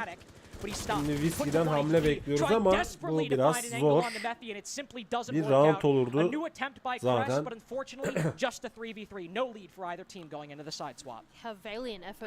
Crest için iyi bir performans izleyebilirdik ama Sandbox buna izin vermedi. Bu arada bakalım kaç beğeni olmuşuz YouTube'da, onu da söyleyelim. 18 beğeni olmuşuz, yavaş yavaş 20'ye doğru gidiyoruz. Umarım bir 50 beğeniye ulaşırız.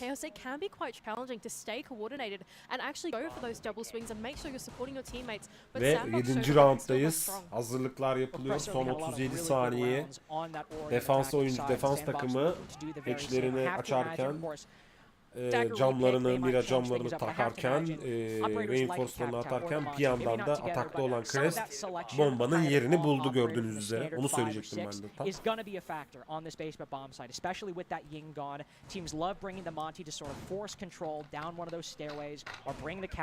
Bakalım. Mira'nın camı çamaşırhanede ne kadar etkili olacak bu arada? Onu merak ediyorum çünkü bir önceki maçlarda gördüğünüz üzere Smoke'la Mira'nın camını çok güzel etkisiz hale getirdiler. Aynı performansı, bu arada var mı Smoke? Flash var. Flash var. Yani Sandbox atak tarafına geçtiği için şu an Sandbox tarafında Smoke'la kapatacak bir hero yok. Daha doğrusu Smoke bombası da, bombaları da yok. Ondan sonracığıma Mira avantaj Mira'dan, yani Sireneko'dan güzel bir defans izleyebiliriz en azından A bombasını, defansını. Bakalım neler olacak. Dakikalar 2.19, 2.18'e gelinirken, hatta 2.15'e gelinirken hemen Lyon'dan bir skill geldi. Dediler ki millet nerede bir görelim. Ama tabi hareket ederse görürsün ancak millet. Yani Lyon'un onun gelmesi bana göre biraz şey. Yani madem ben adamın yerini tespit edeceğim, niye rakip oyuncuyu ya tuşa bastığımın bildirimi gidiyor gibi bir durum var. Onu düzelttiler mi bu arada bilmiyorum. Yine bir Montaigne görüyoruz Sandbox tarafında. Ataktayken bu kadar, dediğim gibi o kadar büyük kalkanlı bir hero ya da karakter çok büyük katkı sağlıyor takıma. Doğru push'la doğru kill'leri almanın oranını arttırıyor. Bu arada Whiskey'de smoke var. Ve pompalıyla oynuyor. All the hatches opening up, going the attack's way, and despite the long time taken on the top floor clear, az da olsa Montaigne'da bir yani 5 canı gitmiş. Anam bombaya bak. to block angles or remove defenders from power positions. The Monty to constantly push the defense, keep them off guard, make them move off balance. With all 5 players on the bomb site and still 5 drones up for Sandbox, there's a lot of time and a lot of opportunities to find these positions. Yeah, and the difference here as well, I think that drone going through into that basement bomb site did just identify. Good boy, şu anda bir tane daha mı atsan acaba ulti?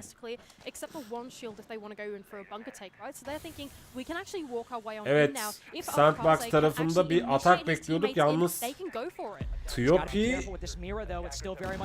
öldü ve dediğim gibi Mira'nın camı büyük katkı sağlayacak. A bombasını kurarken Mira için de Whiskey'nin o müdahale etmesi gerekiyordu. Mükemmel bir yardım geldi. Mira'ya destek geldi. Mira düştü. Ve öyle, o nasıl bir koşuydu bu arada? Nasıl bir koşuydu o? Yok böyle bir şey ya. Soluna bakar insan bari.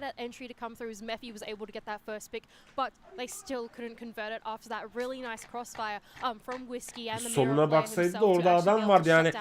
An meselesiydi aslında Sandbox'ın round'a alması. Sırtını dönsün sola, sağa değil de sola koşsa öldürecek yani refleksle. Refleks shot atabilir. Evet, durum 4-3. Crest öne geç. Crest önde. Orada kapağı düştü. Onu da söyleyeyim. Bakıyorum hemen.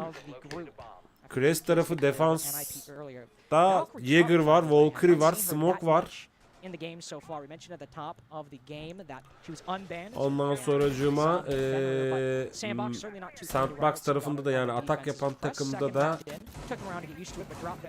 Legion var, Termite gelmiş, Thatcher gelmiş, Buck gelmiş. Bakalım Sandbox biraz daha anladığım kadarıyla ofansif oynayacak ama And soon Echo has actually brought along the Valkyrie to then go and see exactly the timing of when they're going to go and go in for that hard. Ne kadar ofansif oynar hepimiz.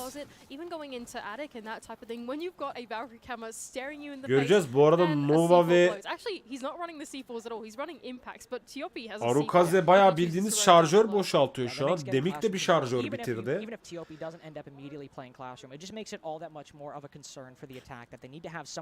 Çünkü kendilerine avantaj sağlayacak bölümleri ele geçirmek, alan alarak korumak istiyorlar.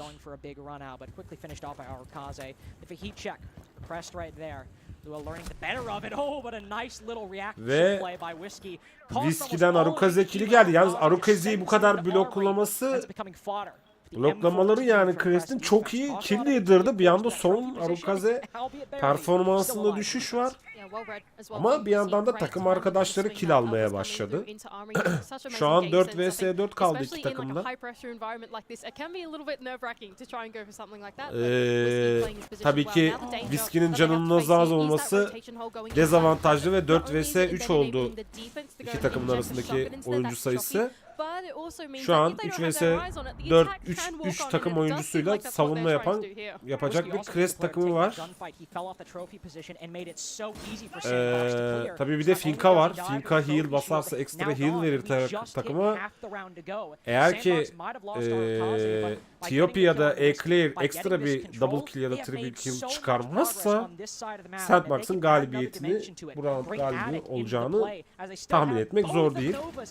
Ki bu yandan da deniyor yani zaten. They might not have enough time though. There's only a minute left to go, and Tiopi. really, it's all going to be a funnel in through this master side of the building. It's going to be in through trophy. Ki Finka'dan boost geldi. Yani hemen birazcık oyun okumama güvenirim. Ekstra bir kill geldi bu arada Tiopi tarafından. Eğer ki bir kill daha gelirse ki bir kill daha geldi Sireneko'dan. 1 vs 2. Nova'nın canı çok az. Bomba kuruyor Nova şu an A bölgesine. Doğru pozisyonlamayla bir clutch gelir mi diye düşünüyordum ama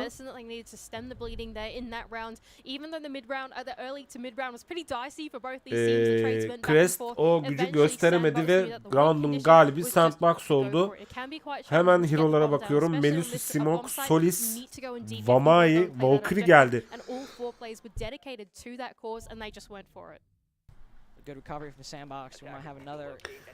Crest tarafında şu an atak oynayan Crest'e göre bir önceki roundlarda atak oynayan Crest takımı defans yapmakta az da olsa zorlanıyor. Onu söyleyebilirim. Gene aslına baktığınız zaman Sireneko takımına ayakta tutmaya devam ediyor 9 kill'le. Çok kritik bir iki shot'la bir önceki roundu yani 8. roundu toparlayabilirdi ama tabii ki tek başına bazen takım oyunlarında tek başına olmak, takımından destek alamamak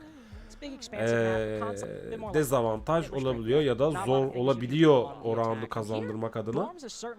Şimdi Sandbox tarafında Thatcher var, Bravo var, Montaigne var. Gene bir Montaigne güvencesi gelmiş atakta olduğu için Sandbox'ta. Bir Montaigne'e güveniyor yani. Bakalım.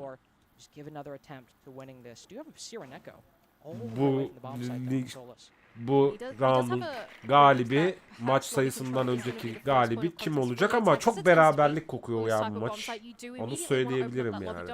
See if you can get that control inside of Garage to then prevent any of the defenders from safely rotating in and actually being able to contest meetings, splitting that type of thing from there, right? So Sireneko wanting to play that early game, making sure that no one is there. Evet. They will be able to see İlk kill Eclair'da Eclair ölüyor ilk kill'de.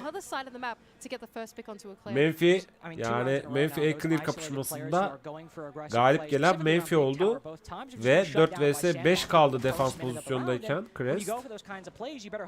Şimdi Sandbox zorlamaya devam edecek bu arada. Bir yandan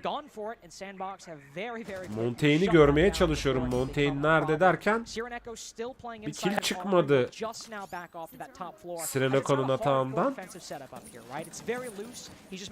Ama nereden baksanız şu an 4 vs 4 gibi olabilir. Yani Menfi'nin bir mermi yemesi onun ölümüne sebep olacak. Öyle duruyor. Evet, Montaigne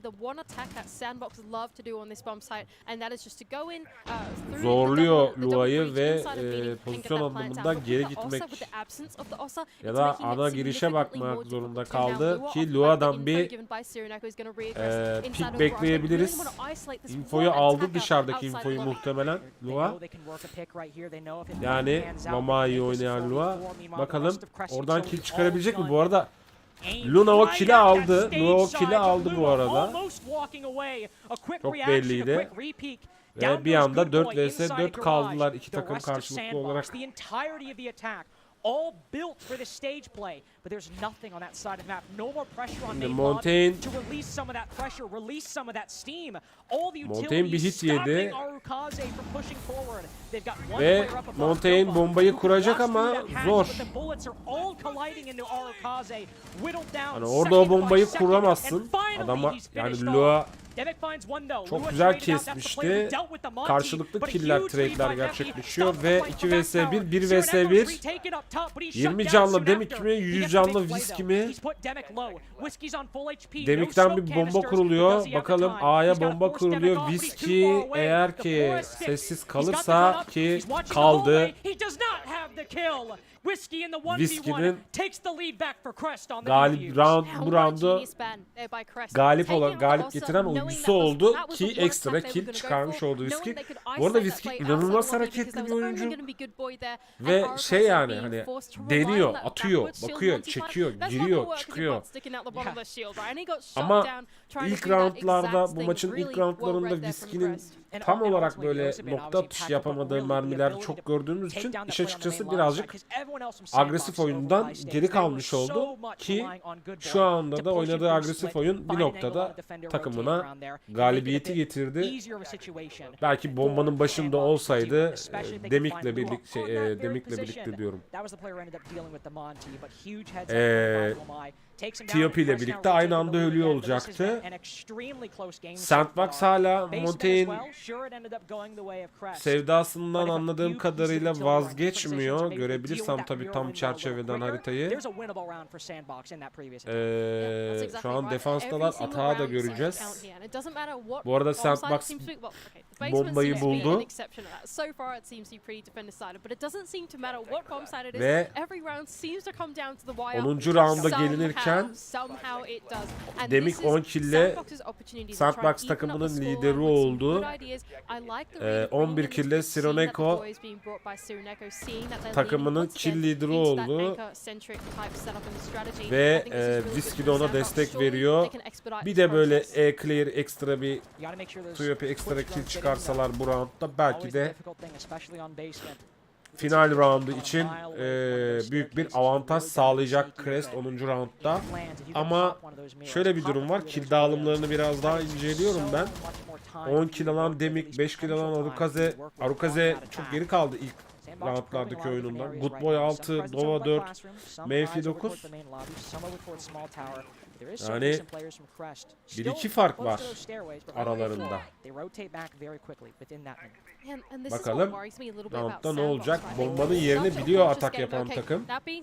Fair enough. It's Sironeko all alone here inside the kitchen. He doesn't really have a way to fall back yet, but he's just impacted the wall for a rotation out, but it doesn't seem to matter. Allah! İlk kill Good Boy'dan geldi. Sirenoko'yu öldürdü. Crest'in kill leader'ını öldürdü. Bu hiç iyi olmadı bu arada. Bu hiç iyi olmadı çünkü Sireneko hiç ummadığınız anda 3-5 yerden kill çıkarabiliyordu. Şimdi TOP'nin üzerine bir baskı var. O infoyu aldı.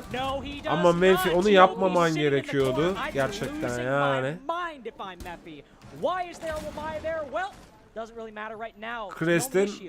Krist'in o iyi. Montaigne'in yarı canı gitti.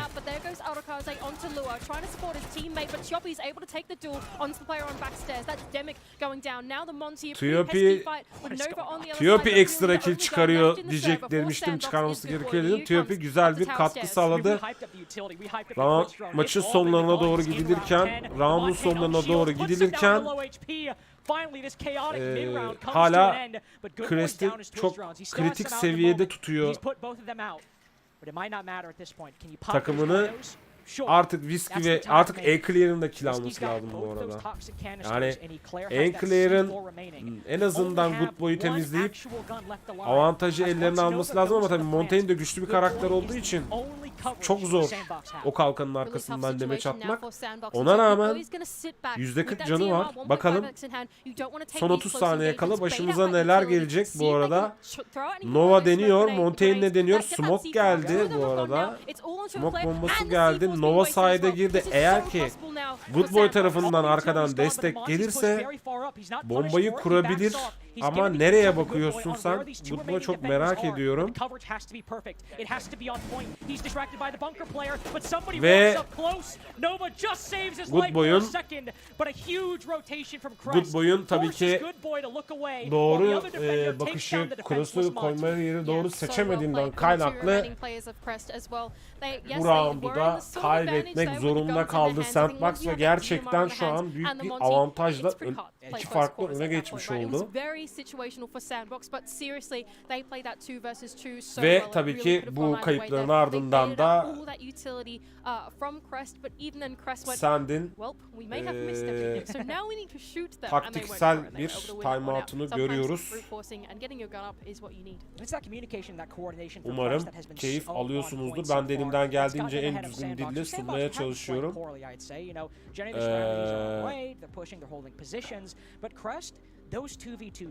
Bakalım YouTube kaç beğeni olmuşuz. YouTube. Sevgili YouTube hanımefendiler, beyefendiler. Hala 18 beğenideyiz. Umarım 20 beğeni olur. Bu arada tekrardan çok teşekkür ediyoruz sevgili partnerimiz Ubisoft'a bana bu etkinliğe erişim sağlamamı sağladığı için ve umarım diğer nice oyunlara da, turnuvalara da erişim sağlarız ve partnerliğimiz uzun bir süre devam eder. Bu arada bir saniyenizi rica edeyim. I do not know how to break that one down right. It just felt like Crest were like, yeah, look, we have all those operators to play later in the game, but we could just double retake up the B-tower. Tekrardan geri geldim. Ve maç sayısı Christ için hemen bakıyoruz. Bak, Tiopi çıkardı ekstra 3 kill ile şu an takımın avantajını sağladı.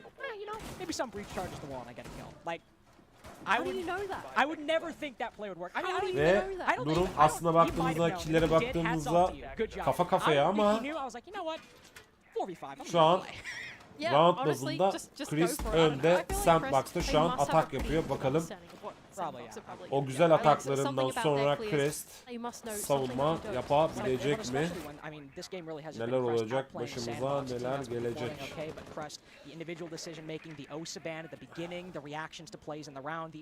Understanding these situations, Crest have just been so on point with all of it. And now on Dorms, again, do have some players down below, and this was where Crest did struggle a little bit in that previous şu an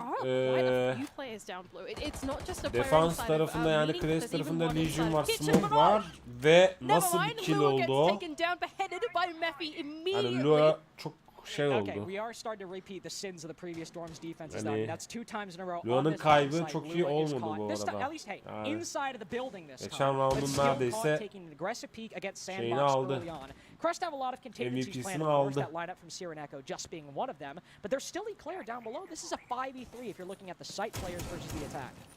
But do they know? That's the real question. Reloading. Do they know that in this condition they could potentially go for a flood if they're quick enough about it? I don't know if they do. Nova now making his way in is going to be hit by that goo miner. That's going to telegraph the fact that yes, they have in fact got master control now, and they are going to start to work this wall. It's going to mean that Tiopi needs to rotate in with some of those impacts, but it doesn't matter. Tiopi's going to go for the aggressive play anyway, retaking himself inside of Trophy, now taking the Sandbox'tan güzel bir atak geliyor bu arada. But still, Finka advantage for Sandbox. We've seen them flood canı az this wall before olmasına in the man rağmen advantage, and surely they can do it again. I mean, with a 4v2, you'd sure hope they can do it. I mean, a minute 15 seconds to go as well. takımını heal boostuyla ayakta tutmaya çalışıyor. Bu arada 3 vs 2 kaldı. Daha doğrusu 2 vs 3 kaldı Chris defans pozisyonundayken ve bu kritik bir durum. Riskinin canı %50, sevgili Demi'nin canı %20'nin altında ve Sandbox Diffuser'ı düşürdü derken triple kill ve yani ultra kill geldi diyebiliriz.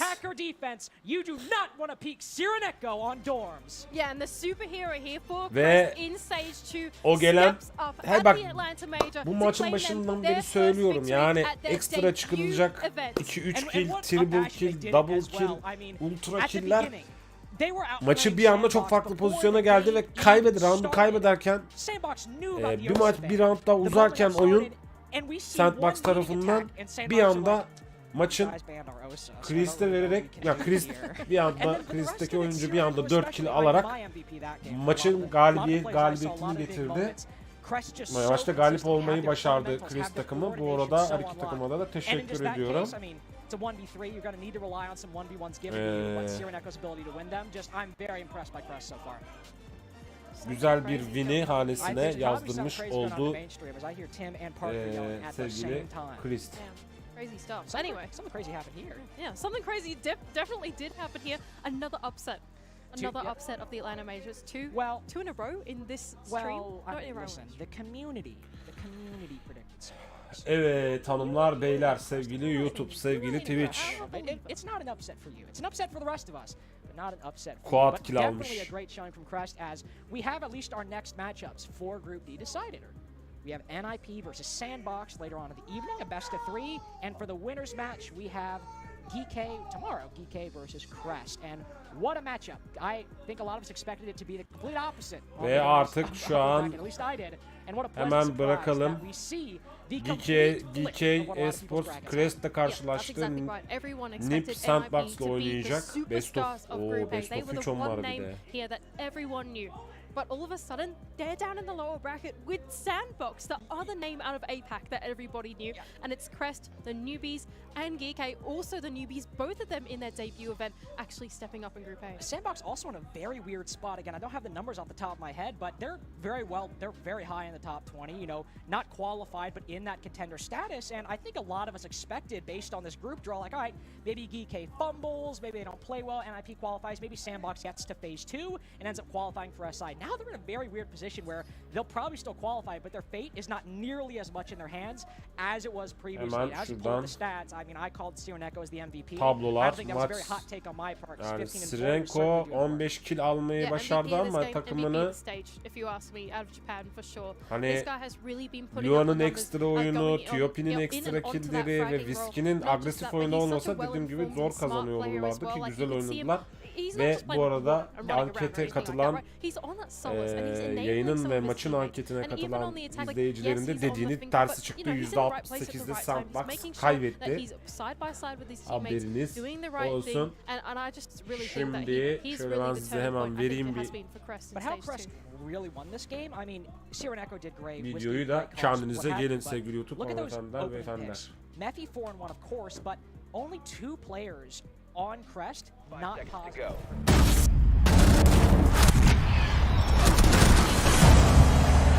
Are you ready?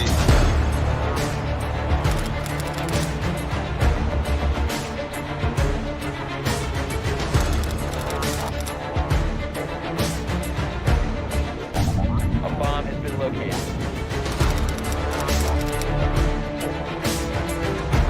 Attackers cover the bomb diffuser.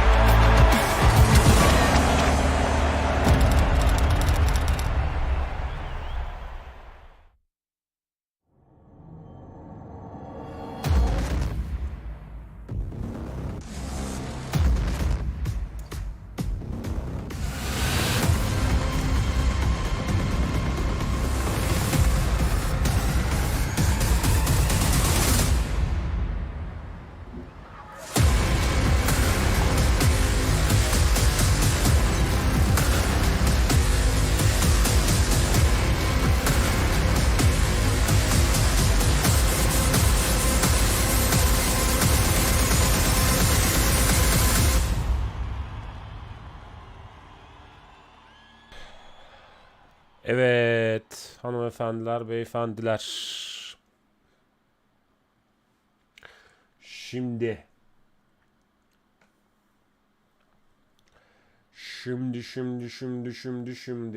birazcık ben mola vermek istiyorum bu arada.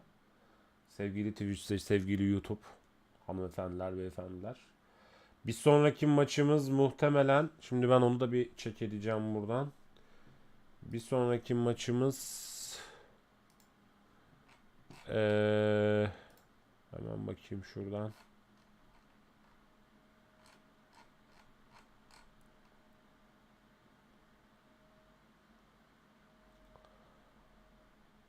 Volves ve Volves Esport'la Team Bliss olacak.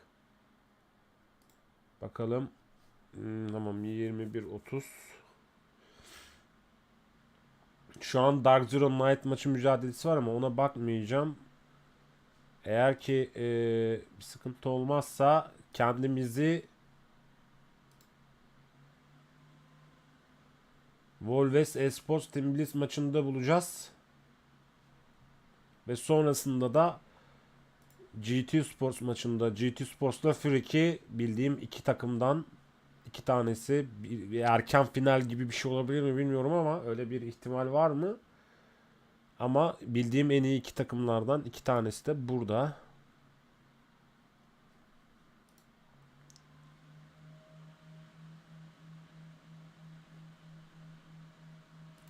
Ve eğer reji bana derse ki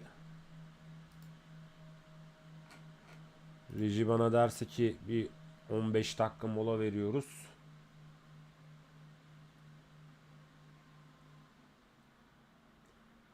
Ben de sizleri bir 15 dakika çay kahve tazelemeye, ayran tazelemeye, su tazelemeye, ondan sonra cığıma daha başka neyi bilmenizi istiyorsanız o molayı vereceğiz. Evet hanımefendiler, beyefendiler, sevgili Twitch tarafı tekrardan hoş geldiler, sefalar getirdiler. Umarım ki keyif alıyorlardır. Sevgili YouTube'da da her zaman dediğim gibi her yayında ve her videoda. Biliyorsunuz ki YouTube tarafındaki destekleriniz çok önemli. Efendim eğer ki bunu canlı yayında takip ediyorsanız tabii ki like'larınız ve chatte aktif oluşunuz çok önemli. Ama özellikle arşiv olarak tutup sonra izliyorsanız yayınları, videoları, lütfen videolara ve yayınlara yorum yapıp beğeni atmayı unutmayın. Beğeni çakmayı unutmayın. Hatta bu videolara, yayınlara denk gelenler varsa da abone olmayı, bildirim çarklarını açmayı, katıla tıklamayı unutmasın. Tabii ki like'lar ve yorumlar onlar için de geçerli. Haberiniz, yani parmaklarınızı klavyeden eksik etmezsiniz diyorum. İnşallah. Reji bana bir şey söylesin. Reji bana bir şey söyleyebiliyor mu? Şimdi B-Stream'e bir bakmam lazım.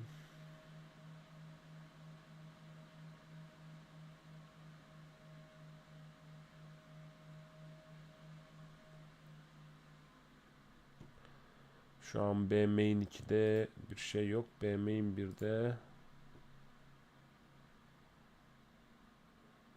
A main 1'de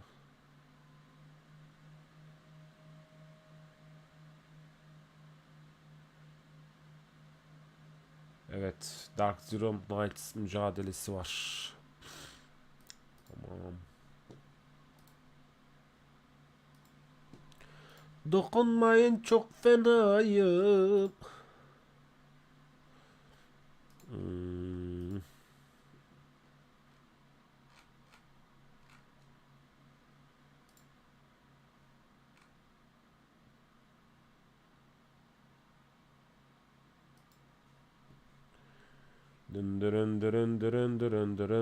Dırın. Evet.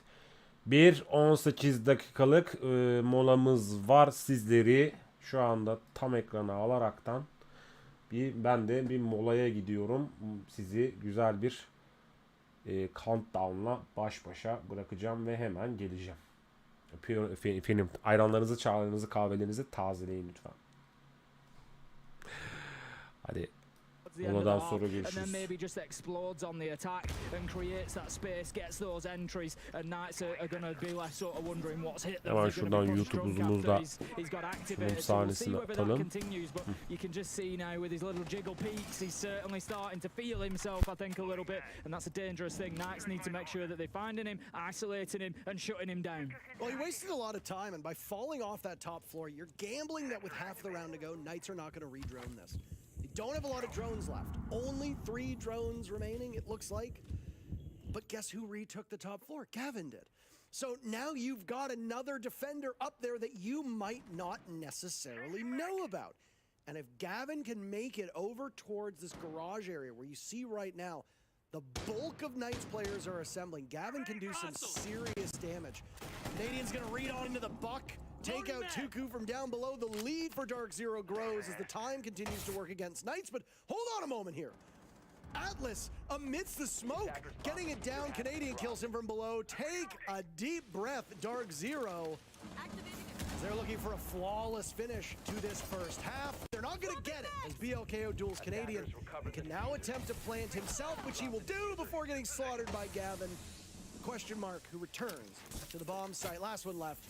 Jerry. They're just on all sides of them at the minute. Dark Zero, this is so oppressive. They're above, they're below, they're everywhere that they turn. And Knights are surely going to be feeling that at the minute. There's absolutely no safe space for them inside of Nighthaven. Pamba perfectly timed to move into the second half. Finds himself that final kill and may well just be coming online.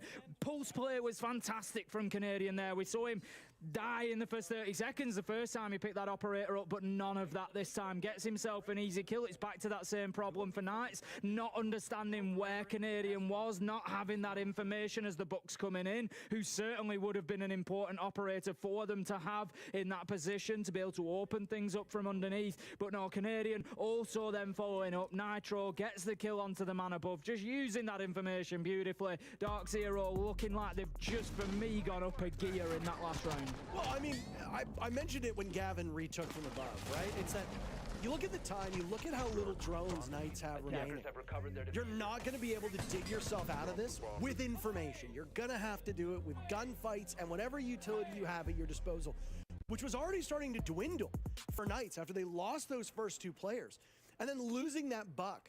The way that they did to Canadian, it forces somebody else to possibly confront Canadian down below on that bottom floor, but also you lose a very important part of both above and below in your execute when it comes to destruction. You don't have that same verticality if a buck is off of the board. And when you're facing a minute left, you might be facing unfamiliar territory. You're going to have to rush. That's what Knights did. They rushed. And they lost. Yep. And that really just comes down to the situation that they found themselves in because they didn't have enough information. I honestly think Solus was probably the big culprit for that. Knights are going to bring a Solus right off their very first round, so DZ might find themselves battling that same information game. Certainly good. And as you've said, you know, you picked up on it at the beginning of the game, Dark Zero, sometimes a little bit slow, methodical, not always the worst thing, but look at the lineup that they're playing into. There's a castle, there's a legion, there's plenty of things there to slow them down. We've got barbed wire, we've got prox alarms, we've got everything from Knights setting up to burn that clock down. So Dark Zero need to be aware of that. They've still got 8 drones on the table, despite there being a Solus on the other side. So they're playing well with the information at the minute. What they need to do is use it decisively and be getting those kills and giving themselves the time that they're going to need in order to work towards that final execution. Well, this lineup from Knights is very similar to what we saw from Dark Zero. You know, these operators have all been brought by DZ at some point or another. I like that we're seeing some of that utility / hard breach denial downstairs as well. I like that a Kaid is being brought. One of the defenses from Dark Zero, when they defended Exo down on that very bottom floor, they decided to forego any type of breach denial. That was the round where Knights brought 3 different ways to get through a reinforcement. So I like what Knights is bringing. I understand why they're doing it. Dark Zero are a team that definitely don't need any help to be slow. So if Knights are bringing things to slow you down, the work is cut out for DZ to have an acceptable pace, or else they'll fall behind and the defenders will take advantage of that. 2 minutes gone now. Still 6 drones left available for Dark Zero. You might hope for sort of slightly better on the side of Knights with the Solus on board. No kills to be found yet. Tuku just watching this angle through the hatch. Could be a tough one for Dark Zero to fight against. I often sort of lean towards the side of the height advantage in Siege. If you've got somebody above fighting somebody below, quite often that does give a little bit of an advantage. Air jab goes out, but there we go. The angle was worth it. Tuku holds it for over a minute, but gets his reward as he takes the man down. Canadian manager to find Atlas. 4 versus 4. 30 seconds left to go, and just as we predicted, Parker, the time is starting to become a serious factor. And there you go. Bryce getting picked off by Jerry, traded right back. DZ doing very well at trading blows. There's one for Pamba as well. Oh no, Tom! You can't miss those. You get out-dueled by Canadian. Tom just made Canadian look like Shaiko in that engagement. DZ finishes things off. They win the round. That's 5 for them, storming their way to a win. I'm like a fucking... Dude, I'm a phenom! They didn't think I was this good! They thought I was done! Welcome back, Trey. I'm still here! Welcome You back. can't get rid of me! He's going I'm not nowhere. fucking leaving!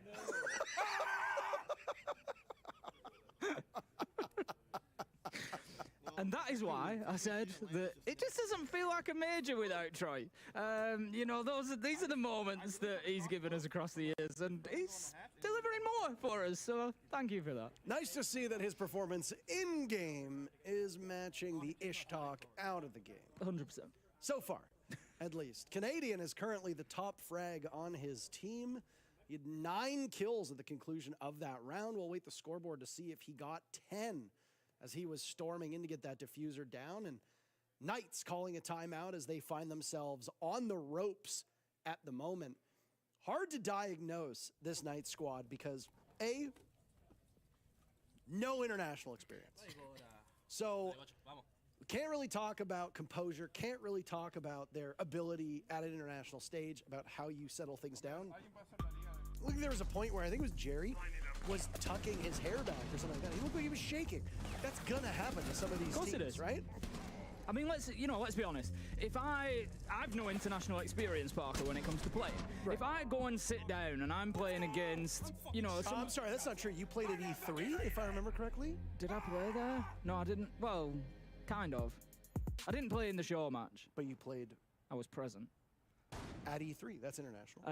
But yeah, you know, if I or anybody else sits, I've, you know, in Siege terms, I've grown up watching players like Canadian. He's been there for so long. You sit down and all of a sudden his name pops up on the other side of the screen and you're fighting against him. That's going to have an impact. There's no two ways about it. You know, players who've reached this level of competition have also been sat watching Siege competition for years.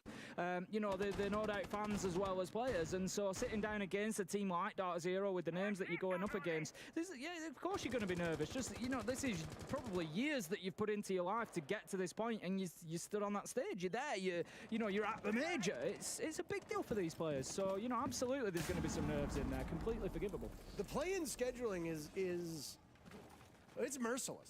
Yeah. You're in, and then you could be out. That's it. There are teams that might only play 3 maps and then get booked a ticket home. That's rough. That's really rough. And it's hard to gain a lot of experience from that as well. You know, in the majors of old where there weren't the same play-in stage, and at least with groups, you typically would have a lot of games.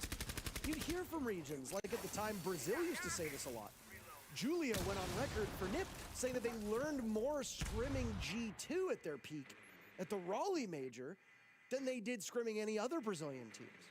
And a lot of the APAC teams will talk about this too, that direct exposure to other regions is something that they can bring back to their home region, and it will not just help them, but it will also help all the other teams. It's hard to do that when you might only be playing 3 maps. So you gotta learn quickly. The hope is that for some of these newer regions, at least they're scrimming quite regularly while at these events to try and gain as much information from parts of the world that they won't usually play against. Doc Zero certainly not taking the foot off the gas here, not making things any easier for Knights. Canadian this time is going to be bringing along the Monty, so less likely to be adding to that impressive kill total of 10, but certainly making life difficult for Knights here as he's just going to be bullying them, pushing in. We see the mirror window getting cleared out. He's just feeding information back into his team about these positions. They know that they've got one stuck hard left. It is going to be Tuku who's just down there in that position. Likely to have some difficulty just as I do. Apparently, you're having some problems. That's okay. Jerry is not long for this round, and the timeout from Knights has bought them more composure, I would say, Tim, as there's only 40 seconds left in the round, but they will stare down a deficit when it comes to man count. It is interesting to see Canadian on Monty, especially with how he's played, but Tuku had been fleshed out earlier on. Not much remains for him. Now it's BLK to take the engagement. Supernova to the chest. Tom is to fall as well. How debilitating a flawless round would be after you take your time out, but that's exactly what happens. DZ on match point, 6-2. I just get the feeling that as long as Knights were keeping level, we're going toe-to-toe, we're finding rounds, they could keep themselves in this. But once that starts to snowball against them, and Dark Zero are winning round, and it seems like they can't put a toe wrong, I just feel like the sort of weight of that mentally is becoming a lot for Knights to bear. And so it doesn't surprise me now to see them maybe sort of struggling and slipping out of this game with Dark Zero now picking up a flawless. And they certainly are starting to find their pace here. You know, yes, they've come through into phase one. Dark Zero, a team that we might have expected to see with that direct entry into phase two. They are certainly going to be one of the best teams, I would imagine, over the next couple of days. So, Knights, it's now or never. There's no mistakes left. You need to get this done or you're going to a best of three. Certainly seems like that's on the board. This would be our third match of the day. Obviously, I don't know what just happened on the other stream. 10 seconds to go. Sandbox versus Crest are doing battle over there. I'm gesturing, but you obviously, the 5 seconds to viewer, go. are not capable of seeing us at the moment. I'm in a clown costume still. Attackers are moving out to locate a But- bomb and defuse it. With the exception, There's your proof. with the exception of that stunner that we saw earlier today, it's been relatively